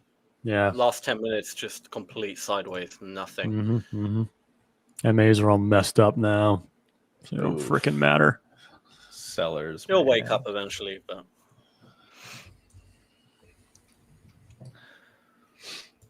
Yeah, we'll see. I think there's something to do in the gold trade here. Hopefully. If we can pop back above 4170, okay, I think we're looking pretty good now. Okay, yeah, I'm getting long again. Let's get long there. Again, small risk. So Besson is going to speak in 20 minutes, and maybe we'll get some additional headlines here. Yeah. To report. yep. There we go. That's what we're looking for here. Come on. Keep it up. Keep it up, gold. Keep it up. Pump it up. Pump, pump, pump, pump, pump, pump, pump, pump, pump it up. Yeah, that's beautiful. Sam will eat Bunas daily. What's Bunas? That sounds. Dude. I don't know, what is that? That sounds interesting. I genuinely don't know what Bunas is. It doesn't. I don't It know what doesn't it sound is like either. food. Me either. I don't know. Does if it I say want to. advertising? I don't think I want to know. Bunas? How's it spelled? Let me look in the chat. Who wrote that? Bunas. Oh, Eric Lake. Bunas? Bananas? I don't know. Bunas. Is that like an Indian curry? I think that could be an Indian curry, actually. I think I've heard of that before, maybe. Oh, if mixed with Oh. ramen noodles, summers. There's a summer sausage. a little guy. Little Gotcha. guy, huh? A little pipsqueak. That's what it is. A little bit. Come on, Just a gold. little- Here we pip, go. little Is this pip. it, Paul? That's it. Is this it? In jail. Rip it. There you go. ES is going to. So Rip it then. gold is taking the ES or vice versa. Let's go. I want 3K on this trade. Jeez. I am for sure over trading today. Like, I got a new MO for day number 1. Trade. Trade your ass off. Yeah. Let's see. Get long again at the high. Oh man, I'm so hungry. I might have to order food. Just sneak a burger midstream. That'll be all right. Why not? Why not? They wouldn't care, will they? Chat, would you mind if I have a sneaky little cheeseburger mid chat? They won't mind as long as they can build your burger.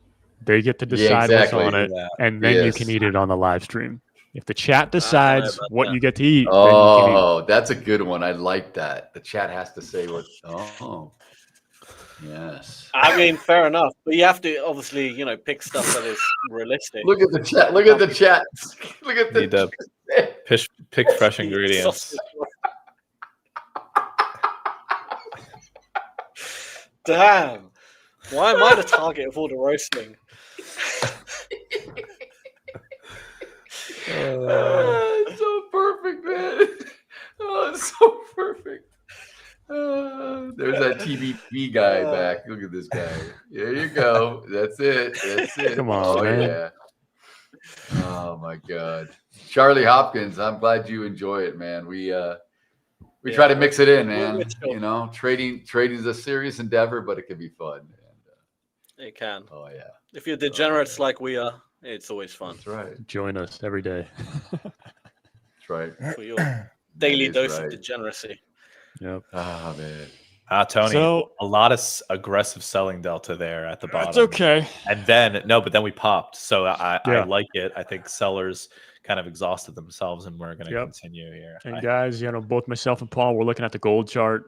Kind of took a break from the indices. Nasdaq, I was getting chopped up, led me to $1,800 in the red.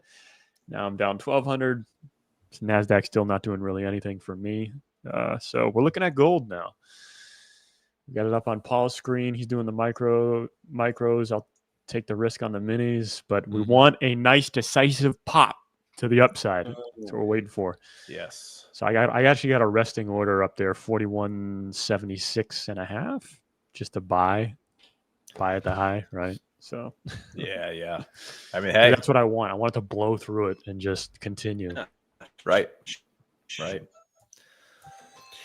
I got a delivery at my door. It's not a burger. I know. I heard it. I heard Sam it. Lama. What Sam the Lama hell? Ding Dong. Sam Lama, you heard it. That was fast. He's like, "Oh, what a bugger." Yeah. By the way, that was also a joke within itself. Ding dong, because Sam Lama Ding Dong. Yeah. Yeah, that's true. There you go. Love it. Sam along, ding a dong, long along, ding a ding. Ding dong. Come on, little resistance here. Oh yeah. 41. Well, see, this is the problem. Every time I set a stop, it's too tight, it's too whatever. I get stopped out, make a little bit of profit. So I'm just gonna leave it because I do think that we go to the upside. Okay. 41.80. We got some decent bit of. See you, Mod Mike. We'll catch you a little bit. Yeah. We'll try to keep it clean. We're trying to keep it clean. 41.84 is essentially what I'm looking for the pop up towards. So if we can Yeah, keep same. 41.80, yeah, that would be nice. That would be nice. Man, I wish I was a burger, but it wasn't. Were you like holding out hope that it was? Yeah, or maybe Amazon was delivering a burger instead. What? You never know. We would have made a mistake in the delivery. For the people that follow that anchored VWAP stuff, anchored VWAP's actually on gold, 41.76.3. We're through it. Can we get the continuation? Maybe. Yeah. Maybe. Just don't get stopped out, right? Really doesn't want to break out of this range.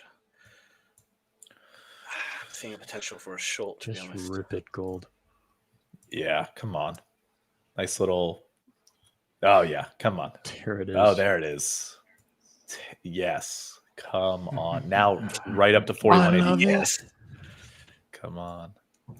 Yes. Yes. It's in the game. It's in the game. Eat. Beautiful. Come on, go. I'm just trailing tightly. Yeah.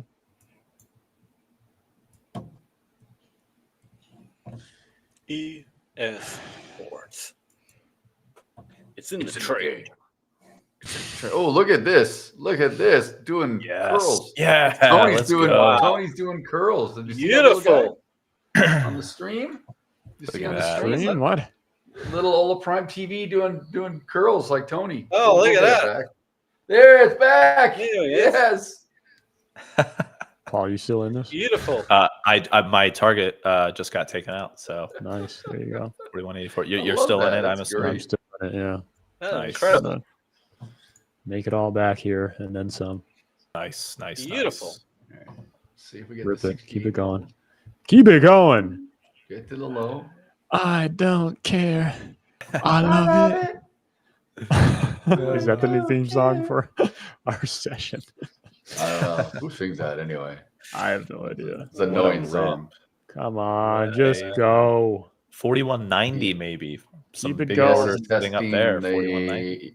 ES is selling off, testing the overnight low to the. Who else is in this tick. Can we trade? get it? There we go. Look at Boom. that. That's what I'm talking about, One right? ticket. Nice. How much was that? We were down 1,500. I'm up 1,000 now. $2,500 profit in that trade. Boom. Paul was in it. Paul, what's your P&L now? Mine's. must be I was killing it. only in a micro though, so I'm up 350 at the moment. Wow, Yeah, 150 wow, bucks in a for a micro, though. micro. That's pretty damn good. yeah, For yeah, one right. micro. Really Yeah. It was $14 an ounce move there. on There my we position. go. So, That's what we Yeah. like, right? what we want to see. Well Thank you, done. gold. Well done. Well, I need just one Gold trade. trade. I don't think I've seen you trade gold before, Tony. No. Yeah, I have been getting back into the precious metal since I've been off the air on Hola Nice. Prime. I don't know why. It's not like Nasdaq wasn't treating me well. Treating me really well. Nasdaq the last month. Yeah. So, but no, I mean, because like these types of moves happen. I mean, you know, Paul, right? These types of moves, it's just like kind of clean. Fancy the You know, change. Yeah. yeah, really clean. Precious metals have totally come back into the fold again, right, over the last couple of months. So that's all you're looking for is those clean moves, right? Yep, exactly. So I'm loving it. good trade, Paul. That was such a fantastic. Yeah, that was a good trade for us to get in there. That was a fantastic move, especially because I think a lot of people with that move that already occurred from 41.50 up to 41.80, and then we had that small consolidation for about 15 minutes.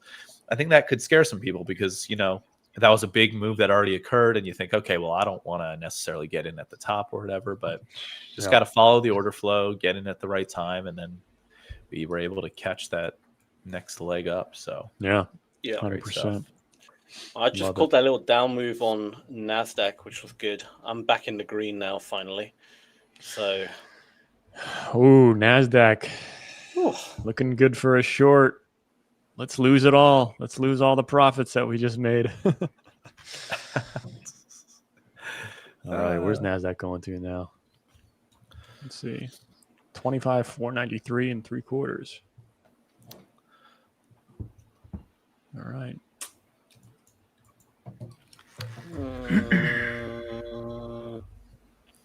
Drop. Nice. There we go. There's the buys. All right, come on, get me up, get me up, get me up. And speaking of our nat gas stuff, Paul and Robert Sakanik, Chevron CEO, the LNG market will be oversupplied for a period of time. Spot prices are pressured due to high supply. Interesting. See what that does. Oh, finally. Starting to make some profit now today. Icona Pop. Is that who sings that, Tiger?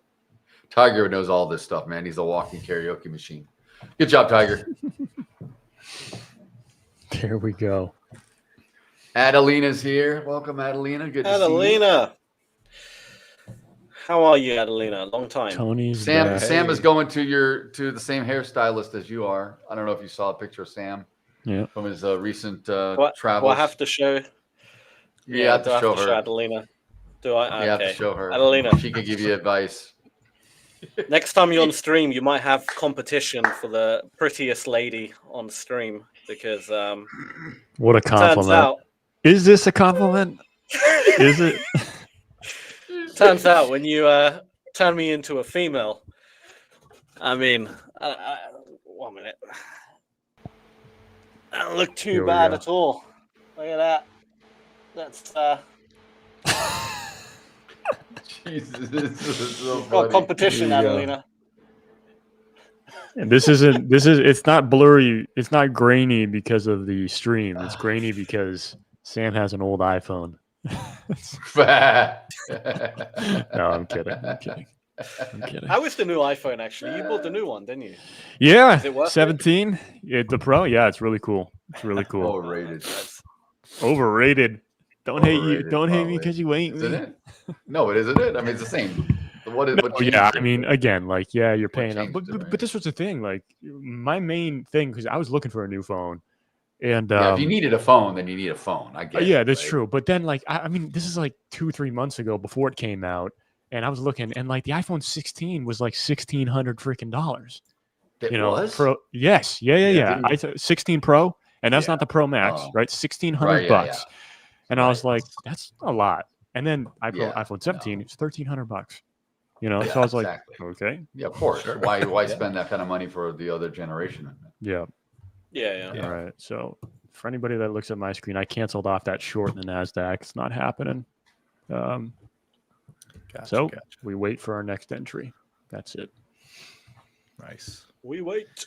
Yeah, a little bit of a sell off there, and then a recoup of sorts. We sold like 8 points on the ES, and then immediately bounced back up. I think our low is in now for the day on the ES. I'm just going to call it. Nice. And I'm still long, guys. I'm still holding my long from way back. My God, Daryl. Yeah. Mm-hmm. That is one hell of a hold. I give you that. He's a man with a plan. Well, I wanted to see. I was sitting well outside the the overnight low, because then that'll be invalidated there. And I was just I added some size as we kept selling off, so I got 4 contracts on, and we'll hold now. Yeah. Oh my God. Some cojones. That's what you got to have. I mean, yeah. No messing about. He is not messing All right, about. we look good. Markets are looking good. Oh my God, Adelina, this is great. This is great. She's gorgeous. We ladies don't compete, but we support each other. That's so funny. Exactly. Oh my God, Adelina, you need to send another bird to Tony, Adelina. You need to ship one. The first thing he said was about the bird. The bird, Tony. What is with you and the bird? Never trust a You were bird. traumatized from when you were a child watching Sesame Street. Like the Big Bird. Yeah, I think Oh my so. God. I think so. Like I don't know, man.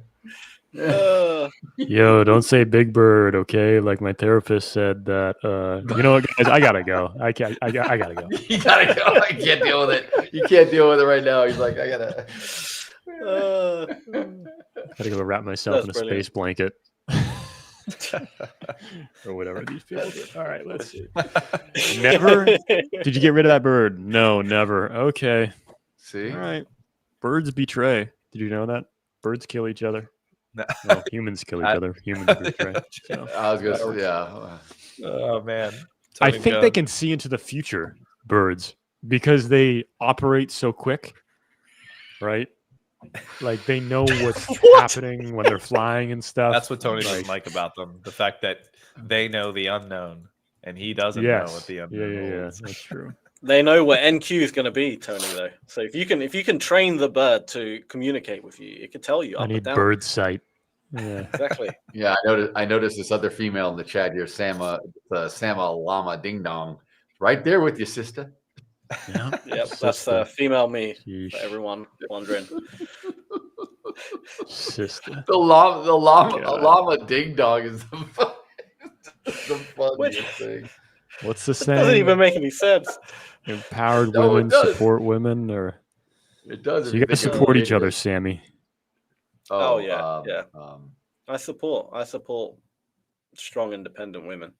It's kind of like All day, every birds day. of a feather flock together. So that it's very fitting that we talk about birds here with the women. Isn't it interesting though that there is no saying for like strong, independent men support strong, independent men? Or I know. I don't know. I don't want to Yeah, get it's kind into of it. Obviously, Yeah. people don't come to Hola Prime TV for a moral lecture, right? Yeah, exactly. Right. Exactly. Exactly. 100%. That's not our purpose here. Yeah. Just trying to put on I some don't know. good Would you call yourself a strong, independent And male? sure. Depends on the day. Do you feel Depends how you I'm need feeling. support? I get on what enough it is. support through Hola Prime TV here. Well, there you go. 'Cause we And, are traders, right? Sam We stick Sam together. has Sam has chest support when he's Sam Llama Ding Dong. He's got the bra. He's got the support. All the Yeah. support he needs. Yeah, great. Here we go. Sam, tell us about. I don't know Trading if you milk guys futures. talked about it, but tell us about your time in you went to Cyprus and Hola Prime Yeah. won an award. Did you guys talk They about did it already, indeed. or Yeah, we Yeah, we talked spoke about it in I think it was the last one or 2 sessions ago. But yeah. It was awesome. We won the most transparent prop firm of 2025 at the Finance Magnets Award. Also, our brokerage side, Hola Prime Markets, won kind of like best upcoming broker For as well. 2025. So, Yeah. 2025. Yeah. Yeah, it was Yeah, great, it was man. Nice. That's awesome. Great dinner. you Great. guys- You'll see it in entertainment. you'll see it in the YouTube. There's like he and Finn. There's a little shorts and there's Yeah, stuff it with came them. through Yeah. my Instagram feed. And guys, we're on Instagram. Sam's on it a lot. You see some good content. I think Adelina is actually starting to feed through the Hola Prime. Is it Hola Prime TV at Hola Prime TV or on Instagram? Yeah, Take a look yeah. right now. Hola Prime TV, yeah. Instagram. Yeah, at Hola Prime Global, or just look up Hola Prime. We're the only Hola Prime out there, which is a great thing. So Easy for you guys to find us on Instagram for sure, and we're always publishing that content. Seriously. Yeah, it's awesome. No, but it was a great little trip, man. Lots of big names in the financial industry. I'm talking, if you saw the names, like, oh yeah, I know them, I know like big names, and Hola Prime came out on top, man. Oh yeah, very cool. Oh, there's a great photo. Oh, you posted a photo of yourself. That's a great photo of you, Sam. Yeah. I posted one recently. Yeah. I think earlier today, actually. So yeah. He showed the camera just a second ago, actually. Yeah. That great photo. Just kidding, man. This is before that was him at the beauty pageant. That was it. Yeah, that was a whole different award. That was a Miss Universe award. But, finance magnates, absolutely love it. That was awesome. Hopefully, many more to come in the future. I'm sure we will. Yeah. Hopefully, we can have all the coaches come over. That'd be awesome, man. Absolutely. We can get together. And we can all get pissed after. Oh, that'd be the first thing I would do. Okay. I know. I hate when you go to these things. It's like you gotta wait to have a drink. Like it's just like, let's get a drink. All right. Yeah. Set the tone. Relax. Set the tone. All right. Exactly. Get the juices flowing. Start creating. Exactly. Right. Being creative. Yeah, that's when Sam goes away and Sam Alama Ding Dong comes out. Yeah, exactly. Yeah. I just gotta run to the bathroom real quick. Yeah, exactly. I gotta go. What's on the front page of the Daily Mail? Jeff Epstein, explosive Epstein emails. Oh my God. Yeah, I saw something about this. Unredacted emails getting published. Really? Oh, jeez. Oh my God. That's no good, is it? Unredacted. Is that a word? Unredacted. Well, I mean, it's either redacted or it's original, right? It's yeah. like I don't know, unredacted. Like so, it's files that were redacted that are now not redacted again somehow. Okay. Which means they've tweaked it again to their liking, right? Yeah. Yeah, of course. Gotcha. It's probably every government thing that gets issued is probably unredacted. It's gone through it. Oh no, what's he laughing at? Oh, there's another picture. Oh no. Don't. Oh no. I will show it. Don't worry. It's only funny. It's not even meant to be funny, but it's funny accidentally. So I'll share it on my screen. Send it to you direct because it's that bad. All right. Switch to my screen back end. What's funny about it is why is Richard like a midget in this? Yeah,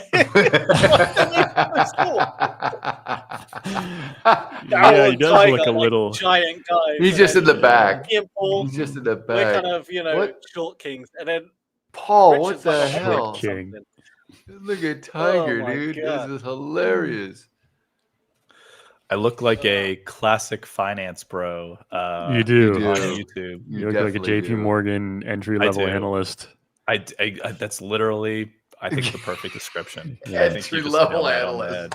Working 100 hours a week. Yeah. Couldn't say it any better, personally. I think that's great. It's hilarious. Oh, my Lord. That's hilarious, man. It's probably one of the worst jobs on Wall Street, honestly. High burnout. That's what I said, like 100 hours a week. Man. Investment banking. Crazy. Don't have your kids going to investment banking, guys. I mean, it's probably going to be outlawed anyway. Not outlawed, but just like AI phased out for sure. Yeah.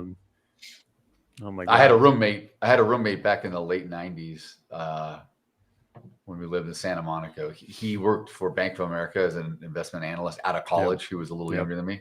And dude, he was a slave. I never saw the guy. Like, he was just gone at 5 a.m, went downtown LA, come back at freaking 11 o'clock. I mean, the guy he was just getting beat up, just worn out for 3 years. That is the life. Yeah, it was crazy. It was crazy. Classic. He was a great roommate because I got to share a townhouse with him and he was never home. So it was awesome. I love it. Yeah, it's great, right? It was perfect. But, really. Yeah. The best roommate.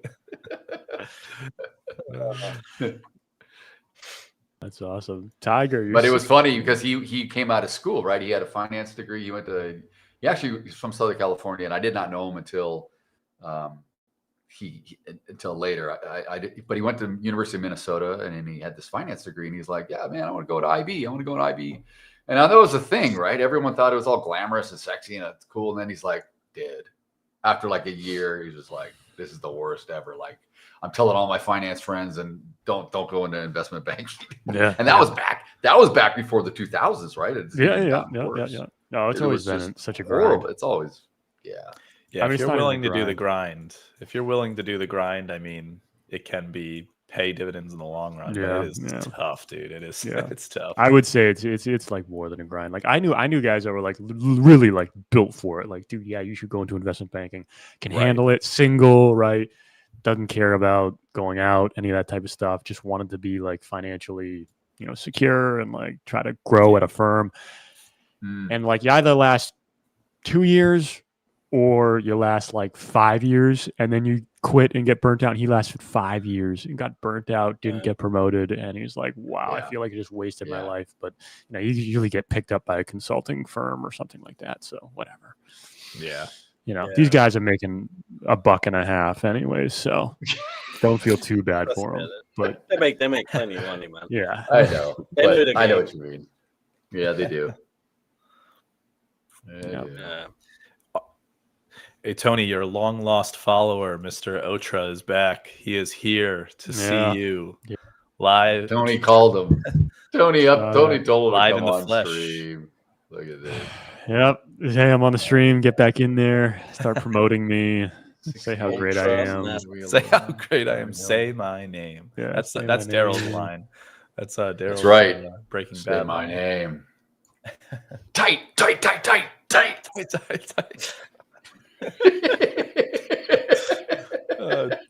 so great, Tony. If you watch Breaking Bad, you would know. I did not watch. Yeah, I have no idea. So Tony's just wondering, like, what is Daryl doing? I know. Just What is he having a doing? beer or something. Having a friggin' aneurysm over here. Well, it's man. fine because now you can crack all the jokes from there. Just be like, yeah, this is my original joke. Like I said it before it was on Breaking Bad. That's just something that Daryl does now. He screams tight every day. That's true.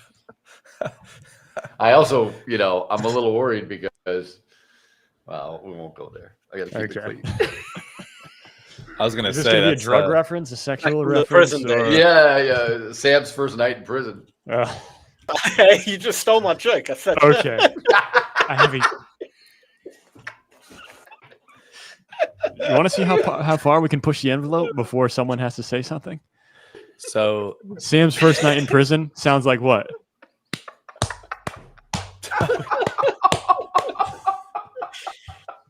all the viewers. That's me digging a hole in the wall. No, yeah, he's chipping away at the wall. Shawshank Redemption, right? Exactly. Exactly. Oh, Swimming through a puddle of piss to get out into the freedom. If we were alone, I would put in some more verbal stuff. Yeah. A friend of mine has not seen. A friend of mine has not seen the Shawshank Redemption. That's crazy. I was like, that is like literally probably a classic top 5 movie of all time. Yes, I don't know I how would agree. you have At least top seen 10 that. for me. Yeah, When they come through the sewer and they come, oh God, dude. Very relatable stuff. Yeah. Relatable. Sam always says, taking the piss every day, taking the piss. Nasdaq, you're taking the piss. Oh my God. I thought the ES might be able to pull out of here about I thought 10 so minutes too. ago. Thought it was going to have too. a chance. Well, we're hanging. Yeah. I'm hanging. I think we can, because I think when we get off the stream, eventually it'll rip. But here we go. Let's get a little. See what news is coming out. Was Besant saying anything good? Let's check. All right. Treasuries are the best performing 2025 developed nation market. Okay. Talked about the deficit, talked about the bond auctions. Treasuries are more liquid and robust than ever. Yeah. Everybody wants our debt. Oh, God. Well, Yeah. why is every central bank moving out of dollars and treasuries and putting I it know into that. gold? I know that.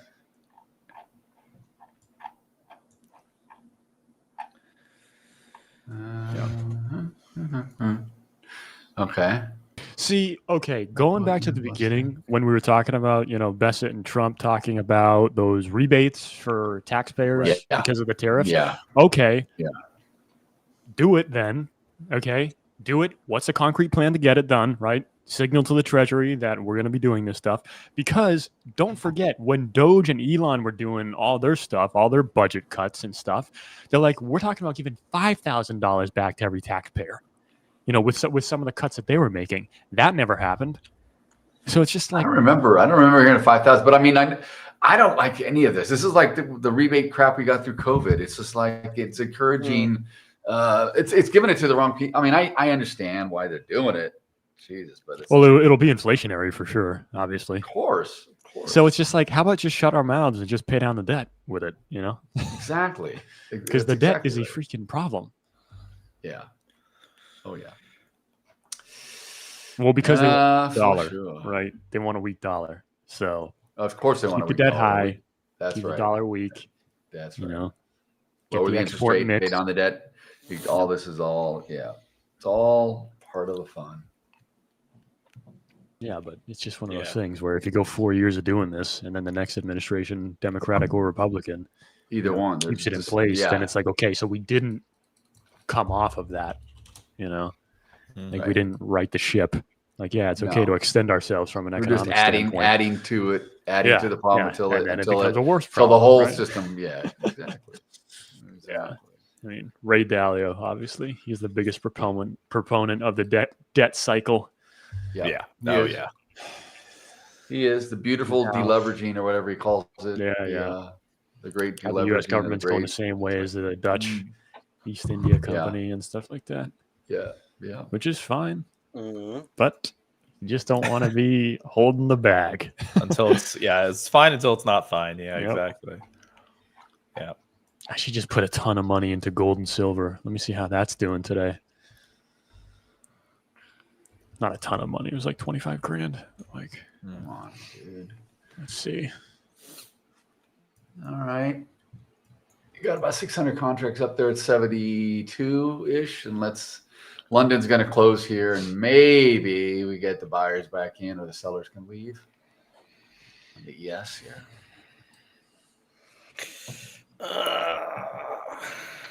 Come on now. Keep dropping. There we go. No faffing about. No faffing about.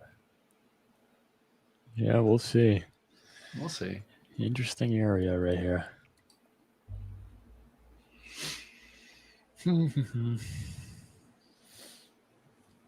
Yeah. So we were up 12% in my silver. Got in at what? What's my cost on that? How do I see the cost? You're up 12% on your trade, or silver's up 12? No. So I bought some silver and gold. The ETFs in a retirement account. Oh, you're talking about your okay, I got you. Yeah. Mm-hmm. I mean, I think silver probably goes to like $60. Yeah, maybe 65. crazy. It's at like $50 right now, right? 51. Yeah. I mean, as long as gold holds in there, but even so, like I think just God, crazy. Precious metals, let's do it. There's another 20% to be had, maybe, in silver. This is not financial advice. I am not a financial advisor. There it is. I was waiting for that. Waiting for that. I was like, Tony, he knows what to do. Yeah. Does that actually cover you legally for anything, or is that just no? It actually doesn't anymore. No. Yeah. I didn't think it used to, but no. I mean, but you get what I mean. It's like when you see people like on YouTube who rip like a whole movie and then be like, "Don't mean any copyright. This is just." It's like, well, you're stealing a whole film. Like, I don't think that. I know. That, I don't think that helps. Exactly. Yeah, you definitely need to obviously disclaimers beforehand. You need disclaimers. That's the point. Yeah. You need. No, I You think need what it is disclaimers. now is that, like, if you say something, right, like, I think gold is going to 65. Here's why. Okay, so that's just a prediction. That's an opinion. But if yeah, Yeah. if you say like, guys, gold's going to 65, get in now, guaranteed Yeah, 20% guaranteed, return. exactly, Behind him If you're gonna make exactly. 20%, You start using on the this. G word, you start doing Yeah, all yeah. this other stuff, then Yeah. it's that type of exactly. stuff. I think that's where G it like word lies being- right now. Gallo. guarantee. Uh, Gallo. Yeah, Gallo. Could be as There rich we as go. Paulie G. What's up? Paulie Paul, did you get G. another haircut since we last saw each other? Get in now. You'll be like I did Pauly actually. G. Got Yeah. one. I'm last getting one night. today, actually. End of the day, after we get Yeah. off, we'll grab a haircut. I actually wasn't able to do what I normally would do. And not with the haircut, but just like The wave. styling it this morning. I didn't have the Yeah, ability the to do wave. that because I ran out of time. But The pipeline. The pipe. Is that what it is? No, it's I the, don't it's know. the I don't ocean know what it wave. is. The ocean I don't flip. know. the ocean wave. Yeah. I've got double wave on my mustache. I got a double handlebar where it goes down like that walrusy and it turns up. Yeah. I got that big. See, I see like- nobody's doing no shave November, I guess. I actually had a little bit of a beard Yeah. like last night. Whoa, Shaved it off Yeah, for we this. saw Why did you. you We shave? saw you the other night. We saw you the other night looking ragged. Lost. You were good. I think there was like Lost 7 without hairs Hola. on his face. Lost. 7, not 5. Right? Wait, Tom was in the chat. Well, we talked about this at length yesterday. Sam's like pushing everybody to grow mustaches, man. Yeah. He Yeah, thinks everyone needs.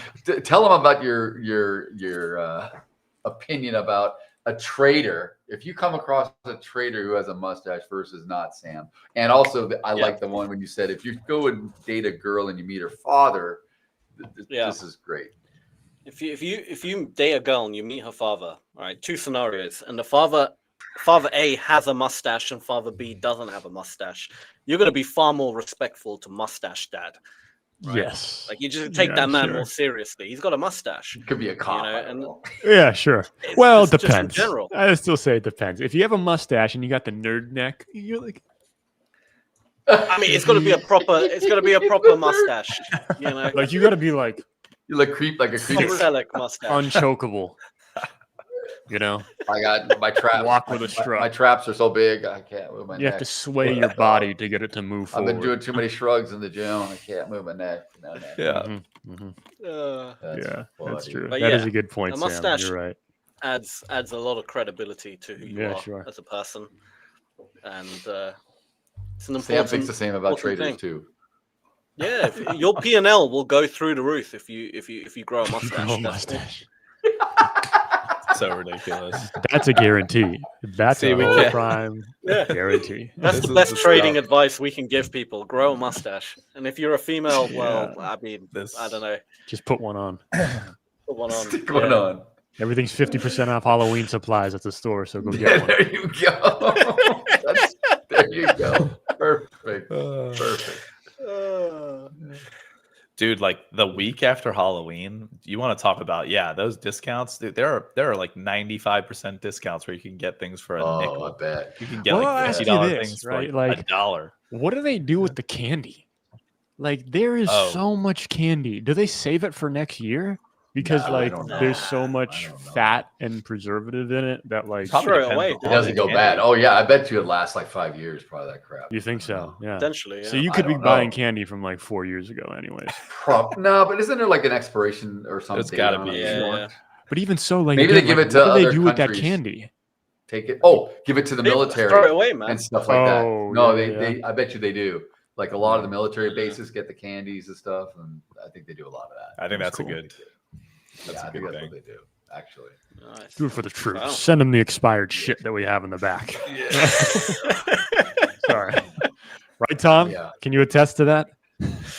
But actually, No Tom Tom's would. out If somebody knew, Tom would know for sure. Tom would. Yeah. Yeah. Let's take care of our vets.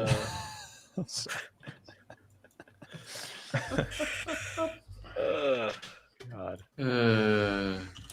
Veterans Day was yesterday, right? Yeah. It was. Yes. Wow. What kind of American are you, Tony? If you didn't know that, I know.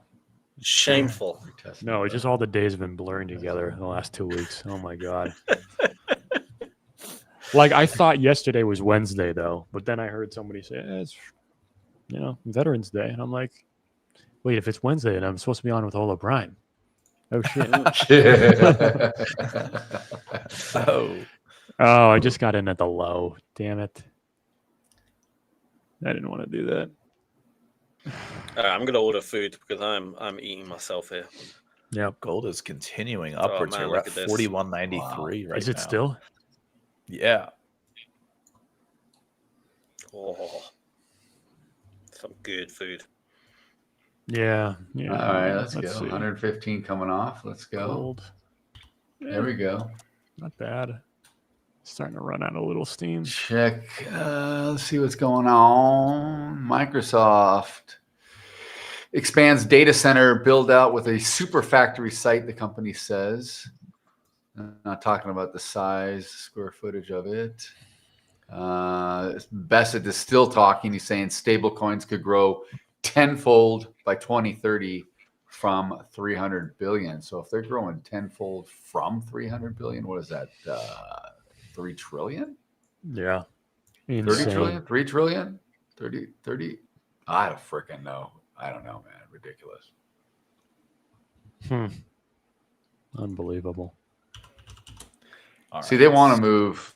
They're a big proponent. I mean, most of these central banks are a big proponent for stable coins now because it's basically taking their fiat onto the blockchain, right? Yeah. But Yeah. which is probably fine. I mean, I think it'll still trade the same way. I don't know. The smallest I have little no idea. long here on gold, micro gold. Yeah. looking for a run up to 4,200 essentially, and then Yeah. Good point of control come down. It's a good Yes. one. Might do the same. Pizza or burger? What would you guys recommend? Burger. Got one vote for burger. Yeah, if you're really hungry, I think the burger will fill you up more. But pizza's good too. That doesn't help me, Daryl. I don't know. I mean, whatever you're craving, man. Whatever I you do a want. burger. I do a burger. yeah, got to get that. Got to get those fresh local ingredients. The lettuce, the tomato on the burger. Never eat chili mac again and have it since it got out. Just have the chat pick. Have the chat pick what goes on.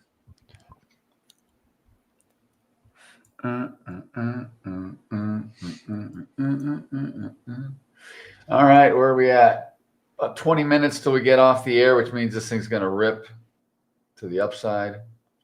I just got to hang out, hold my line in the sand. I'm still gunning for 6,900 or above. Excuse me. Oh, man.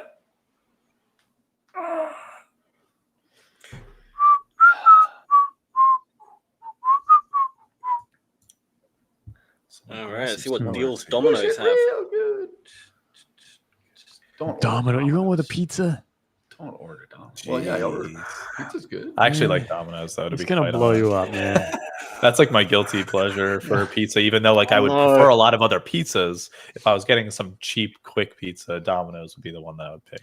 It's like Yeah. it's almost like fine. saying, hey, which fast food chain is your favorite Yeah. or whatever, if you had to pick. This is it. I mean, it's fine. I mean, look, I'm going Egypt Friday, all inclusive. So I'm going to come back in those 2 weeks, and I'm going to be like twice my body weight. So I Massive. might as well just start Oh, now. yeah, you're I gonna mean, be what's the massive. point, right? Make sure to go to that Taco Bell that's right next to the Pyramid of Giza. I think it's Taco Bell. Exactly. I told you, man. It's a great idea. I'll do that. I'm literally, I am kidding, but I think that there actually is one there. No, there really is. Yeah, Yeah. it's insane. Is there really? Yeah. Is there really Yeah. one? Oh, that's crazy. Yeah. Don't go to it, but there is one there. That's the Yeah, I mean, looking at pyramids gets you hungry. You might want a Taco Bell. Like I told you Perfectly, yesterday, you could tell them if they ask what you do and you're a trader, you could say I trade Fibba nachos. I need nachos. Oh, just took me. Just swept me. That's a big move. man. Fibonacci trader. Fibonacci. Wow, sellers coming in on gold right here. I Jeez. probably gonna get stopped Same out with in the a ES second. too. Yeah, I'm actually looking to get Yeah. short silver. Silver actually looks like it might be, Ooh. due for a pullback for sure.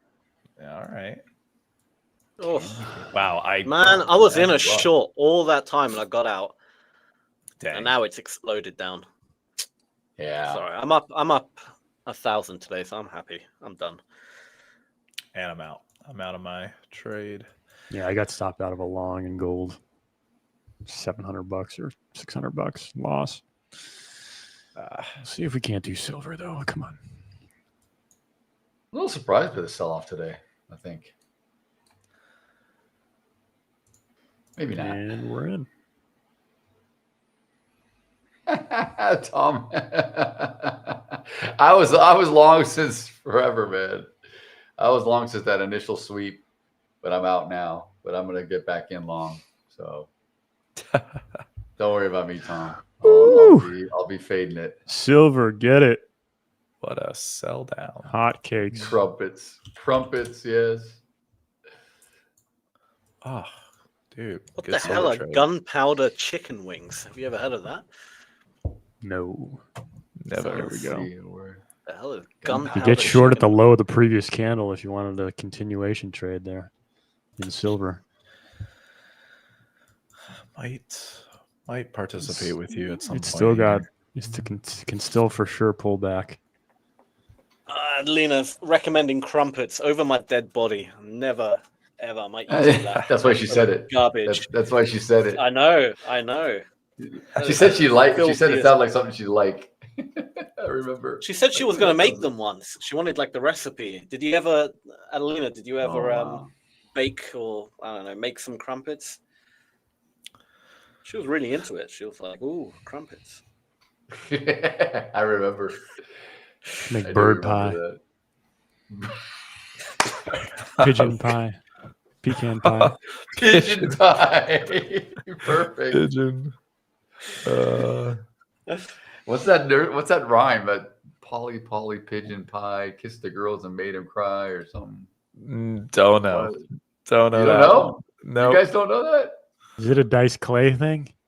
No, it's not an Andrews kid. That's the Hickory Dickory Dock. I know which one you're going to. God. Jack and Jill went up the hill, both with $1.25. Yeah. Jill came back with $2.50. That's stinking. All right. Yeah, that is. I love this itsy bitsy spider. Itsy Oh, bitsy that I spider can't. one. Oh, Hey, my what's God. in the bowl?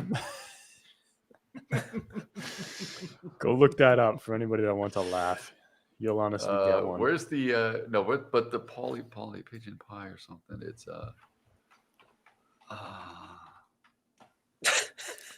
The backend literally create an AI image of anything. I mentioned a minute ago, what is gunpowder chicken wings? And they sent me an image of chicken wings looking like cowboys. I don't know what the hell's going on. Interesting. Spelling error. Wow, ES really just continuing to make these legs down. I know. It's crazy. Ugh. Yikes. Bear flag. CES. I'll take a look. Oh, I try to get short. Try to get short at like 68.54. If it's got further to drop, where's it going to drop to? Let me see. Yes. Yeah, I mean, my next level would be 68.41 is where I'd be looking. Yeah, 68.50 at least. I mean, Yeah. as long as, we push back to 68.55, we got to. Sure. I was so wrong about the pigeon pie deal. It wasn't pigeon. It wasn't. It was Georgie Porgy pudding in pie. Kissed the girls and made them cry. Yeah, that's the one. When the boys came out to play, Georgie Porgy ran away. That's the one. That's the one. All right, back to silver. Let me see. Let me get out. All right. We're on my screens actually. So something I can mention here is like go in the pre-market, you're looking at yesterday's price action, and then you're looking at the pre-market and the overnight. And generally speaking, everything's looking bullish, great, whatever. And you can have that pre-market bias and whatnot. But always preparing yourself for those levels those support areas that could maybe break, and then having to flip your bias, I think is very important. And I think today is just one of those, a really good example of that.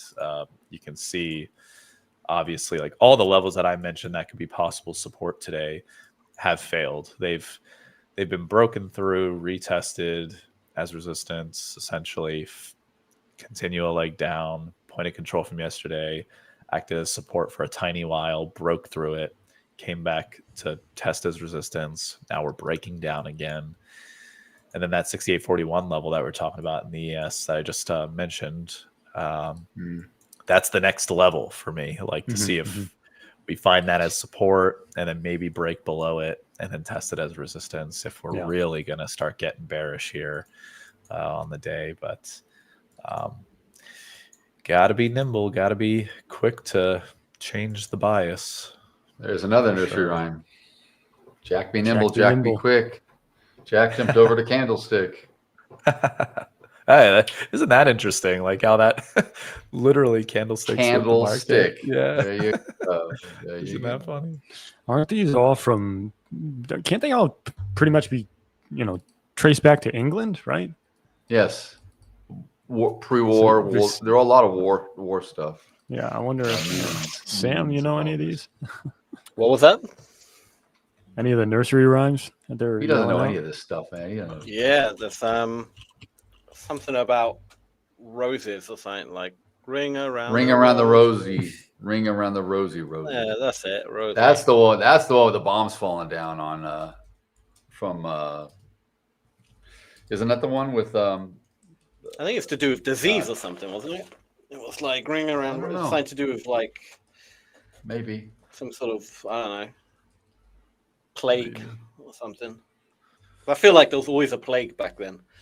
Like at any point in history, that people were dying of a plague. Like that was just that was the like, ring around. Yeah. Ring around the rosy. They didn't have basic sanitation, did they? No. I mean, people just kind of did their business and just pulled up their trousers and started breeding with each other, and it was just like, what the hell, man?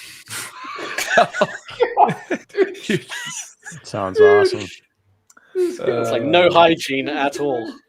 I don't even know how the human race survived, to be honest. It's shocking. England, good old England in 1660. Yeah, Sam has the synopsis for us on. Yeah, I know, like that's the ring around the rosy song. It's like, was that the one? It's not like a confirmed. It's not there's no like confirmed historical meaning to it, but that is the popular theory with like the whole plague situation, the bubonic plague, and so it's kind of interesting, kind of sad, to be honest, creepy a bit. But indeed. Do you think in 100 years or 50 years from now or whenever they're gonna start talking about the songs that we listen to today? Like how did this song come out? How did Cardi B make such a great song like Drip I hope or not. WAP? I think they will actually. What does it mean? What did it mean? I think general intelligence is going down, right? Sure. So by the time in 100 years' time, people's average IQ is going to be like 30, and they'll be like, "This woman was a poet. She was a genius." Yeah. She was a genius by their standards later. Well, there was very few songs back. There was very few songs and like lyrics and stuff back then. So I think these rhymes and things were passed along because it was limited. But now there's so much variety. I don't know if they will. I mean, they may not understand, like to your point, Tony, what like the underlying meaning of the song is or whatever. WAP. But do you know what the underlying meaning of WAP is? I have no idea. I don't even know the song, dude. We don't need to be getting into that. I don't even know what the song. I don't even know how the song goes, but I mean, I'm sure it's not good. It's an old school connection to the sing it to internet you. back on mobile phones. That's what it's about. God. Well, it looks like silver isn't shorting, so Yeah, found a lot of buyers in the ES at 68.55. A ton of aggressive buyers there. So popping up a little bit. Point of control, I think, just on the session came down to 68.65 ish. Daryl, you can confirm. Yeah, I know it did. Yeah, I know. Unfortunately, Mine is like slightly. I think my intraday point of control can be slightly off because it starts a little bit earlier in the pre-market than the session opens. So I just want to make sure with you that the actual session point of control is 74 3/4. Oh, really? Okay, so mine, yeah. So that's a big difference then. So that and VWAP on the session is right on top of it. They're both exactly sharing the same tick currently, and the midpoint. They're all right there. That's exactly the midpoint of the distribution. That's exactly where VWAP's at and point of control currently. heck yeah. And 5,014 contracts traded at that print right there at that price. So that's where I've got it from the open. See, I'm seeing a short potential again on NQ. Possibly myself as well here on the ES.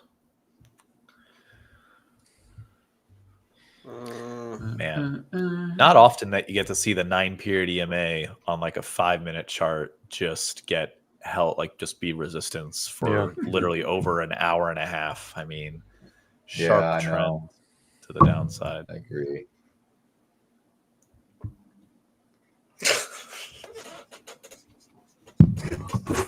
Oh, Sam, what is Sam faffing about over there? I don't know. You know what? Give it a second. I'm going to share the screen. They're setting up all kinds of crap. If trading doesn't work out, right? Oh, here we go. I will say back down. Yeah. Burger flipper. We already know. I will say. Let me. Shit, how do I do this? 1 second. Let me stop sharing. What the hell have I done? This stupid laptop, man. Figure this stuff out. Here we go.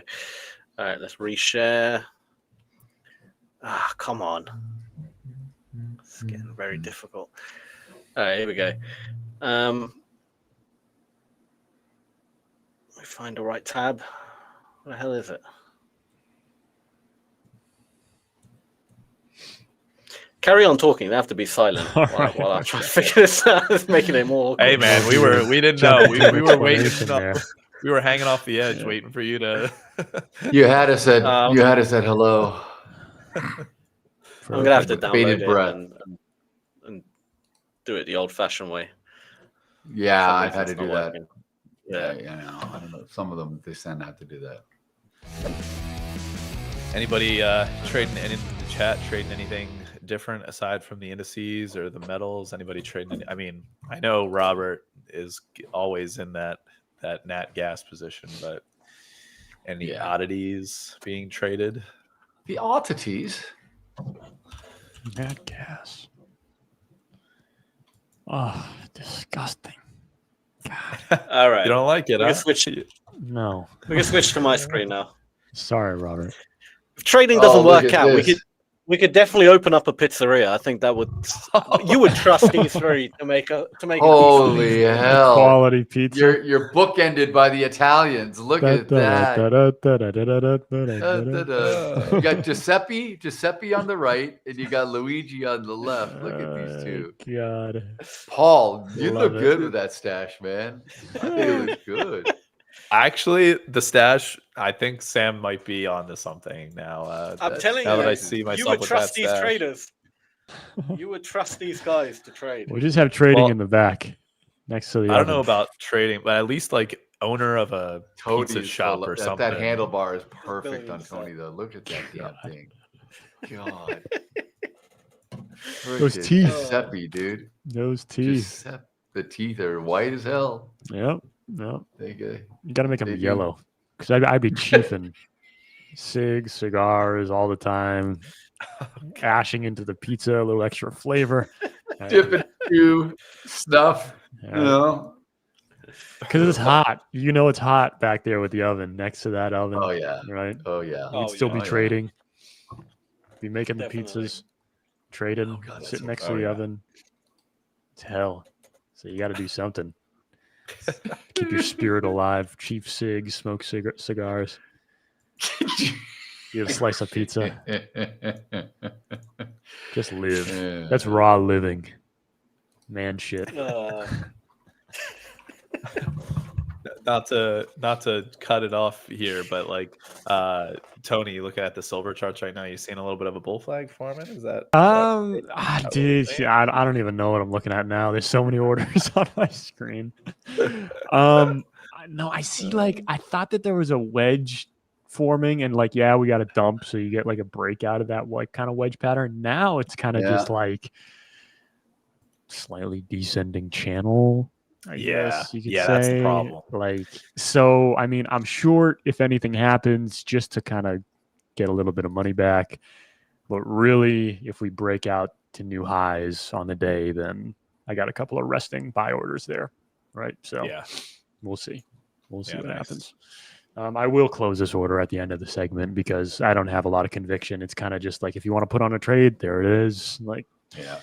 But I don't have a lot of conviction in it, so we'll see. Yeah. And what we got, 2-3 minutes left in the segment here? 3 minutes. We do. My clock is 1 minute fast. Yeah. That's good though. Then you have advanced warning of stuff. You can. Well, I mean, alert us, I can see into the future with it right now. you know? No, but that's the thing. Like with trading and with counting the candles and seeing data dumps and stuff. I don't care that it's 1 minute quick. I'm sitting at the desk. Right, It's not getting me right. on time to get somewhere. Right. Make Correct. your watch 1 minute quick. Not my freaking. Right. I know. I'm with you. I know what you mean. Yeah. So, Robert Mashiro, if we could get Robert Sure. Mashiro back in the chat, I know he probably in the past. I know sometimes He'll know. Yeah, he IT people know how to usually do it. know how to figure that out. They'll know how to correct that. Yeah. So maybe we can get him to help Agreed. us out. ¿Dónde está Roberto Mashiro? Roberto. Yeah.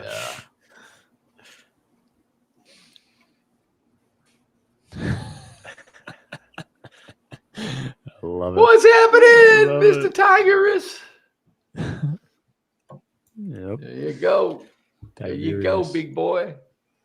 Yeah, I don't know why they made you so short in that picture, dude. I know you're 6'4", but Richard looked like a midget being way back there. That I was know. crazy. They did Richard dirty, man. They That might be turned a him hate into crime.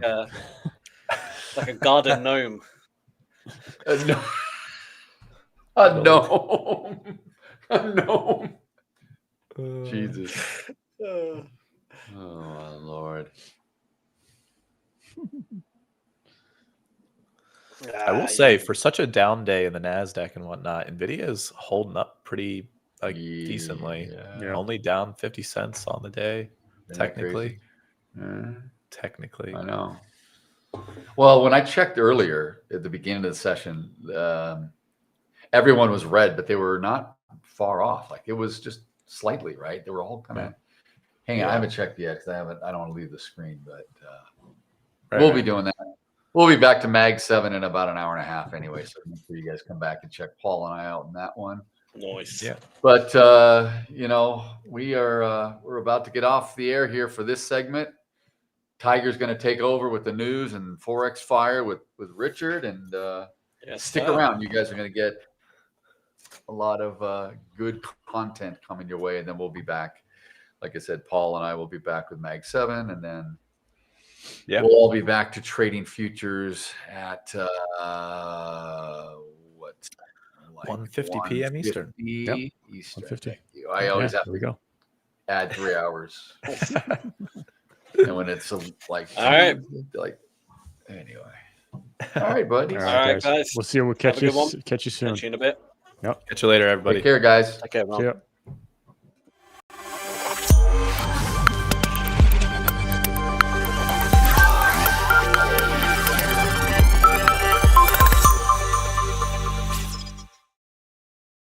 All right, Forex Fire crew, welcome in, strap in, because we've got a market that's moving faster than a scalper on 3 espressos. And we need to break down all the action from the overnight session and what's fueling the moves as we head towards the London fix. Starting with the equities, it's a tech-led charge that would make a bull proud. The Nasdaq is getting a serious boost, driven by the usual suspects, the Magnificent Seven, and particularly shiny 5% jump from AMD, which is projecting some serious faster revenue growth. Fast. 1 second. Get it. There we go. Anyway, NVIDIA and its crew of supply chain partners are also rallying on upbeat outlooks. Even the S&P futures are in the green, suggesting the index might extend its winning streak.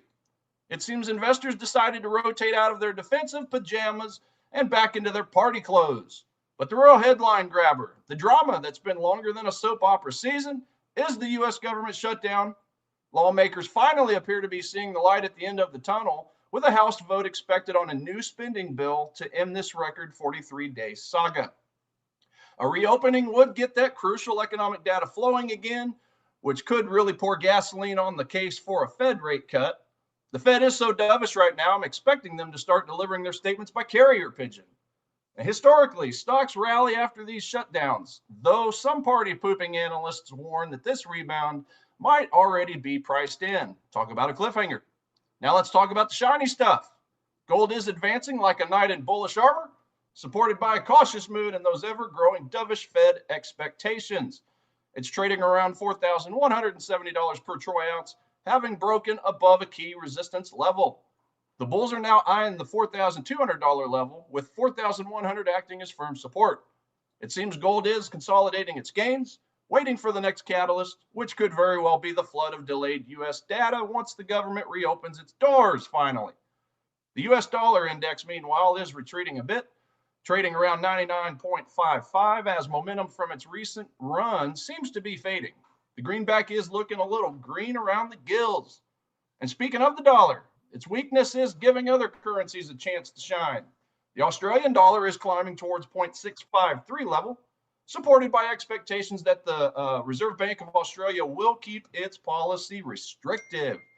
They've got inflation accelerating, and their economy is running hotter than a Barbie in January, limiting room for rate cuts. All eyes are on their employment report tomorrow, but the real drama is in the euro and the British pound. The euro-British pound currency pair has hit a fresh yearly high, piercing through the 0.8836 level. The pound is getting pummeled by a double whammy. Political uncertainty with rumors of an internal challenge to Prime Minister Keir Starmer's leadership, and weak jobs data that has sent Bank of England rate cut expectations soaring. The probability of a cut in December is now at a whopping 86%. Meanwhile, the euro is holding steady with steady German inflation and some hawkish commentary from the ECB's Isabel Schnabel. I'm sorry, I said her name wrong. Who said that rates are absolutely in a good place. It seems the euro is the steady hand in this messy relationship. And over in Japan, yen traders are on a roller coaster that would make Godzilla dizzy. The yen is weakening yet again, with the USD JPY currency pair hitting levels not seen since February, around the 154.85 level. The new Prime Minister, Takaichi, is calling for closer coordination with the Bank of Japan, and markets are interpreting this as a form of imposed cooperation, meaning loose policy for longer. It's like the BOJ is being asked to keep the monetary sake flowing, and in the oil pits, WTI crude is retreating after a 3-day winning streak, trading near the $60.14 per barrel level. Optimism about the U.S. government reopening is boosting risk sentiment, but oversupply concerns from OPEC's latest report are keeping a lid on prices. They highlighted rising output from non-OPEC producers, reminding everyone that the global supply well is far from dry. So to sum it up for you traders, we've got tech leading stocks higher, a potential end to the U.S. shutdown drama, a bullish gold market, a wounded pound, a wilting yen, and I need another finger, and a cautious oil market. It's a full buffet of opportunities, so make sure you've got your trading plan locked in. That's all for the pre-show news. We'll get over to Forex Fire, myself, Coach Richard. Let's go make some pips. Back to you guys.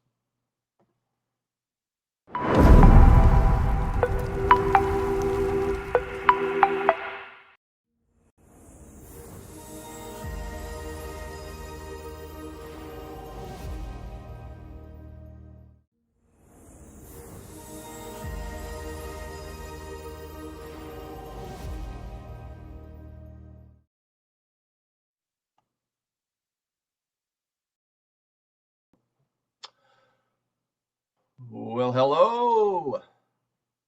Hello, hello, hello. Are we live? Are we good? Double check my goodies over here, ladies and gents. Forex Fire. Let's see here. All right. I'm moving quite slow on stream, so let me know back end if we're good. We are live. Okay, good deal. Well, we'll wait on Richard to get on here, ladies and gents. But what am I in currently? Well, you guys saw me yesterday. I did get into a NASI trade. Looks like it did finally stop me out. I'll share my chart real quick here for you back in. We'll get that up and running. And we'll just take a look. Just let me know when we're on there. Okay, good deal. Just wait 1 second. While we're waiting on our charts to pop up and Richard to pop in, just as a reminder, as always, guys, please do like, share, subscribe to the channel, and keep your eyes on the Discord channel too. We're really making that thing start to hop over there. I'm in there quite a bit. I think I might have mentioned this yesterday or the day before, but I do have a chart setups channel in there. It's kind of in the left at the far bottom or close to the bottom. But yeah, I like to go in there and add some charts from time to time. So definitely keep your eyes on there. I did an example, a really good example of the confirmation entry that I talk about quite frequently. And I'll show it on here as well. It's for the pound US dollar as far as a short sell opportunity that occurred yesterday. So really cool example. A picture is worth 1,000 words, as always. So definitely go check that out. But again, I'll show it here in just a moment, just so we can see a real live example of what the hell I mean when I say confirmation entry. So I got my charts up here. One thing I need to do real quick is just bring over my updated top setups page. Been swamped this morning, ladies and gents. I haven't had a chance to do that, but just give me 2 seconds and I'll get this popped over here on my gold chart. So let me go find my gold, put it on a daily time frame, and paste. There we go. All right, so here is 2 days on the, actually, you know what? I'm going to start doing this for you guys. I'm actually going to just, all I care about for the sake of showing the show here, the top setups, I'm actually just going to do this. I'm just going to make it smaller like this. We'll just, all we really care about, or all I really care about at the end of the day is the scores and the assets. Yes, I pay attention to all the economic indicators, obviously, but for the sake of showing the examples on the show, I'll just do it this way. So the one on the right, this is yesterday's, and the one over here on the left is the one I just copied and pasted, right? So yeah, Dow and Nasdaq, nothing's changed. I mean, these two have been at the very top of the list now for going on, what, a month and a half, something like that. So those are still the most bullish assets as far as trying to jump into a trade, whether that be a swing trade. Okay, you guys know I like to do 4-hour daily time frames, supply and demand zones. So this is my key right here every single day. Hey, where are the fundamentals, the sentiment, and the technicals? Where are they giving me bullish and bearish bias signals? Say that 10 times fast, by the way. A little tough. So yeah, Dow and Nasdaq have been at the top. S&P is actually fallen off the list. It's a neutral right now. So, you know, among the three U.S. indices, Dow, Nasdaq's it. I'm not really too interested in the S&P. Now, S&P I'd be interested in if I find a good spot on a smaller time frame, a 5-minute, 10-minute, 15-minute supply and demand zone. It doesn't affect that too much because it is short-term moves that we're trying to capture on a small time frame. But when it comes to the overall fundamentals, this is my key when it comes to a multi-day swing trade. Something I want to get in on a Monday, on a Tuesday, and allow it 2, 3, 4 days, you know, to do its thing. So anyway, yeah, Dow, Nasdaq at the top, CAD yen still at the top, silver, Nikkei. So yeah, everything at the top is the same, except we did get the Dow back on the list compared to yesterday. So yeah, that's the only change from yesterday to today is the Dow on the bullish side. On the bearish side, still got those 10-year treasury bills there. If anybody's a excuse me, if anybody's a bond trader, you got a pretty nice bearish signal at the moment. I don't personally trade bonds. I don't have a way to do it on any of my platforms, but nevertheless, it's one of the items that my Edge Finder tracks. So, and then as far as the currency pairs, still got the pound CAD at the very bottom, -10. So that's still the strongest one I would want to get into on a short. And today would probably be close to my limit as far as getting in a 4-hour, supply or demand trade, because yeah, I've got 2 days, a little more than 2 days for that trade to work itself out. But I just prefer to do them on a Monday or Tuesday. But today would be the limit on that. Probably tomorrow I would just start looking at 1-hour supply and demand zones, 30-minute supply and demand zones.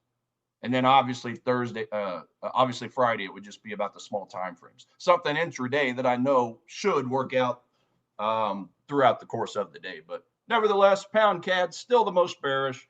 Pound Swiss is still up there. We did gain the pound Aussie, so it's now on the list. I'm going to take a look at that. We'll look at that here on stream. New Zealand CAD, that's the one that paid me Friday. It's getting close to a supply zone, so might possibly try to get into that if we can get a good push into it. And then Euro CAD as well is added to the list. So, having said that, let's just take a look through these items real quick. As far as the let's go switch over here.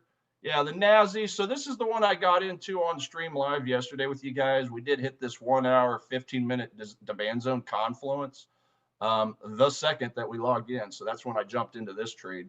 Got a nice push up. We did break that structure, but it was just a little lazy. It did come back down. It tapped me out for a tiny profit on this candle. Nothing to shake a stick at, but green is better than red, even if it's by 50 cents, right?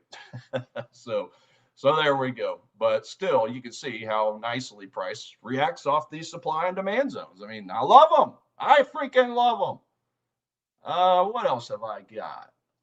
Let's go take a look at some of these top setups real quick. I'll get back over here to this tab. NASI and the Dow. What have we got? Well, here's the NASI right here, the Nasdaq. It's a daily time frame. Break it down to a 4-hour. And by the way, if you guys and gals have anything you'd like us to share in stream, definitely let us know. We're on here for right at about another hour. So if you have any currencies or indices, gold, silver, Bitcoin, just throw it on the chat there. We'll definitely move it to the top of the list. But nevertheless, we'll definitely look over it all for sure. So let's see here. Oh, you know what? I just remembered Richard's off today. So it is just me. You guys are stuck with just me today. So yeah, let's make it entertaining. Give me some items to look at and we'll make it happen. So as far as the NASI goes, let's see here. So we already hit this 1-hour demand. That's the one that I just showed on the other chart, the other screen. So the next logical demand zone down would obviously be right here. This is a 1-hour demand zone, I do believe. Yeah. So below this demand zone, see, this is where we have some questions because you have a gap below it. Well, we all know that gaps like to be closed, but they don't always get closed right away. Sometimes it takes a long time. Oftentimes it's usually pretty quick, but yeah, this one is now, going into its third day. It's not that much. Price has been consolidating sideways for the most part. We did bounce into this 4-hour supply zone. We got a reaction. That's what dropped it into my demand zone for that buy. But yeah, it just, you guys saw the market open. Okay. NASI just dropped like a rock. So out of that trade.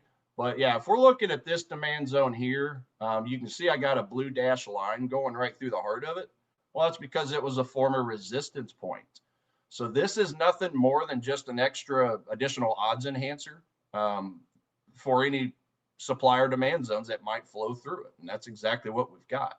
Now, this is what I would kind of say is diddling in the middle if we take a trade on this, because it's not the demand zone that's closest to the origin of the overall strong move up. Well, that would be down here. This is the highest probability, right?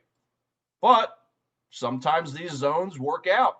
Okay. I think I showed some examples of this yesterday.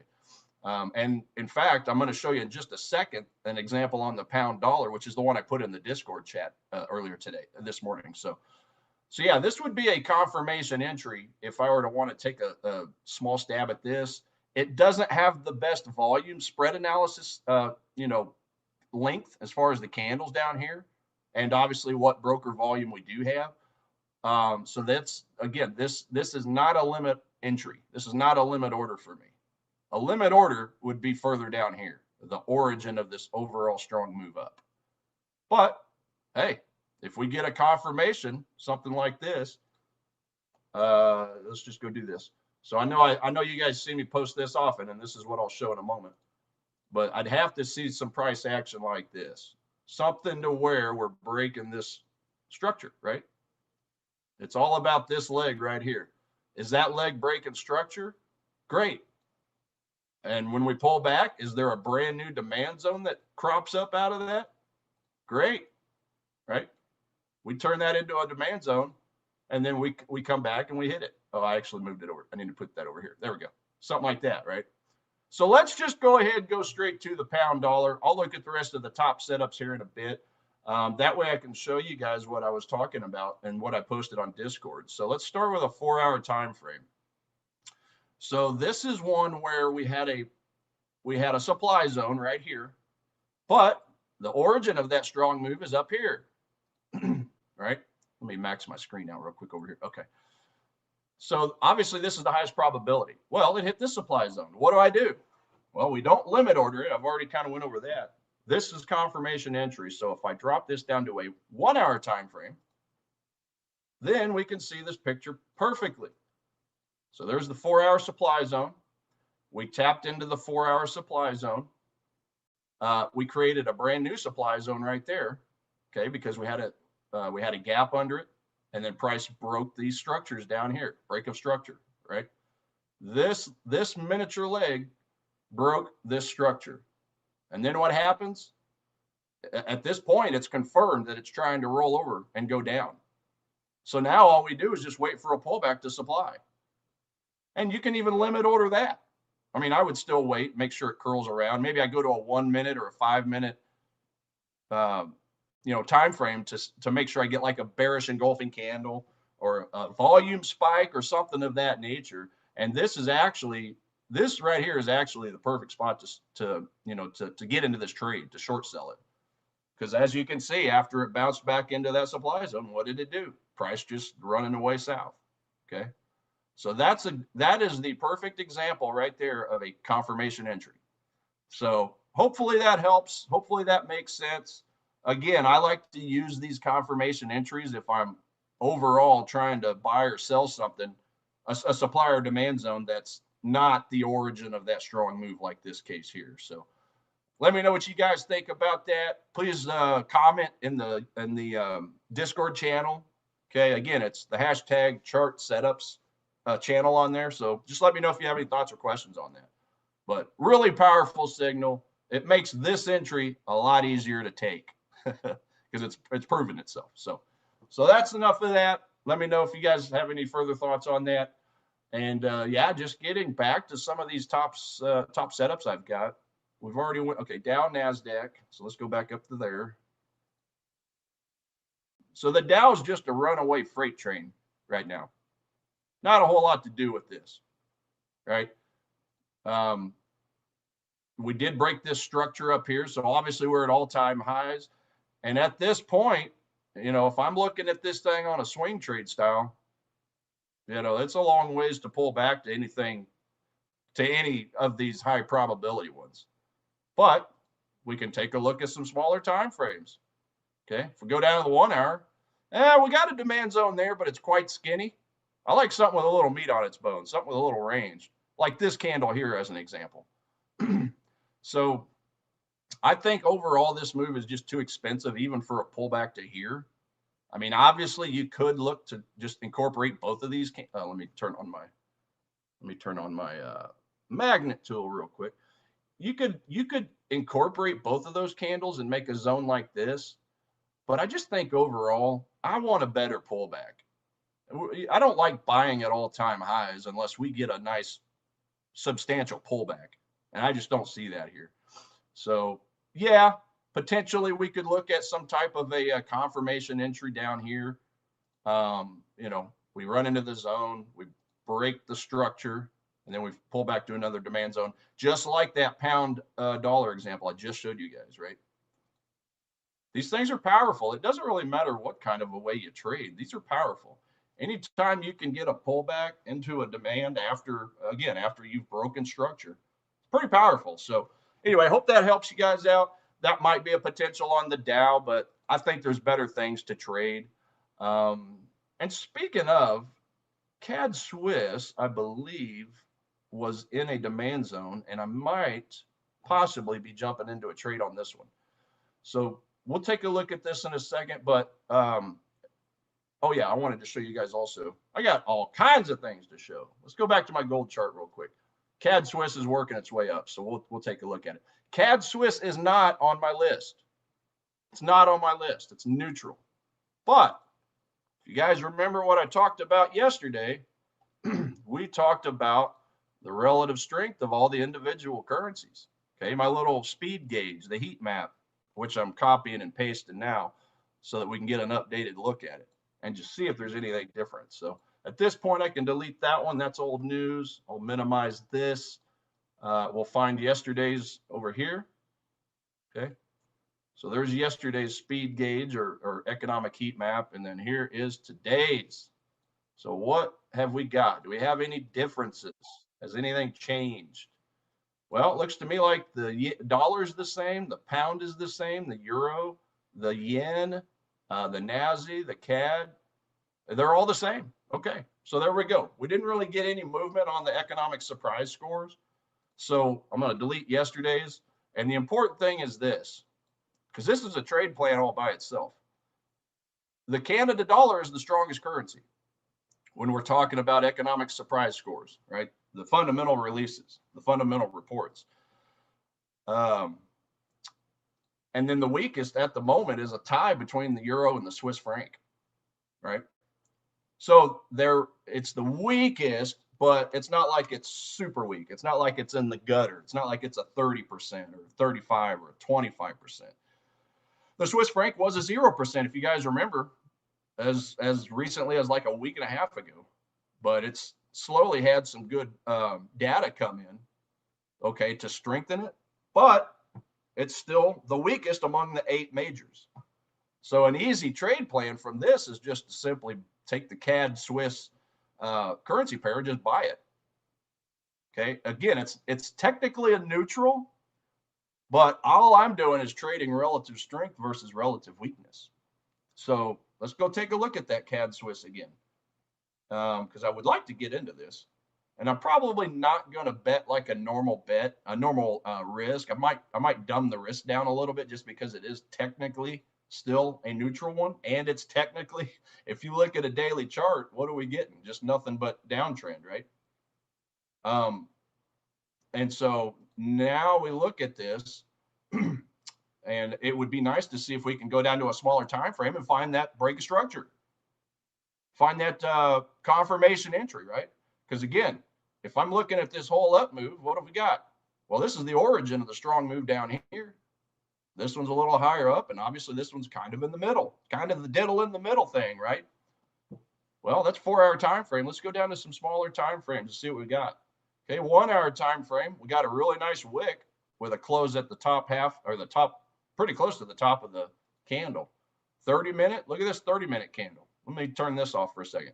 Look at this 30-minute candle right here. That's pretty bullish.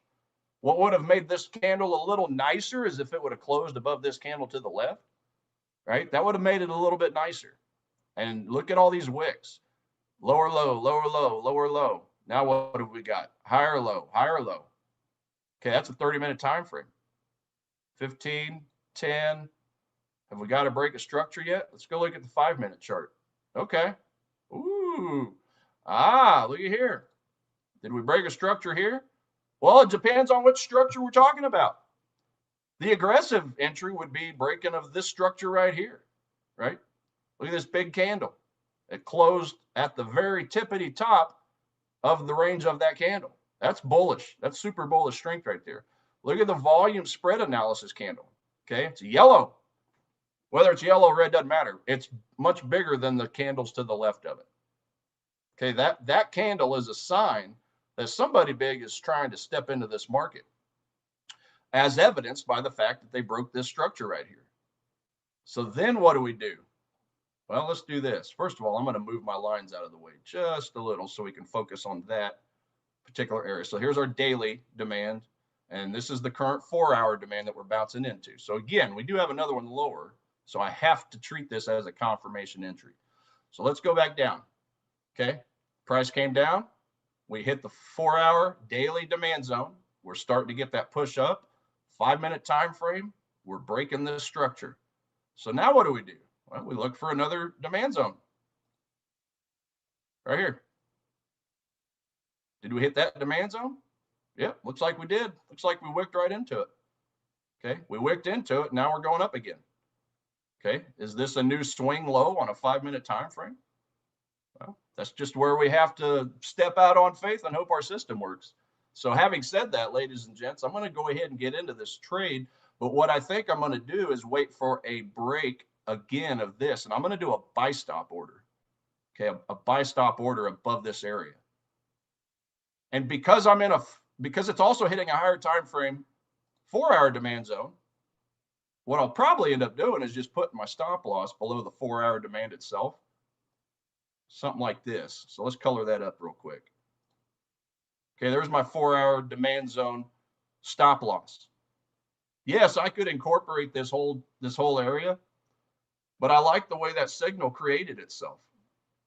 So with the break of structure. So and we had that volume step in, and that what was it? The 30-minute candle closed at the very top of the range. That's pretty good. So I'm just going to use this top 4-hour demand as my stop loss. So let's go do that on CAD Swiss right quick. We're going to put in a buy stop order. So real quick, I'll just get this drawn up over here just so that I can see what I'm working with. Okay, here's my demand zone, 4-hour demand. Okay, going right through it, and I'll just leave it right there so I keep it out of my way. Go down to that 5-minute. Okay, we got our break of structure. Come here. We got our break of structure right here.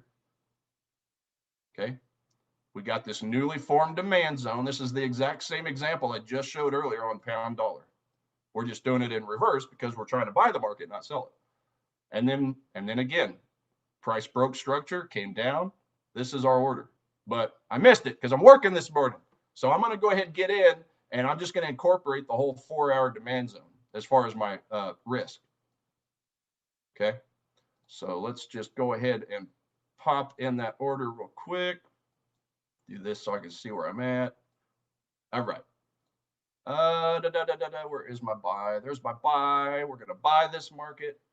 We're going to put our stop loss under this 4-hour demand zone. So that's 0.56. We'll call it 0.568. Well, where am I going to put my take profit? Well, it really doesn't matter. All I care about right now is making sure my stop loss is in. But we'll just throw up a take profit. Let's see here. We'll just put it in for the moment. We'll put it in up here. Let's look at this. So this is an efficient market structure. These candles all overlap the candles to the left and to the right. Okay, efficient market throughout here, and right here is our first gap. Okay, we have a gap from right here to right here. That's our fair value gap, our acceleration gap, our novice gap, whatever word you want to put in front of gap, it's a gap. Okay, the price gapped through and closed pretty strongly because this wick did not come up and close the gap. Okay, we have an open gap. So if I know that the banks like to go through gaps to find unfilled orders on the opposite side of the zones, whether it's supply or demand, well, then what I'm going to want to do is make sure I'm closed out by the time we get to this candle. Oh, hold on a second. Let me delete the gap real quick. I want to make sure that I'm closed out before we hit this supply zone right here. Okay, because they're going to want to close the gap. They're going to want to hunt for unfilled orders for their own profit targets, right? For the big banks. So we're going to do that. We're going to make sure and put a stop loss right there, just ahead of it at about, looks like 0.5. I'm sorry, a take profit, 0.5733. So let's do that. 0.5733. Feeling pretty froggy about this. Let's throw a 50 spot on it. And the other thing too, ladies and gents, is I'm going to make it a buy stop order. I want it to get me into the trade when we cross this line. this newly formed high point. So that is going to be, let me get this out of the way, 0.5695. So what I'll do is 0.5696. Okay, let's just break that structure. 0.5696. We now have a buy stop order. We've got our stop loss and we've got a take profit. Let's put it in. There we go. Orders in. So now let's go back to a higher time frame and recap. Okay. This is our 1 hour time frame, just to be able to see the picture easy. So confirmation entry, we got our stop loss below the 4 hour demand zone. We've got our take profit ahead of the 4 hour supply zone. Let me just go to a 4 hour time frame, make that picture easier. There we go. Okay. So again, that was the main overall move. The main move, because I'm looking at this recent push up, higher highs, higher lows. Okay. We dropped into the demand zone. But because there's other demand zones below, I want a confirmation entry. So that's why I go down to the 5 minute. I want to look for a break of structure. We got the break of structure. And in the wake of that break of structure, we have a newly formed demand zone on a 5 minute time frame. Okay. Price came down, tapped in. This right here would have been the entry point. But since I'm getting into it later than I would prefer, that's why I'm going to roll it over into the higher time frame 4 hour demand zone. And we'll ride this thing out until the weekend gets here. Okay. Most likely I'll close this out, before the end of the Friday intraday session, just so that I don't have to worry about wars or nonsense or tariffs or tweets or anything of that nature, gapping me way the hell down on Sunday open, right? The Sunday gaps. We don't get as many in the Forex market as they do in the stock market, right? The futures market, all that. But I ain't trying to chance it. I ain't trying to hold this trade open over the weekend. Not until they either get rid of Twitter or something. I don't know. But no, that's probably not going to happen. The days of me holding trades open over the weekend, I don't know. It's probably over with. Yeah, me and Richard had this talk the other day, right? Even though the Canada dollar and the Swiss franc are not the US dollar, I mean, look, they're still tied closely to it. Everything is. What gets tweeted about for the US, or whether it's good news or bad news, right? It can still affect all these other currencies. So I don't know. That's up to everybody's risk tolerance, whether or not you want to hold a trade open over the weekend. I'm just currently not in that mood right now. I really ain't. The last trade I held open was the trade. It was a trade I had when Trump threatened to bomb Iran. Okay, bomb their nuclear sites, and I was in a trade, and I got super lucky because that trade or that tweet helped my trade. So I should be happy, right? Well, I was happy, but I also had that gut feeling as to, well, what would have happened if it would have gapped the other way, right? It's just not, I don't know. It's up for everybody to decide what your risk tolerance is. But I decided that day, at least for now, I'm just going to make sure my stuff's closed out by the weekend. I don't want to have it. So anyway, trade is in, break a structure, and this is going to tap me in for a buy stop order. So we'll see if that clicks for us here within the next 45 minutes. Crumpets. But anyway, yeah, let's take a look at some other top setups I've got. Take a look. Let's go over here. Oh, I didn't even realize. I just realized, guys and gals, I didn't switch my tab over. Sorry about that. But yeah, this was the trade I got into right here. I keep forgetting I have to switch my tab each time I go to a different window. But yeah, 4 hour demand. And just to go back down once again, since I was off on the wrong channel, of the wrong window, we broke this structure, super strong candle, 5 minute candle, retraced down to this newly formed demand zone, which broke the structure. And now we're off to the races. So this is my buy stop order. Okay. As soon as we break this structure, it's going to tap me in. And again, at that point, 4 hour time frame, I've got my take profit up here just below the supply zone. I've got my stop loss below the 4-hour demand zone. So there we go. There we go. All right, we're set on that. Go back over here and share this tab now. Okay, there we go. So what other top setups have we got? We got CAD Yen is still the only bullish asset I'm looking at right now. It's the only one that's on my edge finder. So let's go find CAD Yen. What have we got over here? Higher highs, higher lows on a daily. Same thing on a 4-hour. Yeah, I think this is looking very similar to the Dow we just looked at. It's just a runaway freight train right now. I don't really like the idea of buying clear up here. It's buying expensive crab legs, right? We like crab legs on sale. You guys might hear me use that euphemism from time to time. So just like I drew up a couple days ago, I believe it was, still need a retracement down here to this demand zone. I got a 4-hour demand zone inside of a daily demand zone. That's my favorite confluence in the whole wide world. And then looks like I drew, oh yeah. So I drew this red box up here, guys and gals, because for traders buying right here, buying here, buying here, buying here, they got to put their stop losses somewhere.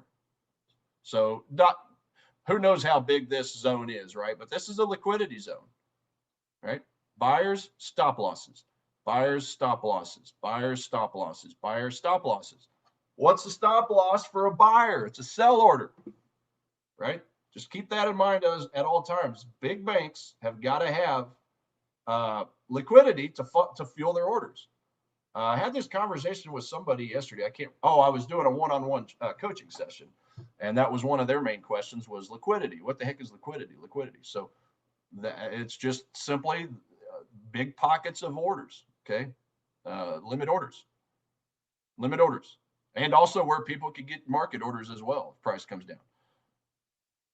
That the banks need, they have to fuel their orders. So if we got all these sell orders down here, and that's why I drew it in red, right?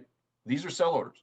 The banks have to have these sell orders and whatever unfilled potential buy orders that are in this area to help price along after they collect the sell orders to fuel their buy orders. It can get confusing. I know it, but again, just holler at me on Discord if you guys need any of that in detail a little better. But yeah, that's the point. If they put a market order in down here, price is going to fly up faster than you can blink, and they're going to get horrible orders, horrible fills all the way up through here, right? So they have to layer their orders in. So always keep that in mind. Anytime we can find a liquidity zone, liquidity pocket just ahead of a demand zone or just below a supply zone, whoo! Odds enhancer, beautiful odds enhancer. But anyway, yeah. Daily 4 hours. So this is pretty close to a limit order because it is not the closest demand zone to the origin of this strong move. I'll give you that. But with the 4-hour daily confluence, I almost don't even care. I mean, I'll still watch it on make sure I get like a 15-minute bullish engulfing candle somewhere in this area. If and when price does return. But it's just such a strong. It's the strongest thing I've seen, and I've been studying supply and demand for almost 12 years now, supply and demand zones. So that 4-hour daily, it's just beautiful. So yeah, too far away right now. Can't really do anything with the CAD Yen. Let me just double check real quick. Okay. Silver is a +5. What's silver doing? What is silver doing? Oh, besides flying.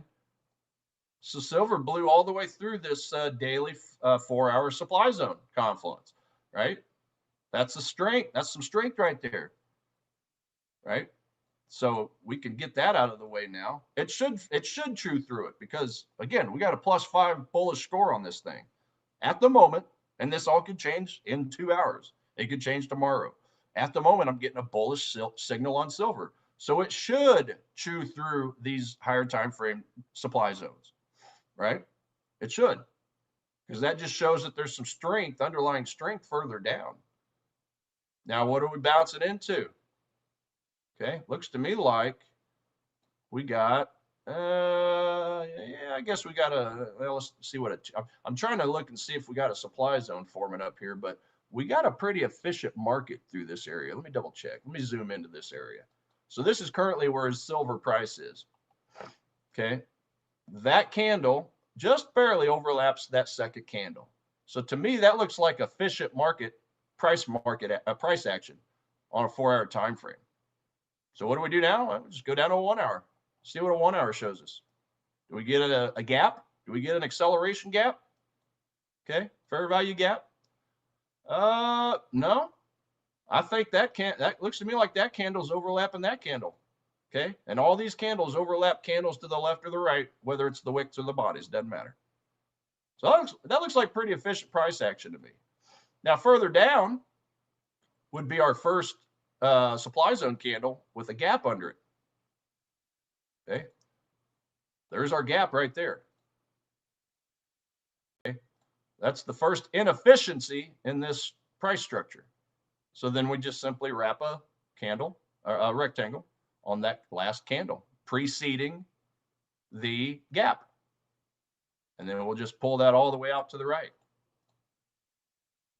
So that's currently where silver is chewing through. Okay, it's chewing through it. And it's probably pretty overextended when we're talking about this swing low point. So I would like to see this supply zone on the 1 hour time frame. I'd like to see it push price back down because I got a nice demand zone down here. There's my 4-hour daily confluence right here. Okay, I drew this up yesterday, but again, you can see that silver's got a mind of its own right now. It's just flying up. So, and silver has, well, gold is neutral, but silver is the one with the bullish signal. So I also like to see both of those having a bullish signal at the same time. So that's yet another reason I don't want to be buying anywhere on a smaller time frame up here for silver. Okay, but my eyes have got to go down to the closest demand zone confluence, and that's this one. Okay, if this price action was strong enough to push price all the way through a daily and a 4-hour supply zone, that's got to be strong. So at this point, there's not really a play. Just waiting for price to come back down, test this demand zone. And then we could look for a long at that time. But I just don't see it right now, so we're going to ignore it. And while we're here, we might as well take a quick peek at gold. Obviously, gold is doing some similar stuff. Gold did bust through a 1-hour supply zone over here. So if we're busting through the supply, that must mean we have a strong demand zone somewhere. Okay, that's going to be down here on a 4-hour time frame. Turn my drawings off. There's my candle right there, 4-hour demand zone candle.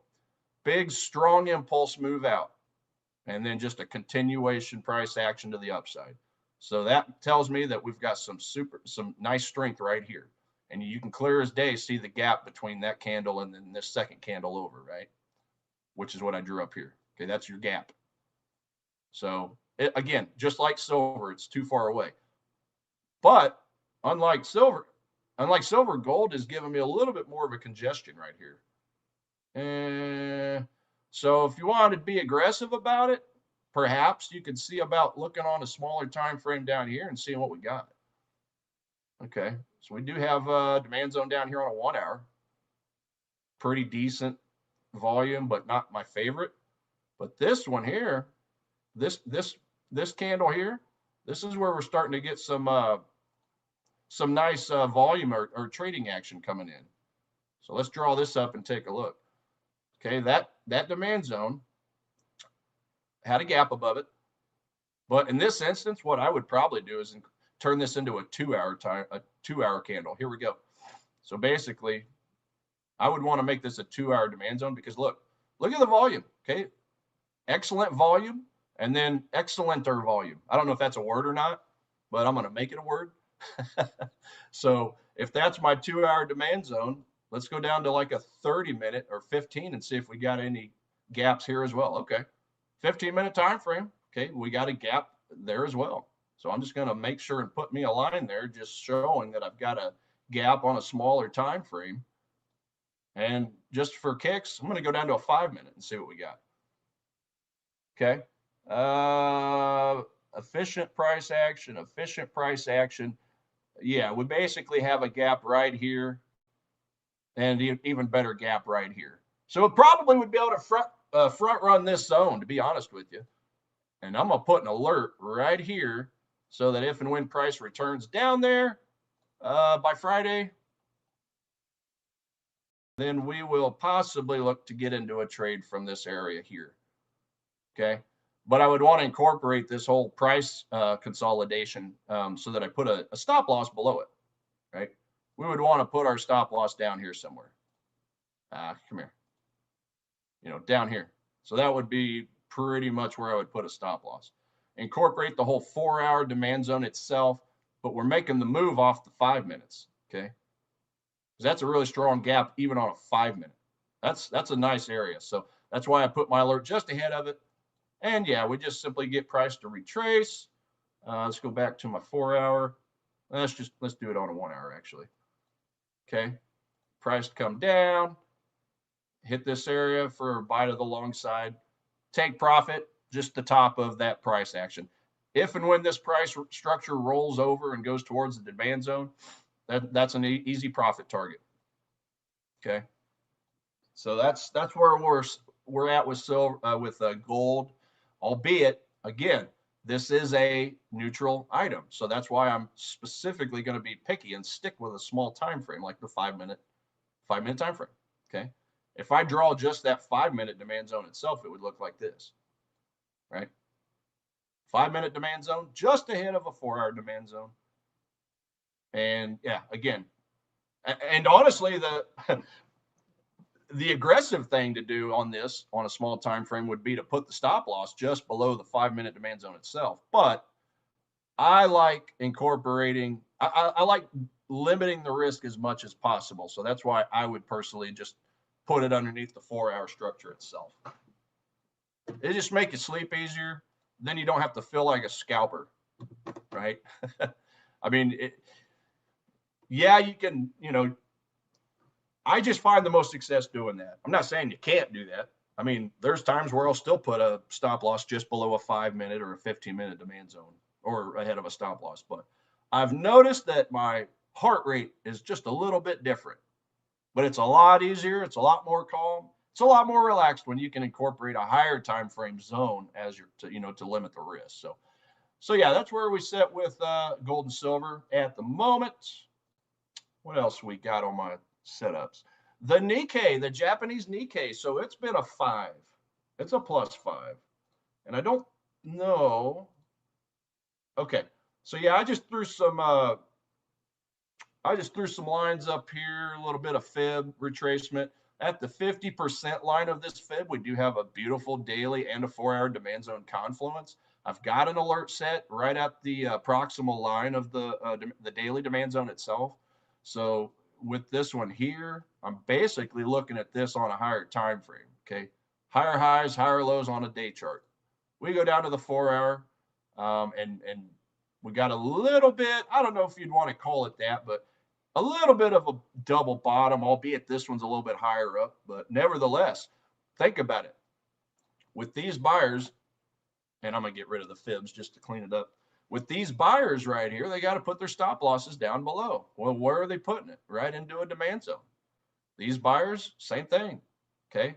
They're going to probably put their stop losses below this swing low here, right? Just to help their risk out a little bit. So by doing that, they're putting their stop losses in the very same spot as these traders. So we've got all kinds of sell orders in here, right? Opposite of a buy is a sell. That's their stop losses, sell orders. Again, big banks and institutions have to have sell orders to fuel their buy orders. So if I got a bunch of sell orders in the middle of a patch of unfilled orders, who you can bet that's going to be a good place to look to buy that market long right there. And then you can see up here on a 4-hour time frame, I have a supply zone.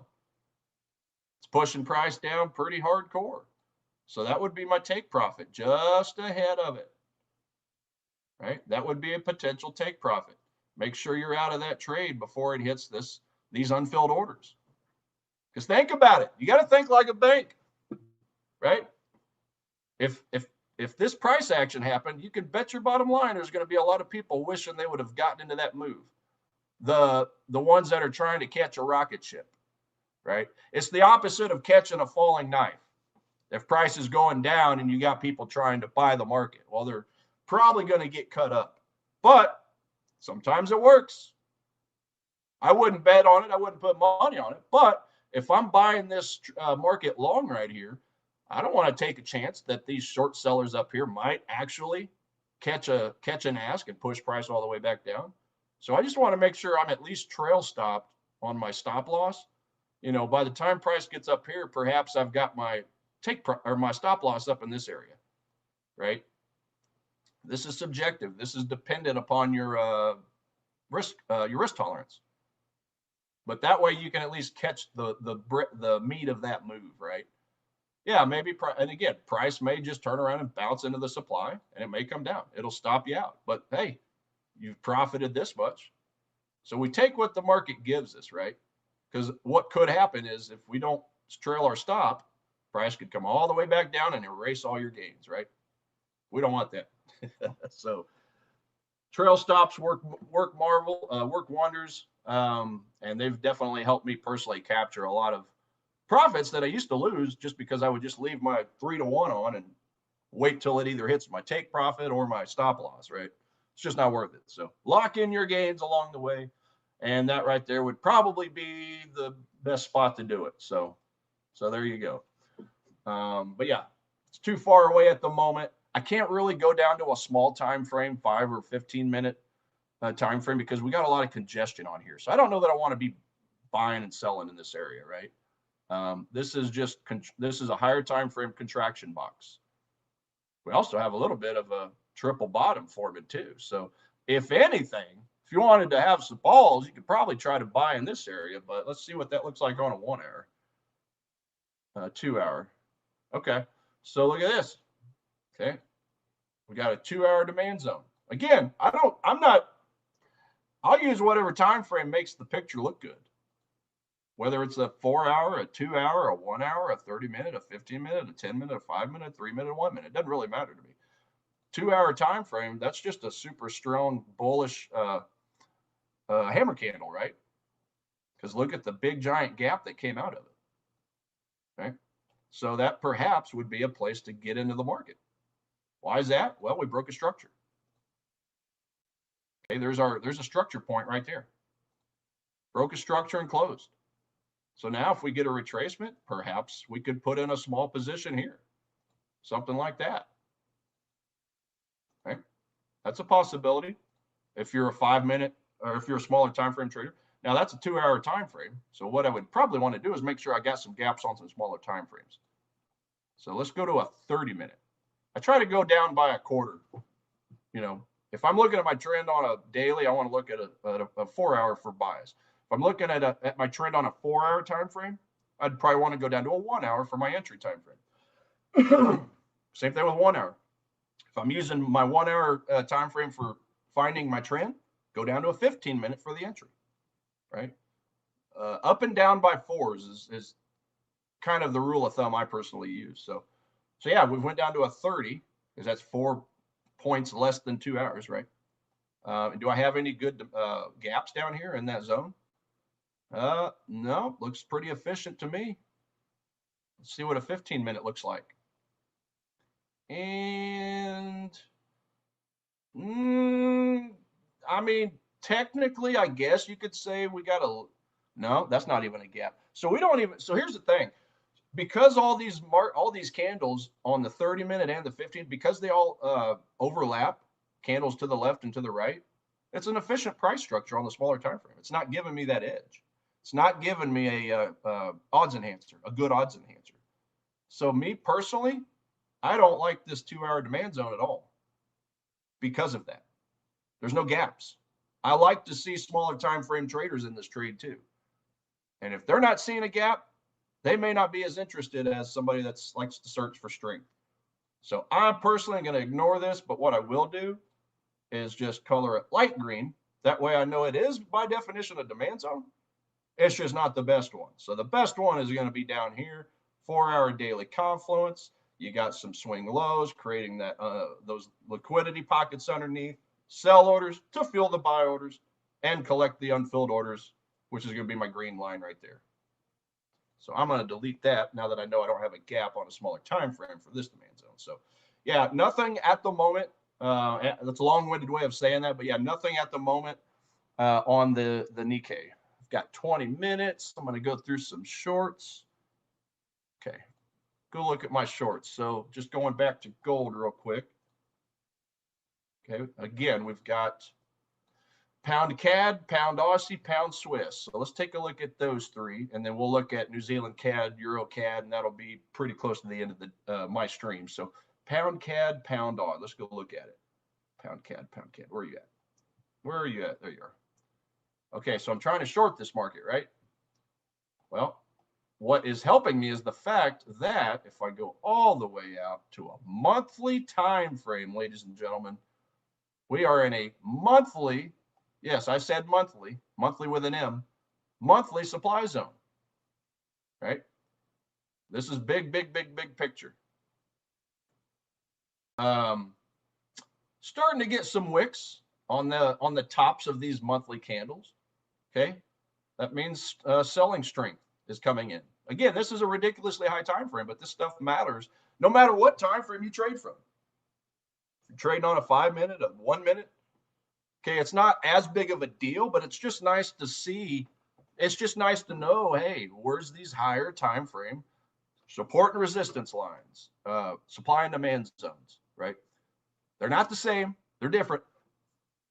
They're different. Okay. Supply and demand zones, we're searching for unfilled orders. Support and resistance, you're just looking at popular spots on a chart. So that's kind of my, so people say they're the same. I don't think they are. But anyway, now that I know we're bouncing into a higher time frame supply, that's helping my bearish narrative. Okay. And then the other thing we're bouncing into, I believe, is this a weekly or I think this might be a daily supply. So we're basically getting, yeah, it's a daily supply. So that's a daily supply zone. If we go down to the daily, I won't do that because I already know it. So what's happening? Well, we've tapped into the daily supply. Okay, once, twice, 3 times. Okay, once, twice, 3 times. We've hit it. So we're starting to get a push down, starting to break some of this structure here. Let's go down to a daily actually so we can see it. So yeah, there we go. Breaks the structure to the downside. This big candle or this big price action. We've broken this, break a structure to the downside. So this now gives me permission to look in this area somewhere and try to short this market. Go down to a 4-hour time frame. You can see I got a couple zones up here, but in this more immediate area, we've got a 4-hour supply zone here. We have not touched it yet. You can see I did put a line there showing the 1-hour candle, which would be this one here. Okay, so we have, turn that back on. We've just not touched it yet. So that's basically what I'm waiting on. Okay, I would like to see price come up and tag in here, because again, this big giant candle broke structure here, right? Broke the structure. So now we're just looking for the retracement. This looks very similar to the pound dollar I led off with at the outset of the stream. But unlike the pound dollar, the pound CAD never touched it. It just didn't quite get there. But if we would have looked at this a little differently on a 1-hour time frame, what do we have here? That would be our 1-hour let me see here. That would be, yeah, that would be our 1-hour supply zone. So did the price hit that? It sure did. It hit it and rolled over, right? Last candle before a big drop. That's that candle. Doesn't really matter if it's green or red, to be honest with you, right? I was taught, supply and demand, I was taught that you want your last candle before the big drop to be green. I was taught that on the opposite end, you want your last candle down before the big move up to be red. But look, we all go on a journey, a trading journey. And my journey, I've started to realize it really doesn't matter what color it is, just so long as we see that all important gap like that. And then we just incorporate the whole candle. Okay. So it hit that zone. And now you can see the price just dropped. So I don't think I'm interested anymore in this area because it's been mitigated. Okay, it's been mitigated. So yeah, there's nothing really to do on the pound CAD at the moment, except maybe now we just look to see if we can break another structure, okay, or change a character, however you want to call it, choke, chalky, chochi, whatever. To me, it's all breaks the structure. All right, I don't really use the terminology choch, choke, chalk, whatever. Break a structure is a break a structure. It doesn't matter if it's up or down. So anyway, yeah, that would probably be the next step if you were to want to try to sell this thing, is just let's break this structure, have price return, and find a new supply zone somewhere in this area for another play down. Long-term stuff, nothing really to play on it right now. Same thing. Well, actually, what does it look like if we go down to a 15-minute time frame? Okay, let's look at this real quick. Okay, 1 hour time frame, lower lows, lower highs. Well, we're bouncing into a 30-minute supply. Okay, so that's currently, let's see here. Okay, so let's look at this. So we had a supply zone right here, okay, with a big gap down. What happened? Price returned, closed the gap, hit the supply zone, collected those unfilled orders, price pushed down. So now that we know that we can't use that one anymore, what if we potentially use this one? Okay. It's a new supply zone. We're looking at the 30-minute time frame in the context of the higher time frame downtrend momentum. Well, we've got 1 wick, 2 wicks, 3 wicks, 4 wicks. Looks to me like we could probably get into this trade too. What do you think? Pound CAD. Again, -10 score. That's a very bullish score. So on a smaller time frame, 30 minutes, yeah, pretty similar on a 15-minute. What does it look like on a 5-minute? Okay, where's our gap on a 5-minute? It's probably not the best look, but we get the tiniest of gaps right here. Look at that tiny gap right there. Super tiny gap, okay? But by definition, it is a gap nevertheless. So if I wanted to use a confirmation entry on here, what would it look like? Well, we could be conservative and use this low point here as a break of structure. If we wanted to be super aggressive, perhaps we just use this little tiny break of structure here. But regardless, you want to see a push down to break a structure and then a return. Because if we return, we got a supply zone right there. So let me draw this out for you guys, because I think I like this. I think I might even get into this. All right, I'm going to get my higher time frame supply zone out of the way since we already know we've bounced into it. Look at that. Look at that. That is a shooting, what do you call it? Shooting star candle, I think they call it. Okay, you got this candle. You got a big giant wick above it, and it closed at the bottom portion of the candle, the bottom range. Okay, we're looking at this candle right here.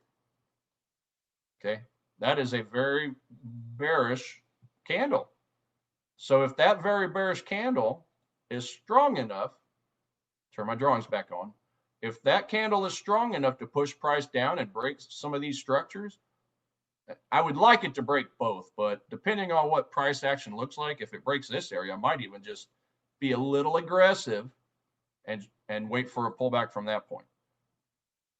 But that's a pretty good setup. I can't get into the trade right now, though. I don't have permission because I'm trying for that confirmation. Because what happens is, yes, price could leave me, run off, and then I lose out on the profits, but it could very easily go right through and close me out for a loss. We don't know that yet because it has not proven itself. So I have to see the break of structure, and then I have to see our retracement back to that supply zone.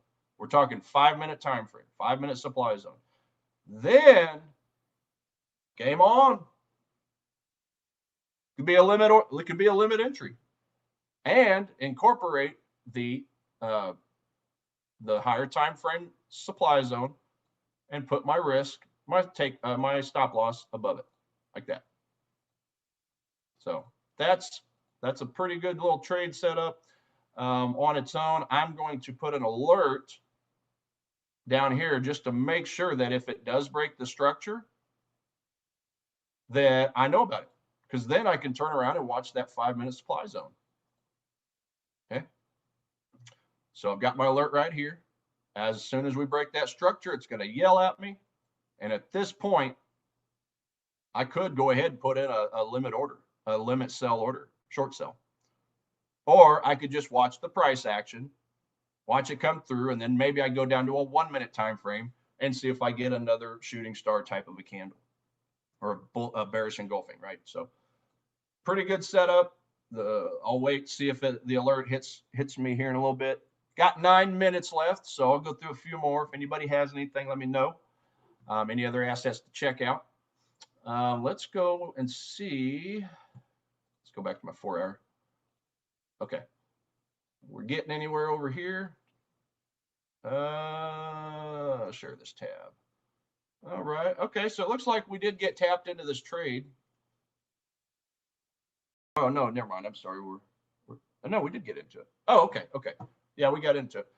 So the spread. So this is something else to keep in mind, guys and gals. If you're looking to do a buy stop or a sell stop order, one thing that you might do is just, make sure you might have your order a little higher. See, I put my order in a little too close. So it tapped me in, but if you look at the wick that tapped me in, it didn't even break that structure, right? It physically did not break that structure, yet I still got into the trade. Well, why is that? Well, because the spread. Okay, there's a bid price and there's an ask price. So that's something that you'll want to look at. I didn't pay that much attention to it. So there you go. You guys saw a folly live on stream.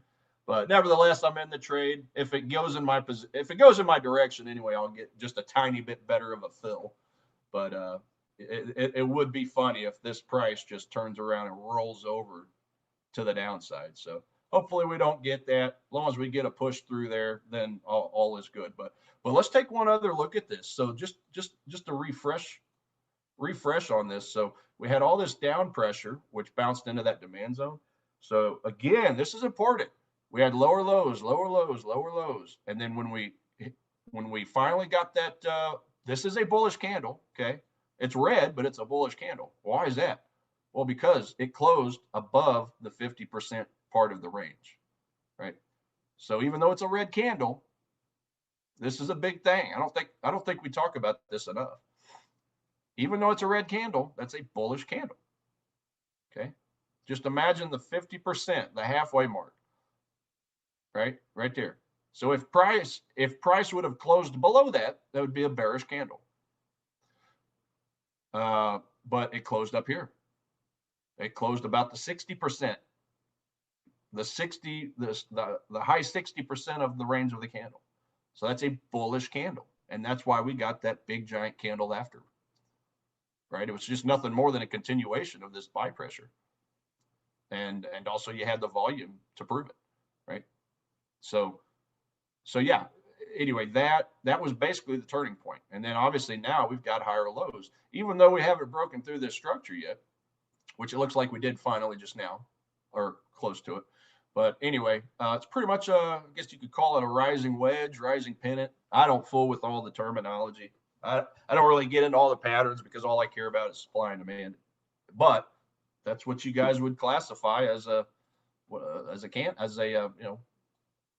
rising pennant or rising flag or whatever you want to call it. Higher lows each time. That's a bullish. This is bullish price action. And then we're just getting topped right here. So I would expect that any moment now, when this price does break this structure and close, we should have a big pop to the upside. We should, but everything works in trading until it doesn't, right? So there's that. But yeah, we are in the trade, and yeah, again, at any moment we should see a little bit of a pop. Go down to a 1-minute time frame real quick, because you can usually see these pretty darn good on a 1-hour time frame. Yeah, we've officially closed a 1-hour candle above it, or 1-minute candle above it. And yeah, it's just basically what it's doing is this. It's just coiling up and contracting. So when you coil or contract anything, right, it makes it to where at some point you got all that pent up energy and price is going to typically explode one way or another. Now, the highest probability says it's going to explode upwards because of the way this is coiling, right? Now, it could coil, it could make a little push up, it could collect more liquidity and turn around and go the opposite way, right? So all I'm saying is probabilities say it should push up. Not only because of the price action we see here on a 1 minute time frame, but also the fact that we hit the 4-hour demand zone, right? So just a little something I thought I would share with you on that. But yeah, the trade's looking good. I mean, again, we just got popped into it over here. Oh, and the other thing too, guys and gals, when having this trend line here like we have, whether maybe I put it here, we'll just put it right here, right? Price. This is where you're going to get scalp traders saying, oh, we broke that line to the downside, we're going to sell, right? We're going to sell. Well, those sellers in this area got trapped, right? Used as liquidity, used as bait before price action reverses and goes the opposite way and gets back on the top side of that trend line. So just thought that was interesting of note. I love seeing these little breaks of structure or breaks of trend lines, especially when they bounce into a supply demand zone. Oh, it's the best thing ever. So, but yeah, looking good. I'll let you guys know tomorrow how CAD Swish ends up shaping up. And then, yeah, I got like 2 minutes left. So we'll just take a look at one last little alert of mine. What we got here? Let's look at New Zealand CAD. That's the one I wanted to look at. This is the one that paid me on Friday. I would love nothing more than to get back into this thing. But as you can see, we're still a ways away from the supply zone. So not a whole lot I can do there. EuroCAD, that was the new one on the list for our time frame. Okay, we have this supply zone. Oh yeah, this is the trade I got in on my GUI trades account the other day. So it dropped nicely after it hit this supply, made a nice little profit when it retraced. At the moment, not really anything I'm too interested in, unless I wanted to get minute and go down to a smaller time frame here. Okay, there is a supply zone here. So we got this nice green candle followed by 3 gigantic red candles to the downside. You can see I do have an alert set right there. But again, we're still a ways away, about 45 pips or so. I'm flying through this since I'm about out of here. Yeah, pound Aussie, pound Swiss. That'll be the last couple I look at. Pound Swiss, double bottom, turned into a triple bottom. We broke that. Can we get a retracement back and find a supply zone here? Maybe we could use this 1 hour supply right here. That might be a good spot. I'm going to put an alert right there. Still a ways away from it. So yeah, I don't think we're close enough to any other alerts at the moment. Just the one I got into on the CAD Swiss. But yeah, we got a candle here before a big gap down. Okay. And we got a former resistance point if I go further back in time. A lot of people like to sell in this area. Well, they'll sell and they'll put their buy orders up here, which is their take profit or their stop losses. I'm going to use that liquidity and these unfilled orders to take price the other way, especially because I have a bearish score on my top setup. So I think that's about it. Yeah, I ran out of time, ladies and gents. Again, I'll let you know tomorrow how this trade works out over here on the GUI trades. And with that, who do we have coming up? We got Sir Sam. He's going to read us the news. They're going to go through some MAG7s, back to futures. And I'm going to get back to work because I'm super busy. Back to you guys. Have a good one. Take care.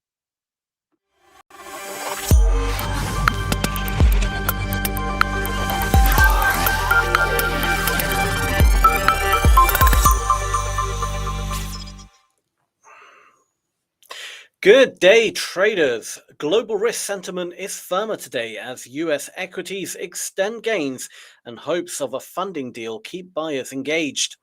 The US dollar is under pressure, with the dollar index hovering near the 99s as markets price in potential policy easing. For Forex traders, Euro-US dollar is consolidating just under 1.1600, with the direction hinging on comments from Fed speakers later today. Sterling and Euro pairs are in a holding pattern, with dips expected to remain shallow so long as yield stays soft. Oil is slightly weaker, with supply concerns briefly checked by hopes of US demand reopening, but the overall tone remains cautious. Gold is holding firm in the $4,100 to $4,180 per ounce zone, supported by lower real yields and a softer dollar. In futures markets, S&P 500 futures are rising into the session, with large cap momentum leading while volatility remains contained. Gold futures are seeing fresh interest on dips, and open interest suggests new buyers are stepping in. In the crypto space, Bitcoin is trading around $103,000, with short-term momentum weakened by profit-taking and macro uncertainty. Institutional investors remain interested in crypto long-term, even as short-term flows pull back. The potential launch of a US spot XRP ETF is making waves and could trigger liquidity moves across crypto markets. The key narrative across asset classes, US lawmakers finalizing funding could restore normal data flows and pivot risk sentiment. Fed commentary today is a wildcard for rates, the dollar, and gold. A dovish tone could keep gold bid and the dollar weak. Oil traders are watching the $59 to $61 zone closely. A break could shift the supply-demand narrative. For Euro-US dollar and dollar traders, the 1.1600 resistance level is crucial. A break higher or bounce lower will shape the next few sessions. Gold traders should watch $4,100 sustaining above that opens upside, while real yields rising could apply pressure. Bitcoin needs to defend 100K or risk momentum losses. A reclaim of $107,000 would ease recent fears. In summary, the macro backdrop is opening up again.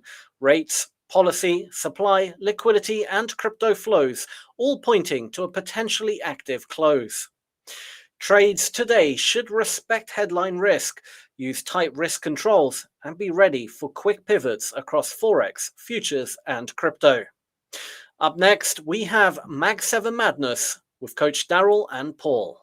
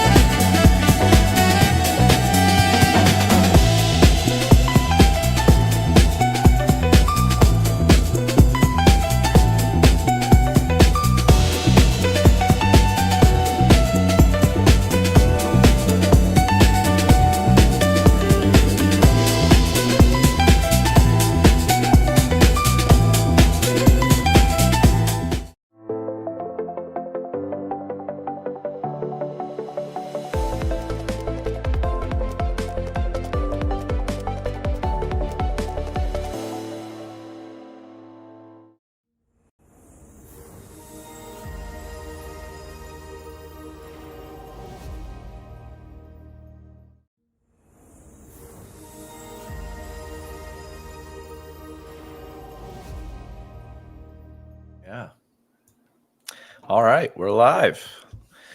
We are live. Welcome back. Welcome back, everybody. MAG7 Madness with Paul and yours truly. Yeah. And bit of volatility today. A little bit of volatility. Oh, yes. Lots of stuff going on.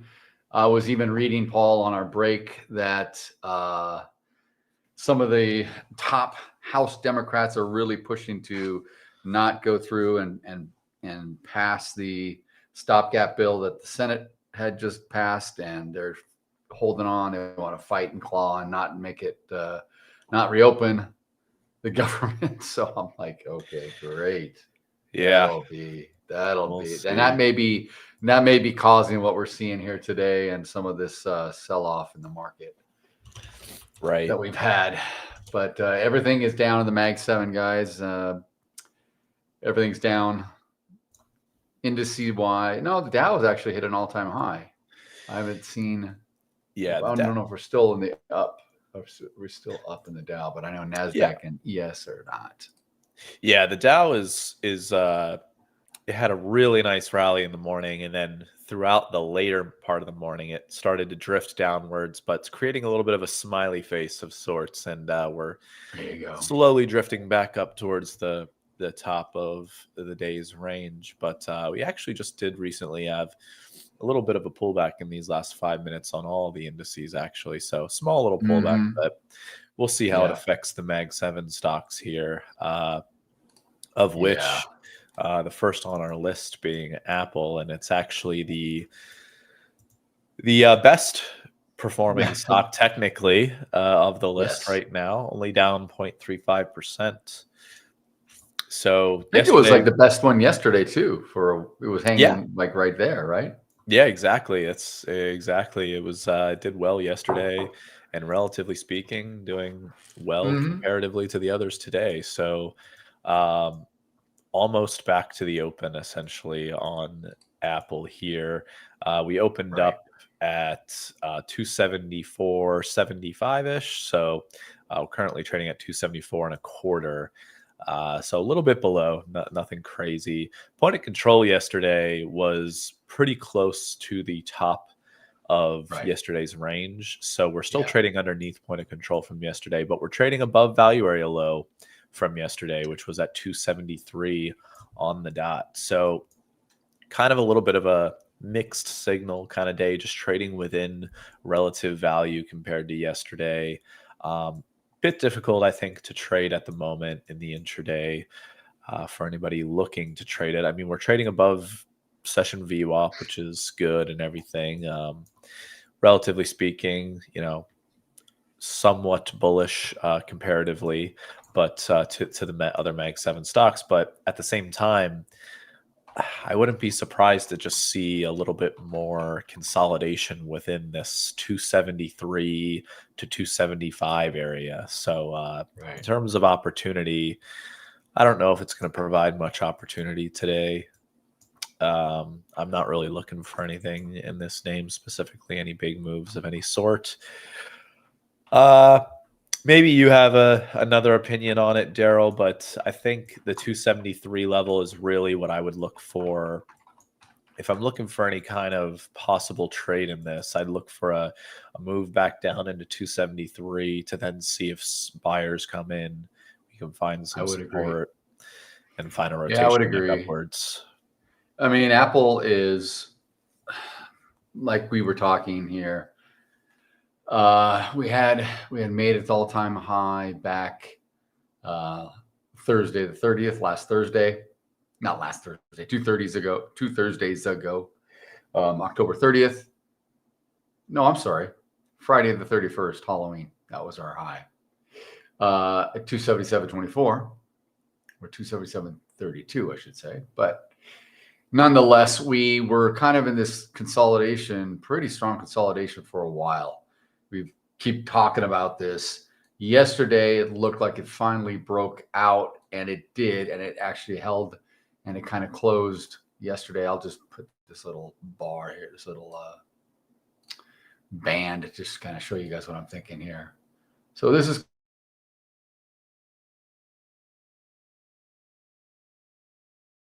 And then yesterday, on Tuesday, we broke out. Obviously, we fell back in, but we did close at and near the high of the session, as Paul alluded to.